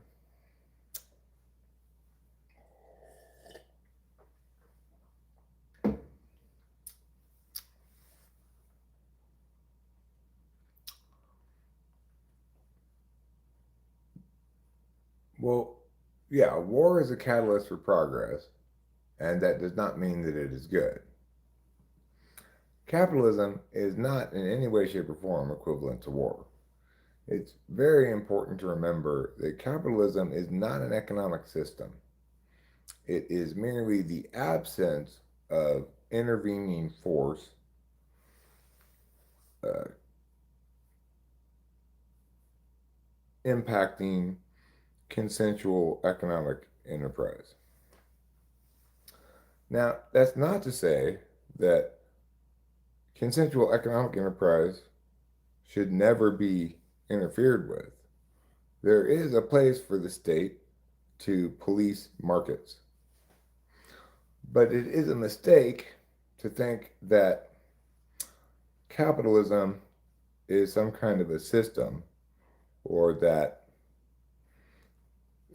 even though it produces good outcomes might be a bad thing. Capitalism, unlike centralized control ideologies like communism, capitalism isn't subject to that kind of critique, because capitalism is is all and only about consensual stuff. So it's not, you can't say that capitalism is bad on any kind of rights grounds. There may be people who are trying to make money who do violate rights, but that's not a feature of capitalism.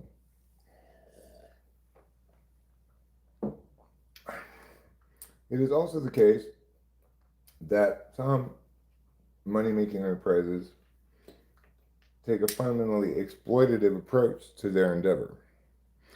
That is neither capitalism nor not capitalism. If it's not rights violating, but it is exploitative, well, that's just part of the range of uh, good business and shady business. Uh, and it certainly is the case that plenty of capitalistic enterprises, as I say, corporations or what have you, are going to put the bottom line ahead of community interests. So there's a place for the government, for example, uh, to police pollution.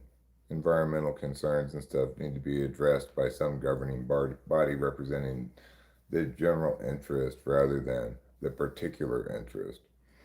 And of course, the best way to preserve the general interest is to uphold core values that are underlying capitalism. In other words, prioritize defensive rights, fully informed consent, responsible contract law, and responsible limits to the scope of possible contract, etc. Right?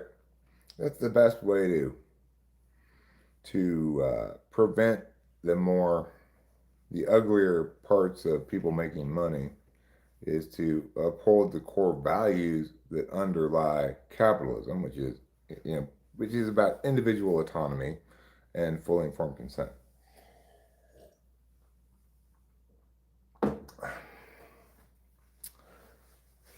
Not to advocate against liberty in the name of some communitarian good.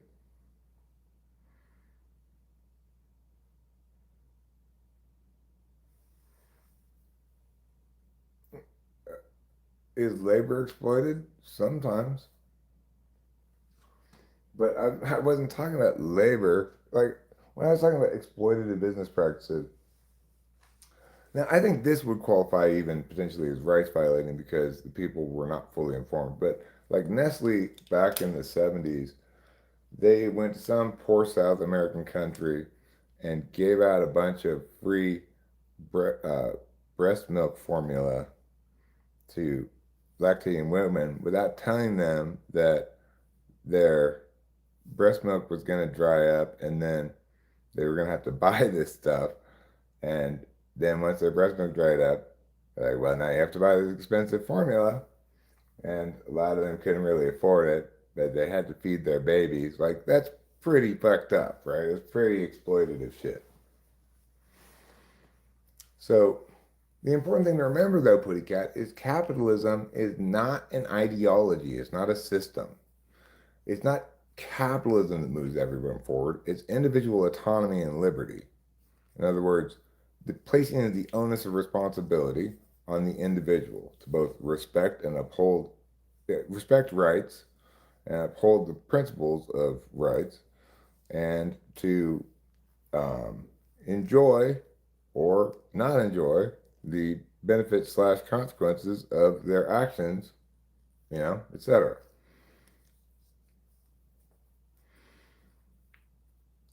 I mean, sure, there's a socialist country, Diamond, North Korea. North Korea is a perfect example. Remember that it doesn't matter what your word is, whether you call it communism, whether you call it theocratic dictatorship, whether you call it um, leftist utopia. It doesn't matter what name you have. There's no good way to centralize decision making. There's no good way for you to abdicate your responsibility for your own decision making to some central figures, right? It's not the case ever that decisions at the local level, in other words, decisions individuals make, communities make, businesses make, whatever, is better decided by somebody further away and somebody more removed from an interested calculus. So, for example, when the whole COVID stuff happened, there was no possible good way for some government person to decide for Joe and Mary whether they should keep their business open during COVID or not. Only Joe and Mary know their financial situation. Only Joe and Mary can know whether they want to prioritize health concerns for themselves or money concerns or whatever. Only Joe and Mary know all the specifics they need to know to make the right decision for their business. So it's not the case that centrally making decisions, that some people, some jackass fucktards, making decisions for you is better than you making decisions for yourself. Remember, the commies who get into power or whatever other fucking stupid ideology they call themselves, they are completely fucking retarded, or else they wouldn't have those stupid ideologies to begin with. You could never in a billion years trust them to make decisions for individuals about those individuals' interests and try to pretend as though those individuals' interests are best served by adhering to a notion of a larger community interest. That's ridiculous, insane. Nutso potato soup.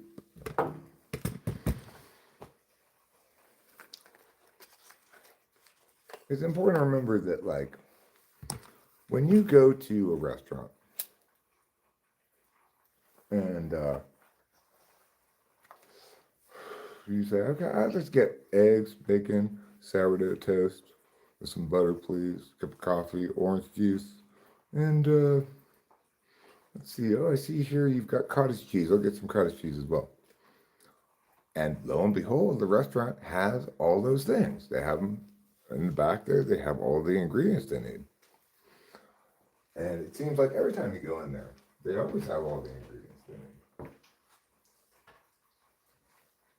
And so you go, wow, I cannot believe what an amazing job the government central distribution facility is doing. Like, wow, they're on top of that shit. The government gets Denny's all their ingredients, then they have to go get Burger King all their ingredients, and they get them all delivered on time. The central organization here is astonishing. Well, of course, there is no central organization. You couldn't conceivably ever centrally organize something like that and have it be remotely sustainable, right? It couldn't conceivably be even a teeny fraction as efficient as individuals engaging in consensual and need-driven exchange with other individual businesses, right?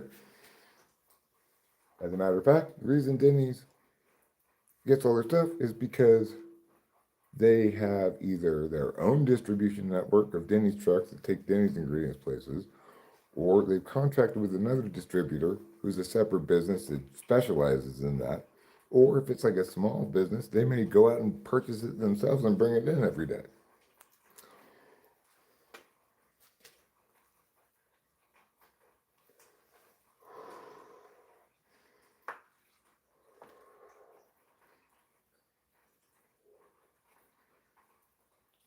Of course, when people try to make economic decisions from a central, like top-down way, they've got to make decisions like, okay, well,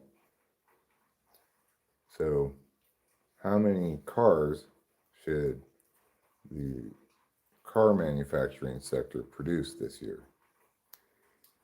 Well, how many did it sell last year? Well, we produced 10 million, and we sold every single one of them. So you mean there wasn't enough cars? No. All right, well, this year they're going to make 20 million cars. Tell all the factories, each has to make 2 more million cars. Okay. Well, of course, the reason all the 10 million cars got bought up was because there was some socialist special sale on them, and people were able to get them for basically free as long as they showed their party membership card. Now everybody has a car. But these new cars, well, this time we're going to make a lot of money because we're going to charge you this time, but nobody has any money, and none of those new cars sell. And all the industry has to do is just say, well, we're just doing what we're told. Because, of course, no central decision-making committee could possibly be responsive to the economics on the ground in the way that an individual business is responsive.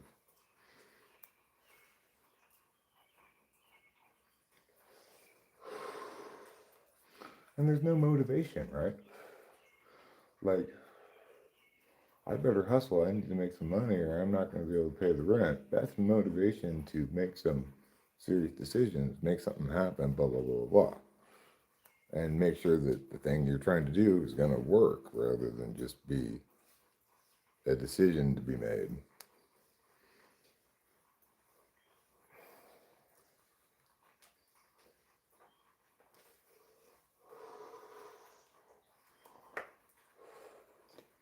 There have been plenty of instances and time periods, etc., of evil that's the result of too little governance. Anarchic states, the wild, wild west. Like, say,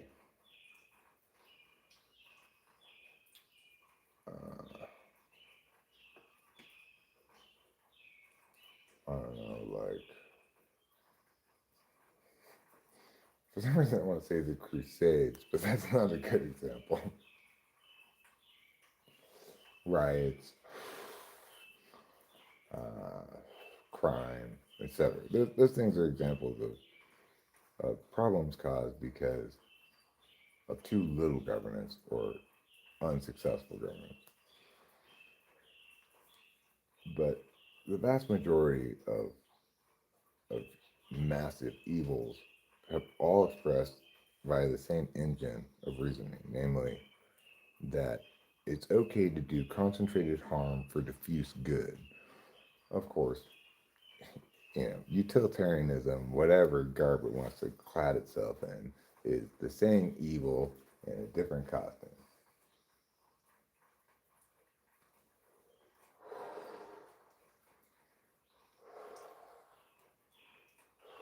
And it's predicated on a fundamentally flawed notion that you can know what's best for everybody. That we can calculate in some way greatest good for greatest number. But what's good for me might be bad for you. And greatest good for greatest number is to make all sugary snacks illegal because that will prevent diabetes. But in that case, you're saying, I know that it's better for you to not to have a lower risk of diabetes than it is for you to choose what you want to eat. Of course, why don't you know that for yourself, you fucking retard? And let me mind my own business.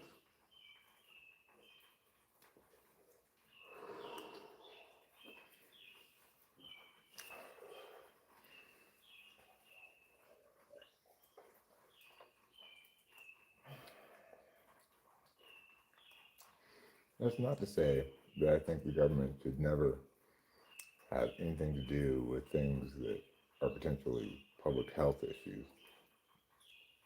Like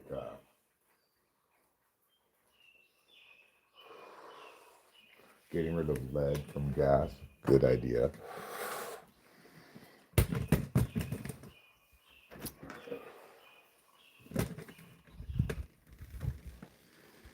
Getting rid of DDT.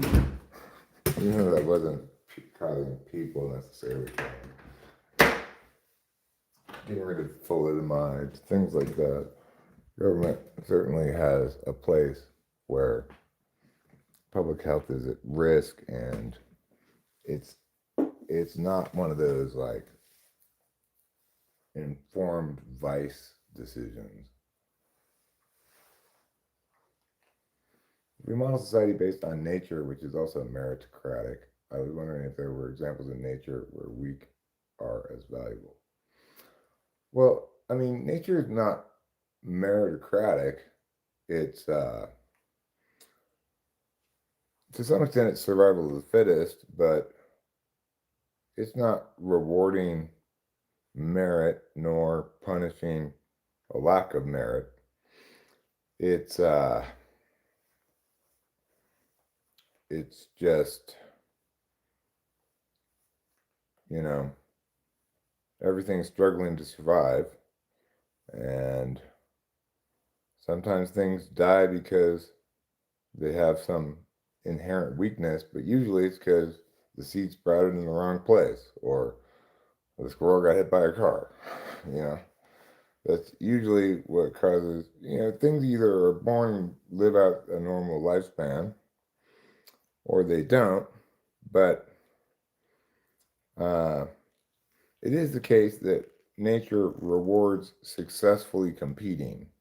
So nature rewards the turkeys that come and dig up the squirrel's seeds and steal them. But the thing about merit is unique to humans, because merit says legitimacy against a particular criterion or set of criteria. And that's not what's happening in nature. Like, plenty of animals that die don't die because of a lack of fitness, but because just random happenstance shit. So, in fact, I would suggest that probably most deaths in the natural world don't link at all to fitness. If you think about plants, like I said in the example, right? Whether or not that seedling is going to survive has almost everything to do with where it happened to sprout, and almost nothing to do with anything else. But regardless, survival is not something that's determined against criteria. So it doesn't qualify as meritocracy.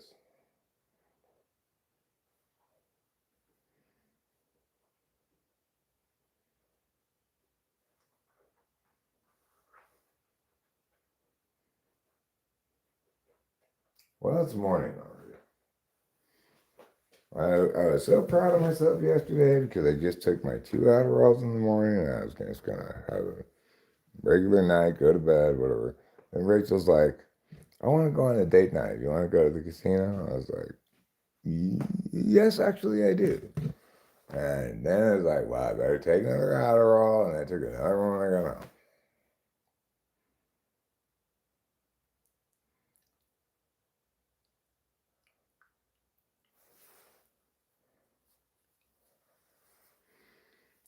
Obviously, we should not kill all the sharks. It's ridiculous. Just because sharks kill people sometimes doesn't mean we should kill them. After all, animals are not moral agents. So there's no such thing as justice with animals. You can't get retributive justice by punishing them, and you can't get rehabilitative justice by teaching them to no longer eat people.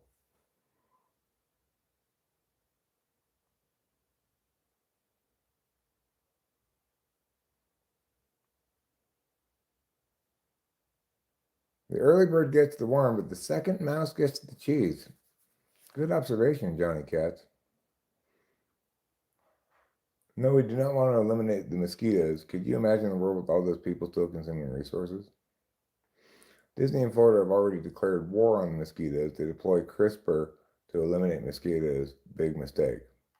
I don't think it's going to work. I mean, I get the idea. Uh, Maybe I'm not sure exactly what they're doing, but typically when they try to do things like that, they release a whole bunch of infertile, either males or females, and it causes most of the individuals who mate to, this is the idea anyway, it causes them to not end up having any babies.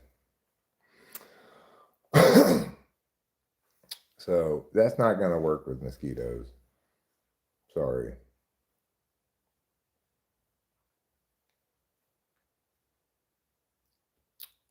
All pollinators are under attack. Imagine a world without any pollinators, at least the insect noise. I hope not. Yeah, well, humans have done a little bit of walking down some paths that then they've realized were bad things to do and have stopped. Like, there's certain pesticides that used to be commonly used that were just a holocaust of death across the animal world. And now people are a little bit more cautious with that stuff. You used to have a lot of hydrofluorocarbons and it made a big hole in the ozone layer. Then we got rid of those things and the ozone layer is totally recovered. So, it's the world's pretty resilient and generally bad paths can be walked back, to some extent at least.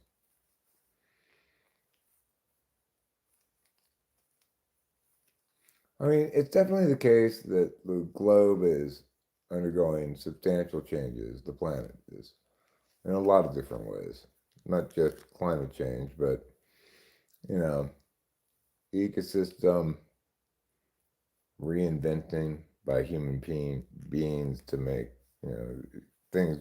Once were forests, then they were farmlands, maybe now they're forests again, but they're younger forests, or all kinds of shit like that.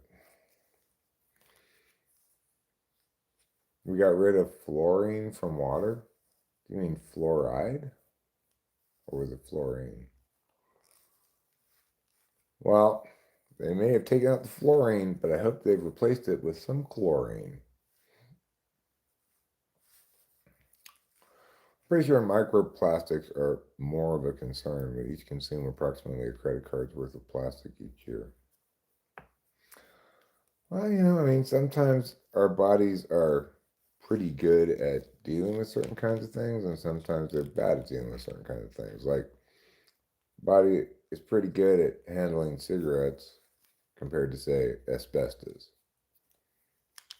I don't know where microplastics fall along that spectrum of good, bad responsiveness. Effective, ineffective, I guess I should say.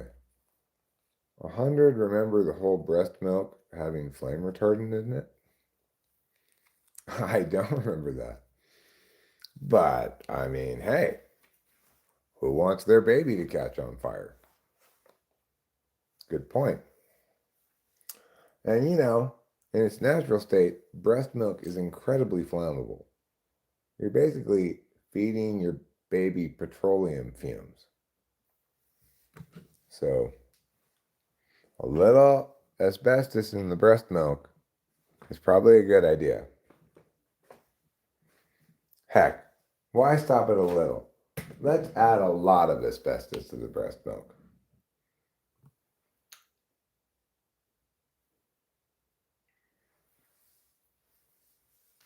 It seems like the kind of patent that would have been awarded in 1947 or something. A device to inject asbestos into a woman's breast to make her less flammable when feeding babies. Doesn't that seem like the kind of patent that would exist in like 1947? Like there really is this patent that was filed for this machine. I don't remember what year it was. It was sometime in the 20th century though.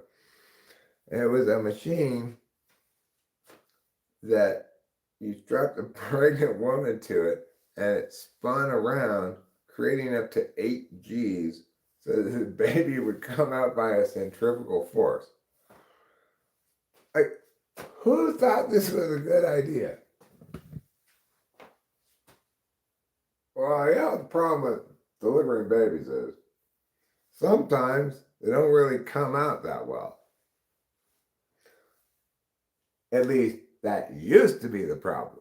Now, thanks to centrifugal baby thrower, your baby's gonna come out lickety-split.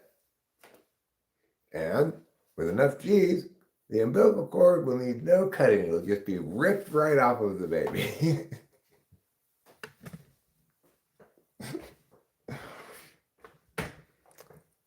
Solution to a problem nobody was having.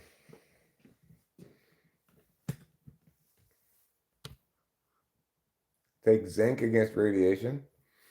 Oh, well, I do take vitamins sometimes. In fact, thank you for saying that. I think I'll take a couple of these B vitamins.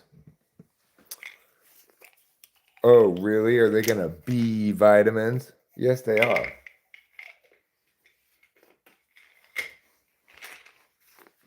They're going to be vitamins today. They're going to be vitamins tomorrow. They're always going to be vitamins. Am I done with a witness? I mean, I haven't seen him around in a while. Are you a witness?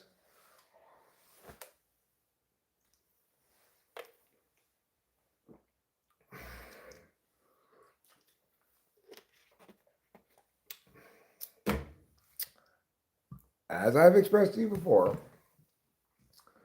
I deal with people as they're being, okay? I don't have big, like, that's it, I'm done with this person. If you want to come back and demonstrate that you've learned things from your previous failures, I'm not somebody to hold a bunch of old grudges.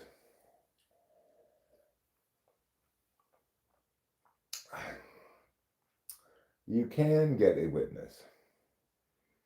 I'm here to testify. Let me tell you what y'all need. Y'all need to listen to my testimonial. Coffee, I got it right here again.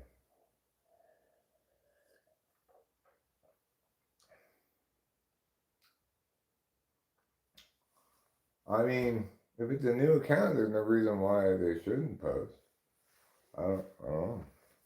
Obviously, if you made a new account, I have not banned that account because it's new. So, maybe you could leave comments with this one.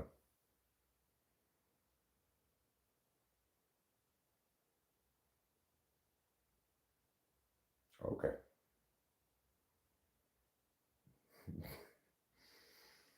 Okay, that's fine.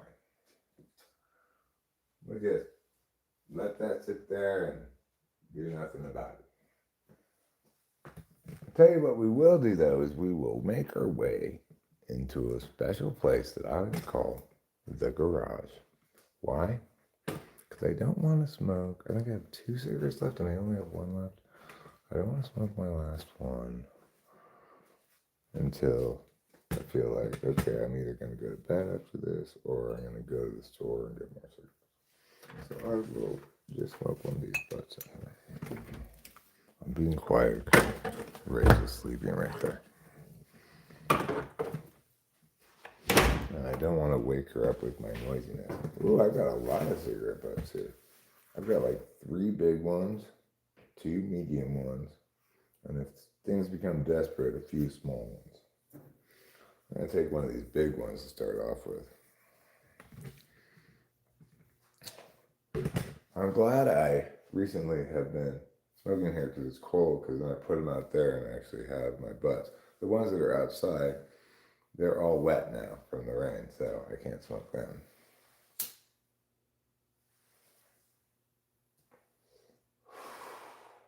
Ooh, I gotta pee. Should have peed before I smoked the cigarette. And all of a sudden, like, realization. I have to pee, and I probably have had to pee for a while. I could go pee out here. That's not a bad idea. Let's go pee over here. Now, you guys don't get to look at me while I'm peeing, but you do get to look over there instead. There you go.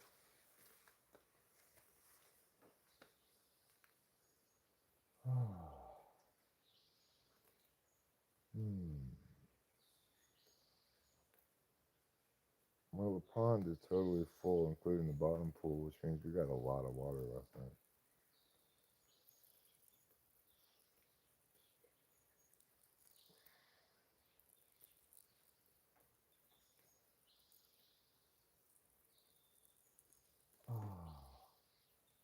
Sweet urine. Bring her wetness. Stream from my pee tube. Like the tears of a unicorn.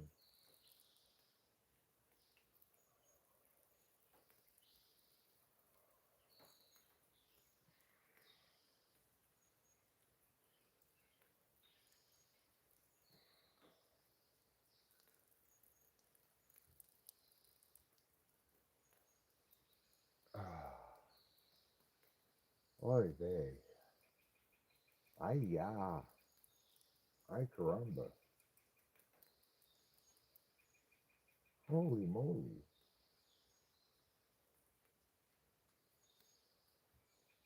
Bacano.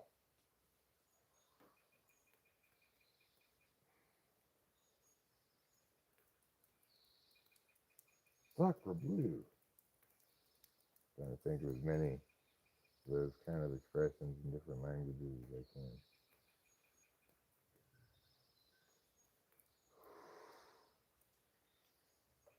Mamma mia.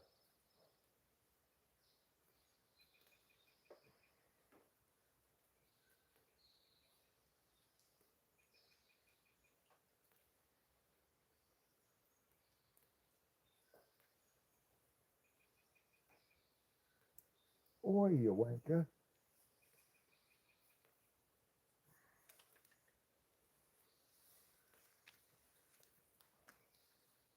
By the whiskers of St. Stephen's beard.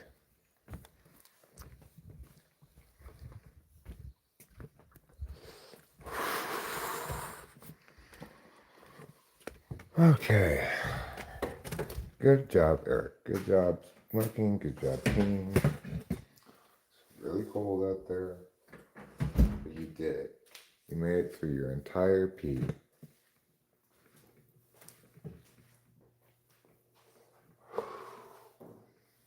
without getting frostbite on your penis. It was touch and go there for a second. I thought I was going to get penal frostbite. But I made it out intact.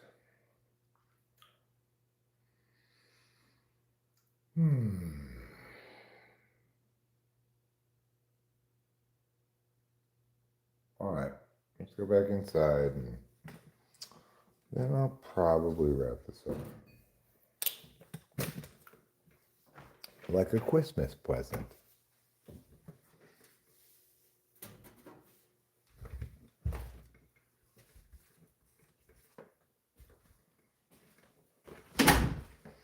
If you want my body and you think I'm sexy, come on, baby, let me know. Thought you see the sun by now? Yeah, there's a little sun outside. It's starting to get light. It's not all the way dark anymore.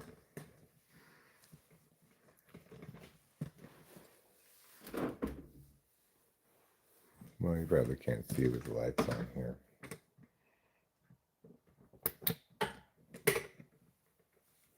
But I bet you could with them off.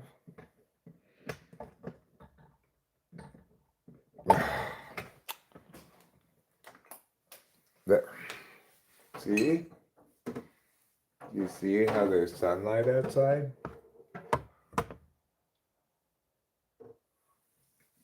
Yeah. That illumination comes to us directly from the sun.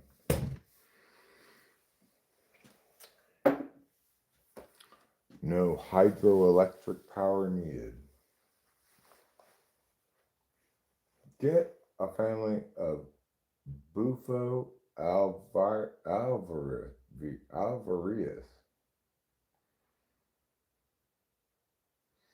What happens when the sun comes out? Eric goes underground? No, when the sun comes out, plants reach their leaves heavenward to soak up the sun particles, which they convert into food via photosynthesis. Other things that happen when the sun comes out, you can no longer see the stars in the sky. When the sun comes up, you're kind of like, well, I guess I stayed up all night. Wasn't really the plan. But, you know, sometimes I can have a little bit of trouble sticking to plans like that. Because it's like, well, I'm already up now because I took one, I might as well take another one. And then you're up all night. And then what are you going to do? Cry about it? Maybe.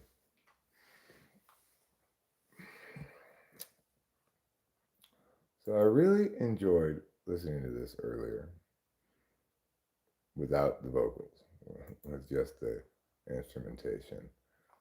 It's quite good.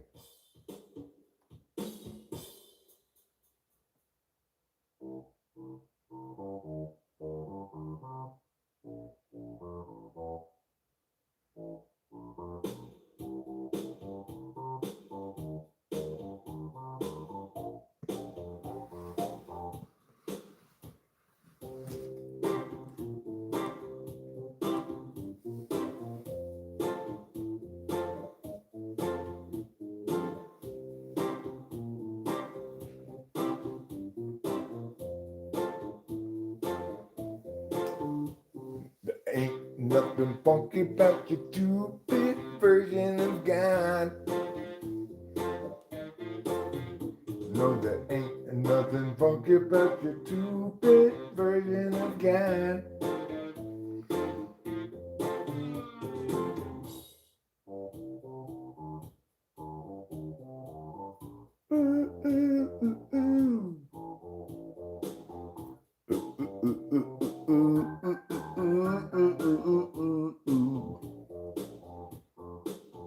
Well, there ain't nothing funky about your 2-bit version of God. No, there ain't nothing funky about your 2-bit version of God. Get your butt out the garden, go reside in the land of Nod. 'Cause there ain't nothing funky about your version of God.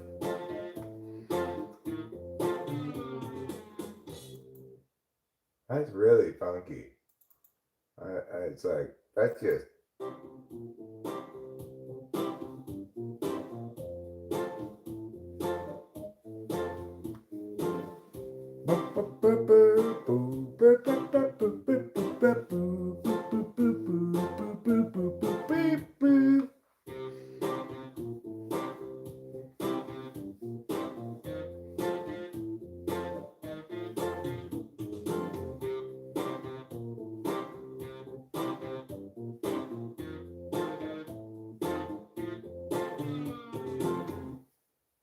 It's great.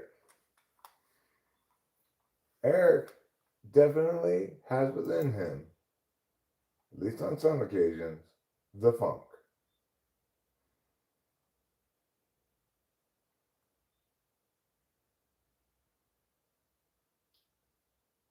Sonoran desert toads. Okay, well, that's not a fair way to get your drugs. You should not abuse animals to get your drugs, like licking some frog that doesn't want to be licked. You get your drugs in some more responsible way.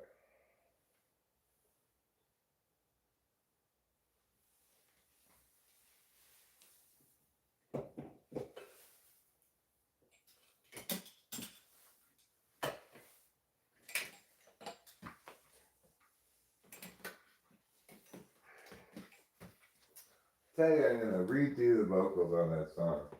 Get rid of the bad version of it and upload a good version of it.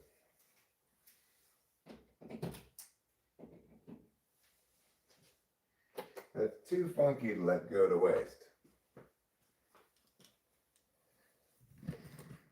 And the instrumentation in it throughout is quite good. I'm not like, I don't have, the production on that is fantastic, except for the vocals, which are terrible. So I just need to redo the vocals. You know.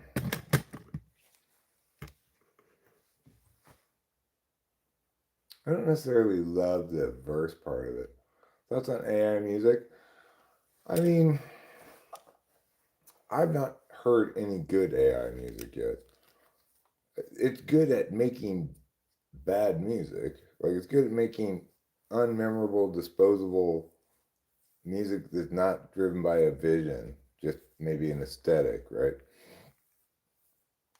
But I could see a world where somebody could successfully make good music using AI in some variety of possible ways.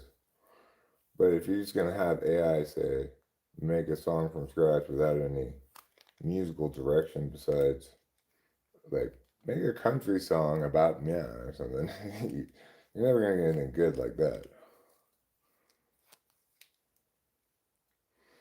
But, like, let's say AI got to the point where it could be really good at mixing and mastering my multi-track things.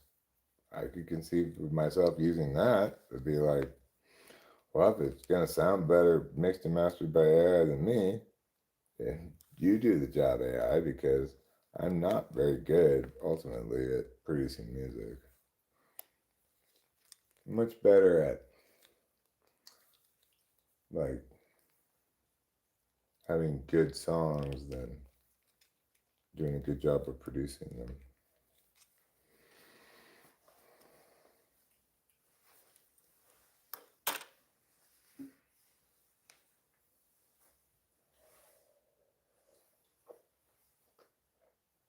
It can do mixing and mastering stuff. Well, I'm not familiarized enough with the AI models that work with music particularly. I'm familiar with like Gemini's music generating thing, but that's not, as far as I know, it doesn't do something like, here are tracks 1 through 7. They're labeled as to what they are. This is drums, bass, guitar, vocals 1, vocals 2, other vocals, you know, keyboard, whatever. And here are these 7 wave files, each representing one track. Now, you mix and master this. I it, I don't know, like deaf friend G's. I tell AI that I have a deaf friend, and it described the music to him, and then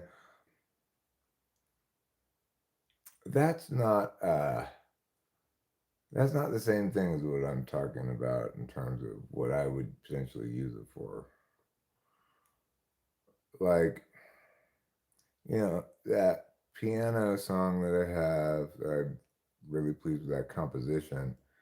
It's also the case that I didn't execute performing it particularly well because I basically don't know how to play the piano. So parts that might, by a competent piano player, be played with 2 hands at the same time, I put one hand, then I did the other hand, and I probably played both of them with 2 hands. Uh, so would I think it would be bad for me to say, here, AI, you play this piano song more cleanly than I've played it, with better piano tone and better mixing and mastering or something? I'd be fine with that. I wouldn't think that somehow, like, undermines the authenticity of the thing I'm making.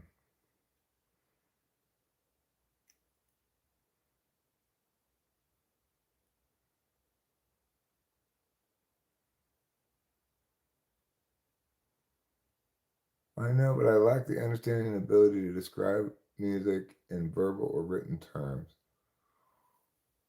Well, I mean, the thing is, though, if AI is going to be making music from words that you say, like make a country song with a western twang, no, no, no, no, no.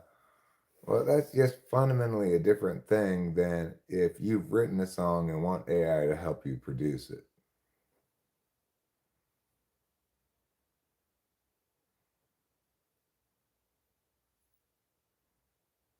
And it's like, to the extent that you get AI to do the writing of the music, it's not going to produce anything good.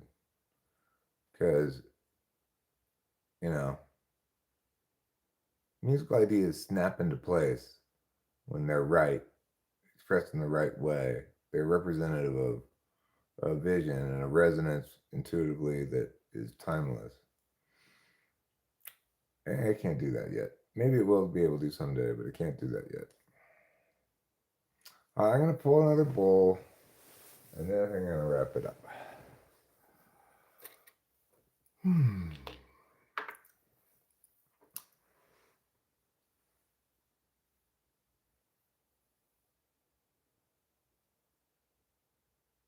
Technically speaking, AI can't produce anything on its own. Well, I mean, that's a pretty narrowly defined technicality there. Yes, it's responsive to some kind of a prompt, but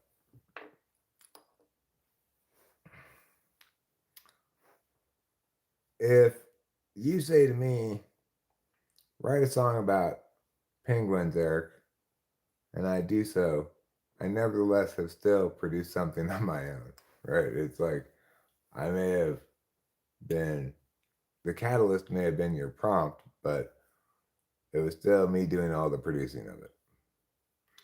So really, AI does generate plenty of stuff on its own. It's just, in terms of music, it's not good.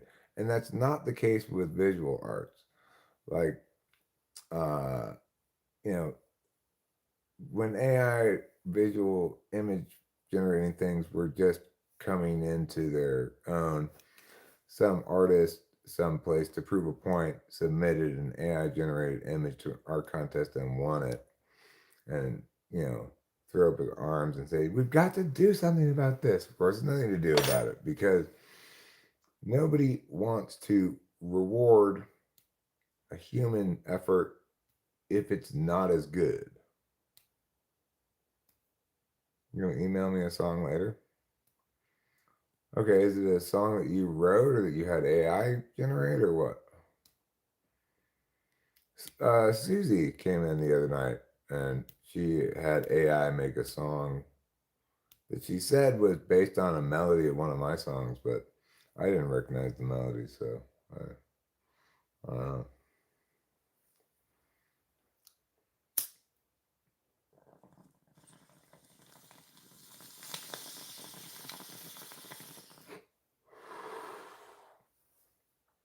Maybe I'll fuck around with Gemini a bit and ask it what it can do as far as interfacing with my musical projects.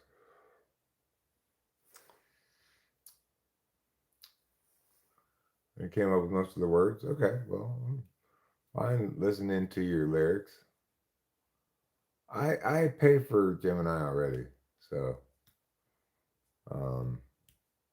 I wanted to get the pro one because sometimes I need to generate images for videos or something, and Gemini seems to be pretty robust. Like it it does chat slash answering questions well. It does visual images well. Maybe music is not as wide of a universe, not as much space for human creativity, so it ends quickly. AI starts well. If it is movies or digital art, we are okay with AI.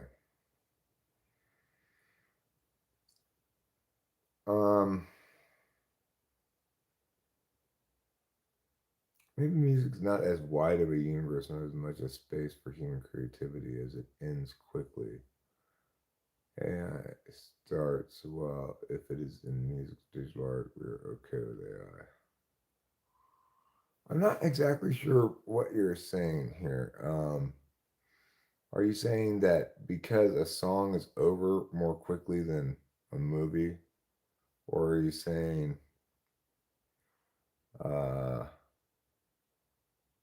that music will be pushed out by AI quickly because there's not as much space for human creativity? I mean, I disagree. I think that music is the one medium that AI probably is going to have the most trouble making good music of any medium. AI did a pretty good job of writing for sure. Like it's mechanically very clean and it has an effective writing voice. I don't know if AI is ever going to be able to, you know, write a novel that is a real page turner.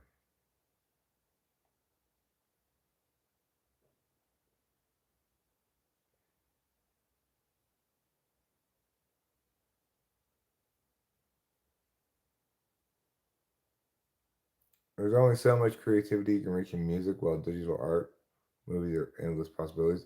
I mean, I disagree with you entirely. Like, the thing is,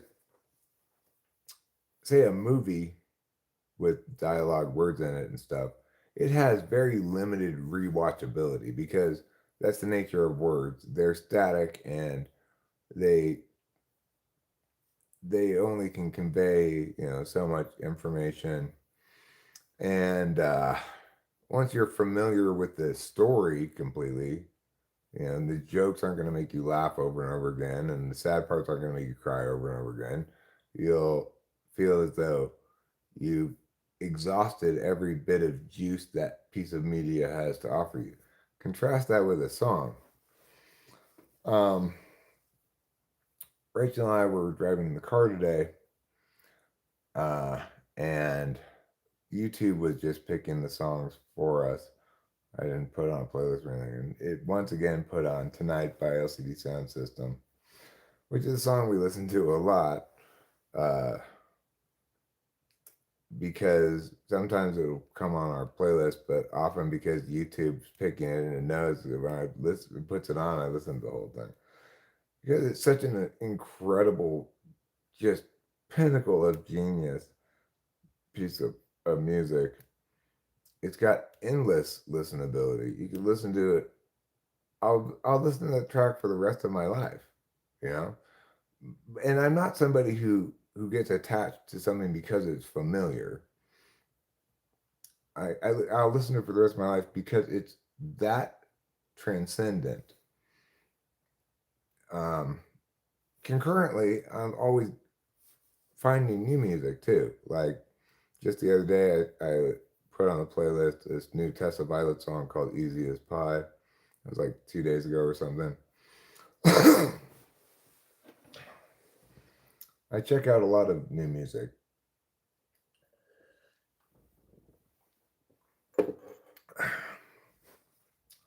It's one of the ways in which I don't feel like I'm getting old at all.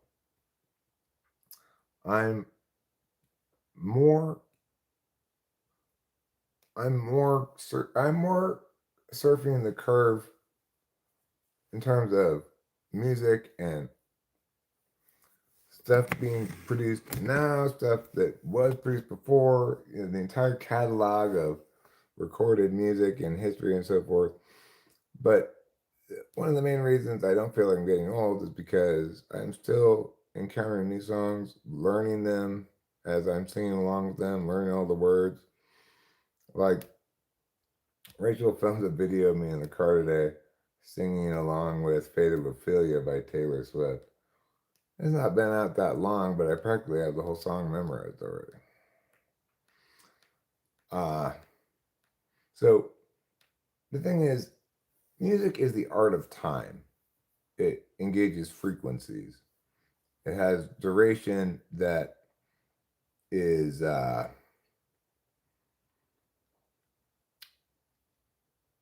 like structural as well as measured in minutes. In other words, verse, chorus, bridge, verse, chorus. It's got like a movie, it pacing matters a lot. Like it should be a certain length. But unlike a movie, it's resonance. It doesn't spoil. It doesn't get old fast. Think about comedy, right? Comedy is the most uh, perishable art form. Stuff stays funny for not very long. The best comedy, maybe you still respect its hilariousness a few decades later, but toss a few more decades in and it'll just seem like incredibly dumb. Like, how could anybody have ever laughed at this stuff? That doesn't mean that comedy's not an art form worth engaging in. It doesn't mean that there aren't some geniusly hilarious people. It just means that because it's an art form that's dealing is basically entirely in words. I mean, there might be some physical clowning and stuff, but because dealing with entirely in words, it it only has so much depth to it, right? There's a certain shallowness to words. They mean specific things, convey specific ideas. The best kind of lyrics, for example, in a song, that comprises the most timeless form of words, are perfect lyrics in a song. In every other context, words get tired fast. So, like in that song by LCD Sound System tonight, the lyrics are just so genius. The whole thing is just so genius. Everybody singing the same song. It's all tonight, tonight, tonight, tonight, tonight, tonight. I never knew these artists talk so much about dying. Everybody's in the meh. It's all touch me, touch me, touch me, touch me, touch me, touch me. If you were to represent music as math and art as math, for some reason I think art would have more combinations. You can't hear below a certain frequency or above, so limited. No, but the difference is music has dynamics to it. Uh, music is a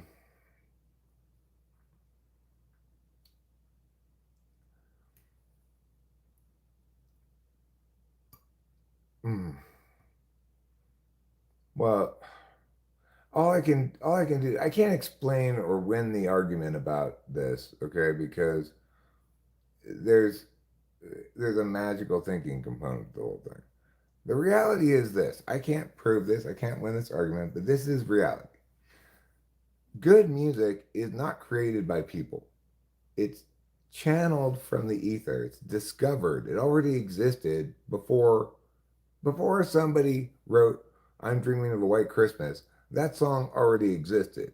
And the reason it's a classic hit and we all know it is because he channeled it correctly. He didn't put his own fingerprints on it. He just discovered the correct song that already existed as an entity out in the universe somehow. And because he correctly, successfully channeled, it's kind of like giving birth to a baby without damaging it, right?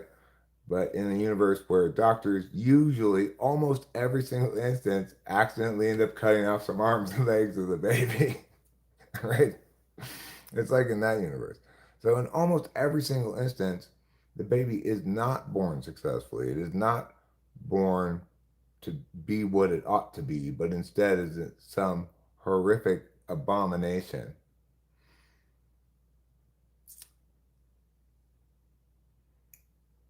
No, well, I mean, lyrics are not poems, okay? Lyrics are lyrics. Poems are poems. Somebody might make lyrics out of a poem, but they're absolutely not the same thing.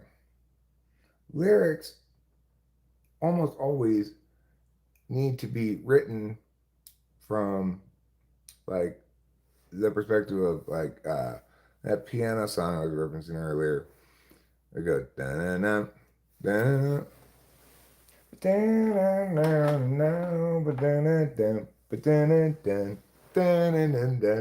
so it's got a melody line, right? That allows it to have a certain number of syllables that must be accented in certain places to go with the melody line.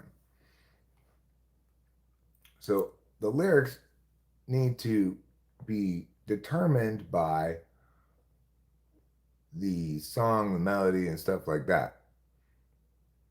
Um, so like this thing, right? The melody has to go blah blah blah, meow meow meow meow meow meow meow meow. So the words have to fit with that. So accordingly, I couldn't start with a poem because that wouldn't fit with that. And the lyrics that I wrote for that were I'm not super thrilled with them or anything, but something like she woke up, he felt down. They drove themselves to town. He bought some smokes. They drank some cokes and walked in the park. So that that works there. Like that's how it's supposed to be. Are those the ideal lyrics for that song? Well, it hopefully also reflects the kind of mood of the song, right? Kind of like slice of life, fatalistic, moving through an autumn day kind of song, right?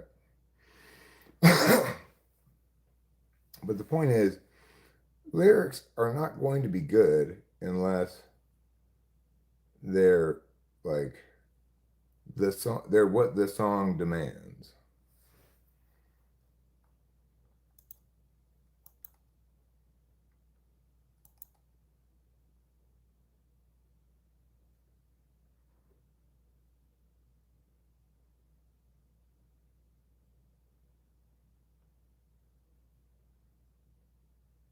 Poetry has a certain cadence. Well, like good poems do have rhythmic elements to it, but songs don't have that rhythm. So if I wanted to write a poem in iambic pentameter, I might be like, a dozen cups of coffee standing here. A dozen cups of coffee standing here. I think I saw a cow and then a steer. I wonder if I walk to go to work. And if I don't, I know I'll be a jerk. You know, that's like the rhythm of a metered verse poem. Ba-da ba-da ba-da ba-da ba-da. Ba-da ba-da ba-da ba-da ba-da. And that's great. There are various metric structures for poems. That one's iambic. You could do trochaic, like, you know, da da ba da ba da ba da ba da. But the point is, those kinds of you can make a song out of a poem, but then what you're doing is you're saying the song, it has to obey the syllabic slash rhythmic constraints of the poem. I did make a song out of a poem, and accordingly, it has the rhythm of a poem. And I'll play it for you to demonstrate what I'm talking about. I have this poem called Spud Brow Spree, and I made a song out of it. It's like a kid's poem. But you'll be able to hear the rhythm of a poem rather than the rhythm of a song, even though it is a song. So, politely so potatoes can do.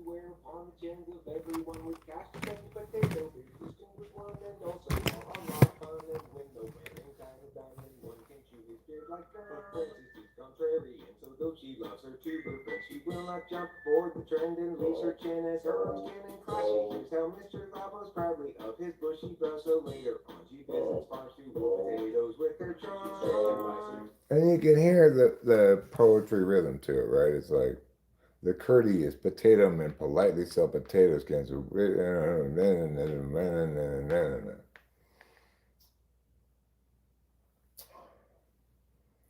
It's a it's a fine enough poem, I guess. I have another poem, another kid's poem about dental hygiene as well.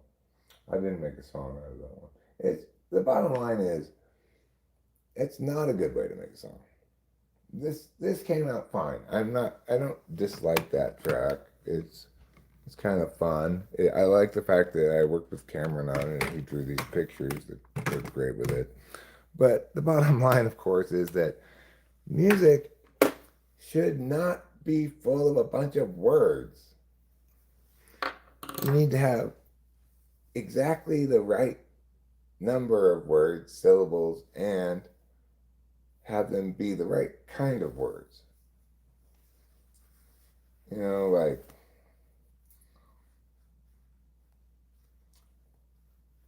and the future's a nightmare, and there's nothing that anybody can do about this. Those are brilliant lyrics.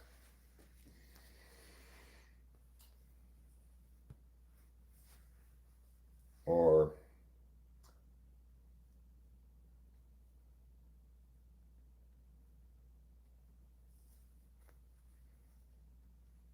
um,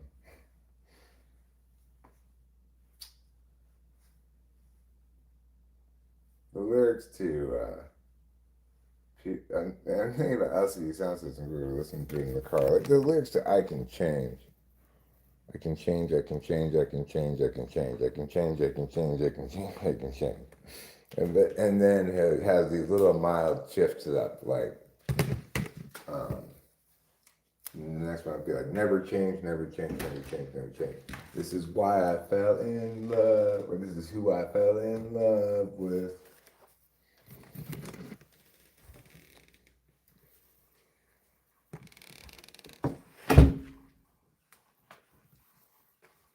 Really good song.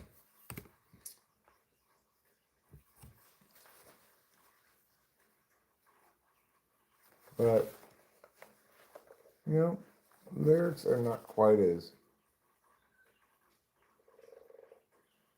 they're not quite as difficult, obviously, as musical composition. Not nearly as difficult, really, but if the whole thing's going to completely gel as a single finalized entity, then you can't fuck up the lyrics. They don't have to be great, but you can't fuck them up, you know. I think the Beatles are a good example of a band that doesn't necessarily have good lyrics, particularly, or great lyrics or whatever, but they don't ever fuck them up. They don't make horrible mistakes. Maybe occasionally they fuck them up, but they don't make mistakes that make you want to just vomit. Like, for example, that horrible song that somebody jokingly told me to play the other day called "Come, Come, My Lady, Come, Come, My Lady, You're My Butterfly, Sugar Baby."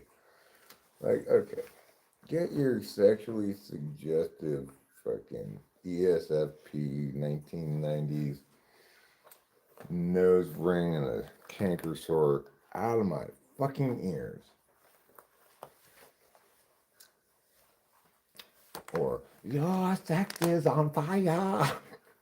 No, no. I'm sorry, but no. Just no. Just not now, not ever before, not ever in the future, no.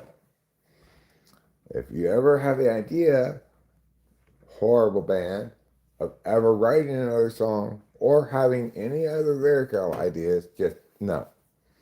Just stop yourself before you kill us all.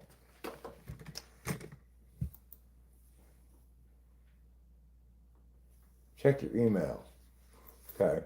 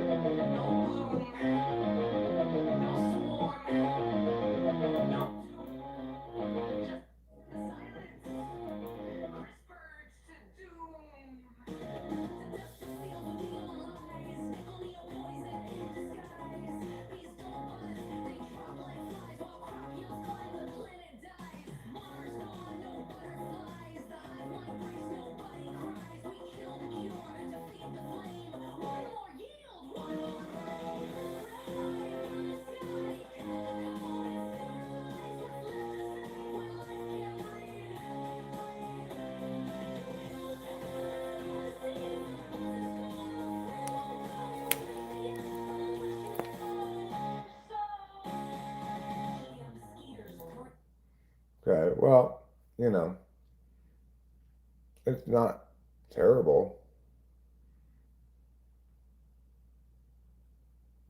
but it's also not good.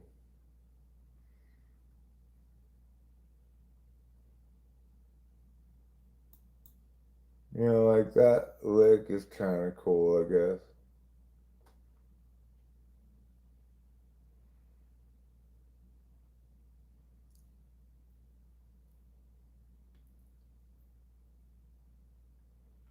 Maybe, but if I send here a few lines of text, we will know if it is a poem or lyrics. Well, no, I won't be able to know just by looking at any random bit of text, whether it's poem or lyrics, because most people don't write poetry that has meter to it. Most people just write random prose and have odd line breaks and call it poetry, you know? If you were to say, is this an example of metered verse or song lyrics, I would be able to tell you every time. Except in an example like my song there, where it was metered verse and then became song lyrics. So,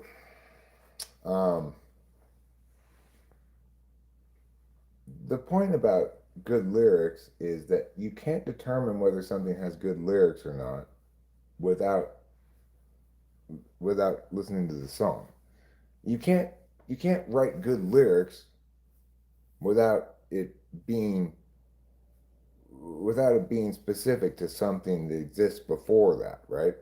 You could write a poem, and then that wouldn't be good lyrics because it wouldn't be um, like the piano thing I played, where the melody, the words have to have this syllabic pattern because they need to fit exactly on those notes. Da da da, da da da, da da da da da da, right? So it can't have the word refrigerator in there because it doesn't fit. So yeah, you can unwisely adapt a poem into a song and thereby render that poetry into lyrics.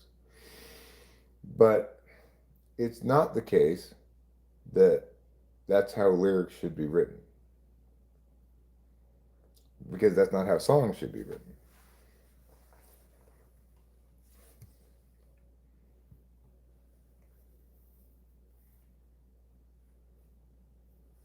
I mean, Johnny Cats, no matter how much you do to that thing right there, I mean, it does have some like kind of cool melodic parts in the chorusy part, but that whole style, that whole aesthetic of like um, uh, a,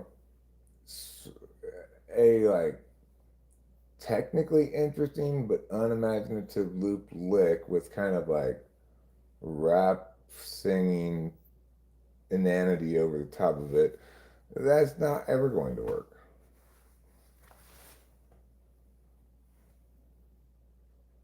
You know, but maybe if you twiddle with it a bunch, you know, I did hear a couple of potentially promising ideas in there. And if you successfully intuit exactly the idea to keep and can successfully communicate to the AI what things to change in a way that doesn't like it gives you back the same song but with this one little difference, right? I don't know if it can do that or not. I've not played around with it enough. It can do that with images. Like I had AI make an image of a cop putting somebody into the jail cell for a Typology video. And then I said, okay, but make this same picture, but open the cell door now. And he gave me the exact same picture with the cell door open. I said, okay, exact same picture, but make the cop a dude with a beard instead of a lady. And did it. Like, didn't change anything else, just perfectly. So it can do that with images. I don't know if it can do that with music or not. Hi, CJ. What's popping? I'm about the chorus is pretty good, Johnny Cats. The chorus has some promise. Okay, it does have some promise. I I didn't listen to it thoroughly and long enough to determine exactly whether it's good as it is or needs a little something. I'm not really sure. Um, but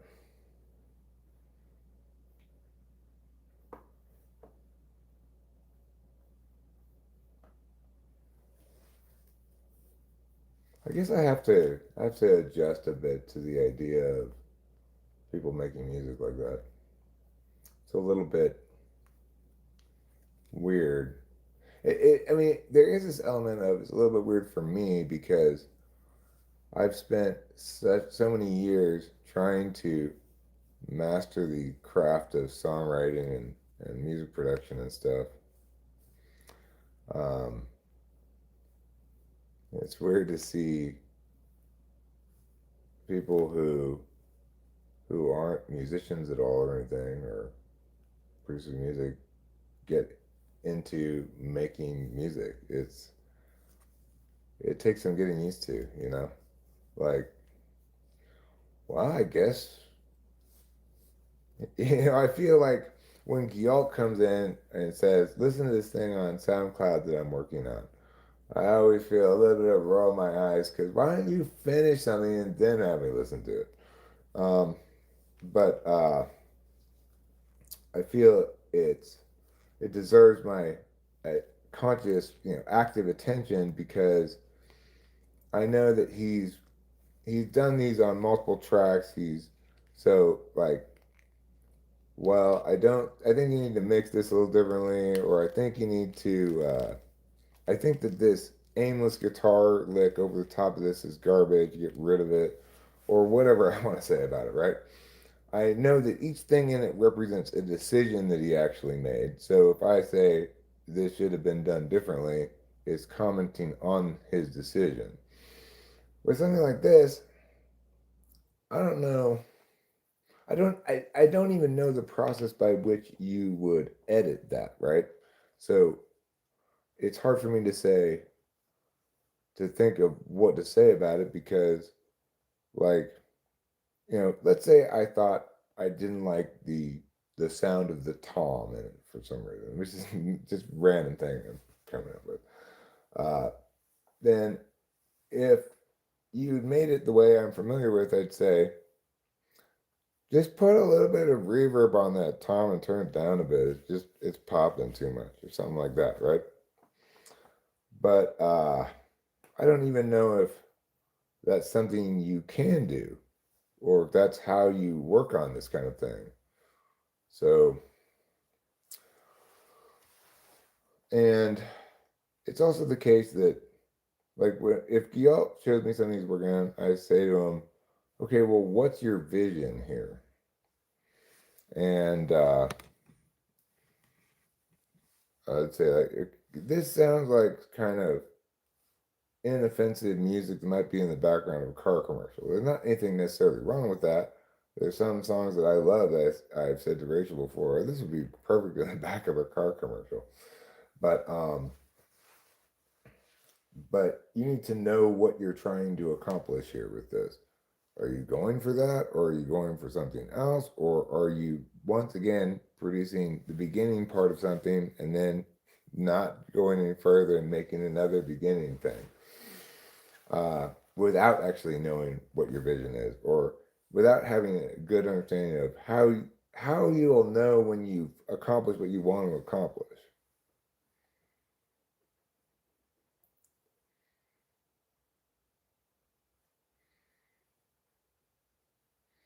Is 2 dB a lot? Not really.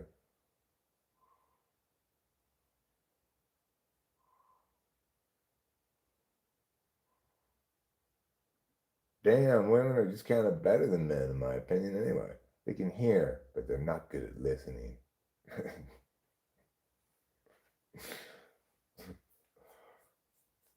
think they're pretty good at listening. Depending on which woman you get, I guess.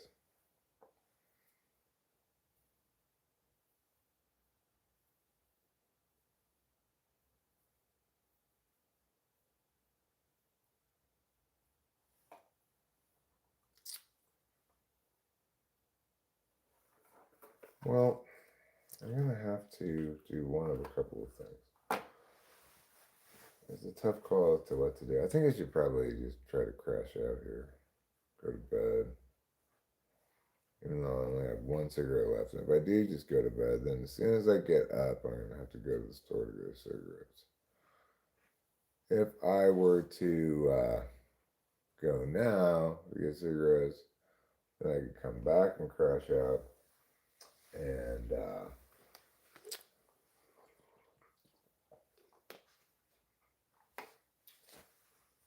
when I woke up, I'd have cigarettes. The super annoying thing is I was out last night and I didn't remember to get cigarettes until I already passed all the places I could get cigarettes at.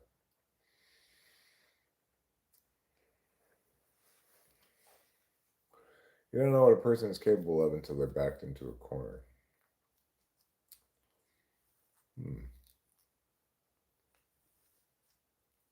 That's probably true. I try not to back people into corners. I'm always trying to reach agreement by way of reasonableness.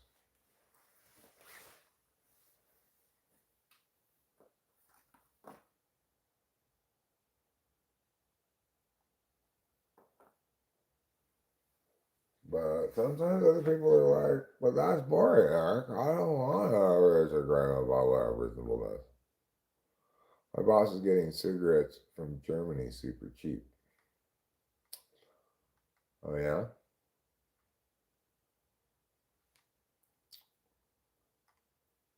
It kind of surprises me that German cigarettes are cheaper than American cigarettes. Like, seems like Europe would have even worse tobacco taxes than America. You're too big to be bullying people. Well, I'm glad to hear that you're not bullying people. I try not to bully people either. You know, sometimes I can be a little forceful. Like, are you serious? Blah, blah, blah, blah, blah. But I'm not ever trying to bully people. I'm just like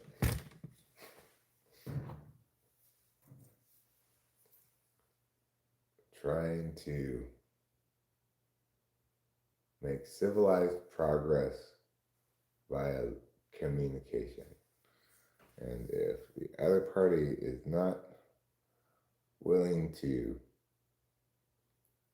say things that mean things and hear what I'm saying and understand what it means, or engage with what I'm saying and what it means, then I just get more and more frustrated until I really start yelling at people.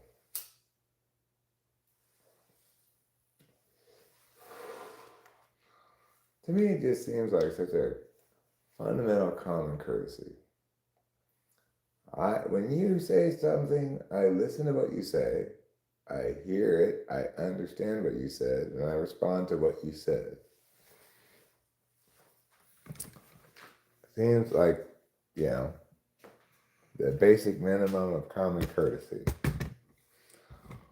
But obviously, that's from the frame of reference of somebody who uses words to convey information, not to express himself. Although I do use them to express myself too.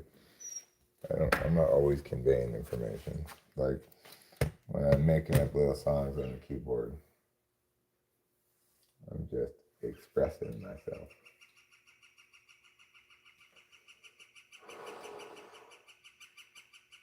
Express yourself. Express yourself.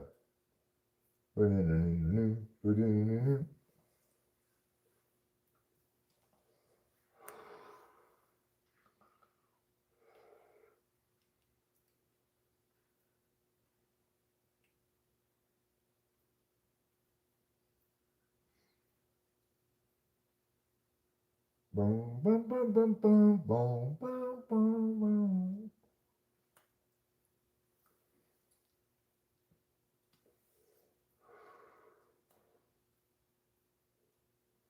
There ain't nothing funky about your 2-bit version of God. No, there ain't nothing funky about your 2-bit version of God. Get your butt out the garden, go reside in the land of Nod. Oops, that was the wrong line. Well, there ain't nothing funky about your version of God.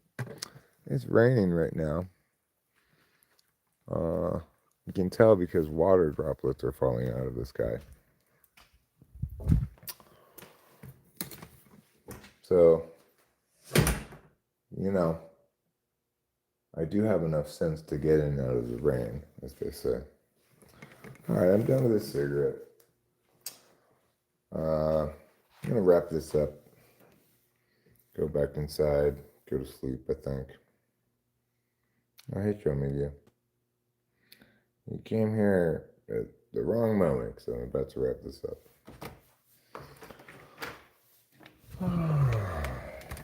Try to get some sleep. Guess that's what I'll do. I still saved that one last cigarette, so I won't be completely out of them when I wake up. I should probably eat something before I go to bed, too. All right. Love you all. Thanks so much for being here. Appreciate your company. Don't forget to eat plenty of cheese.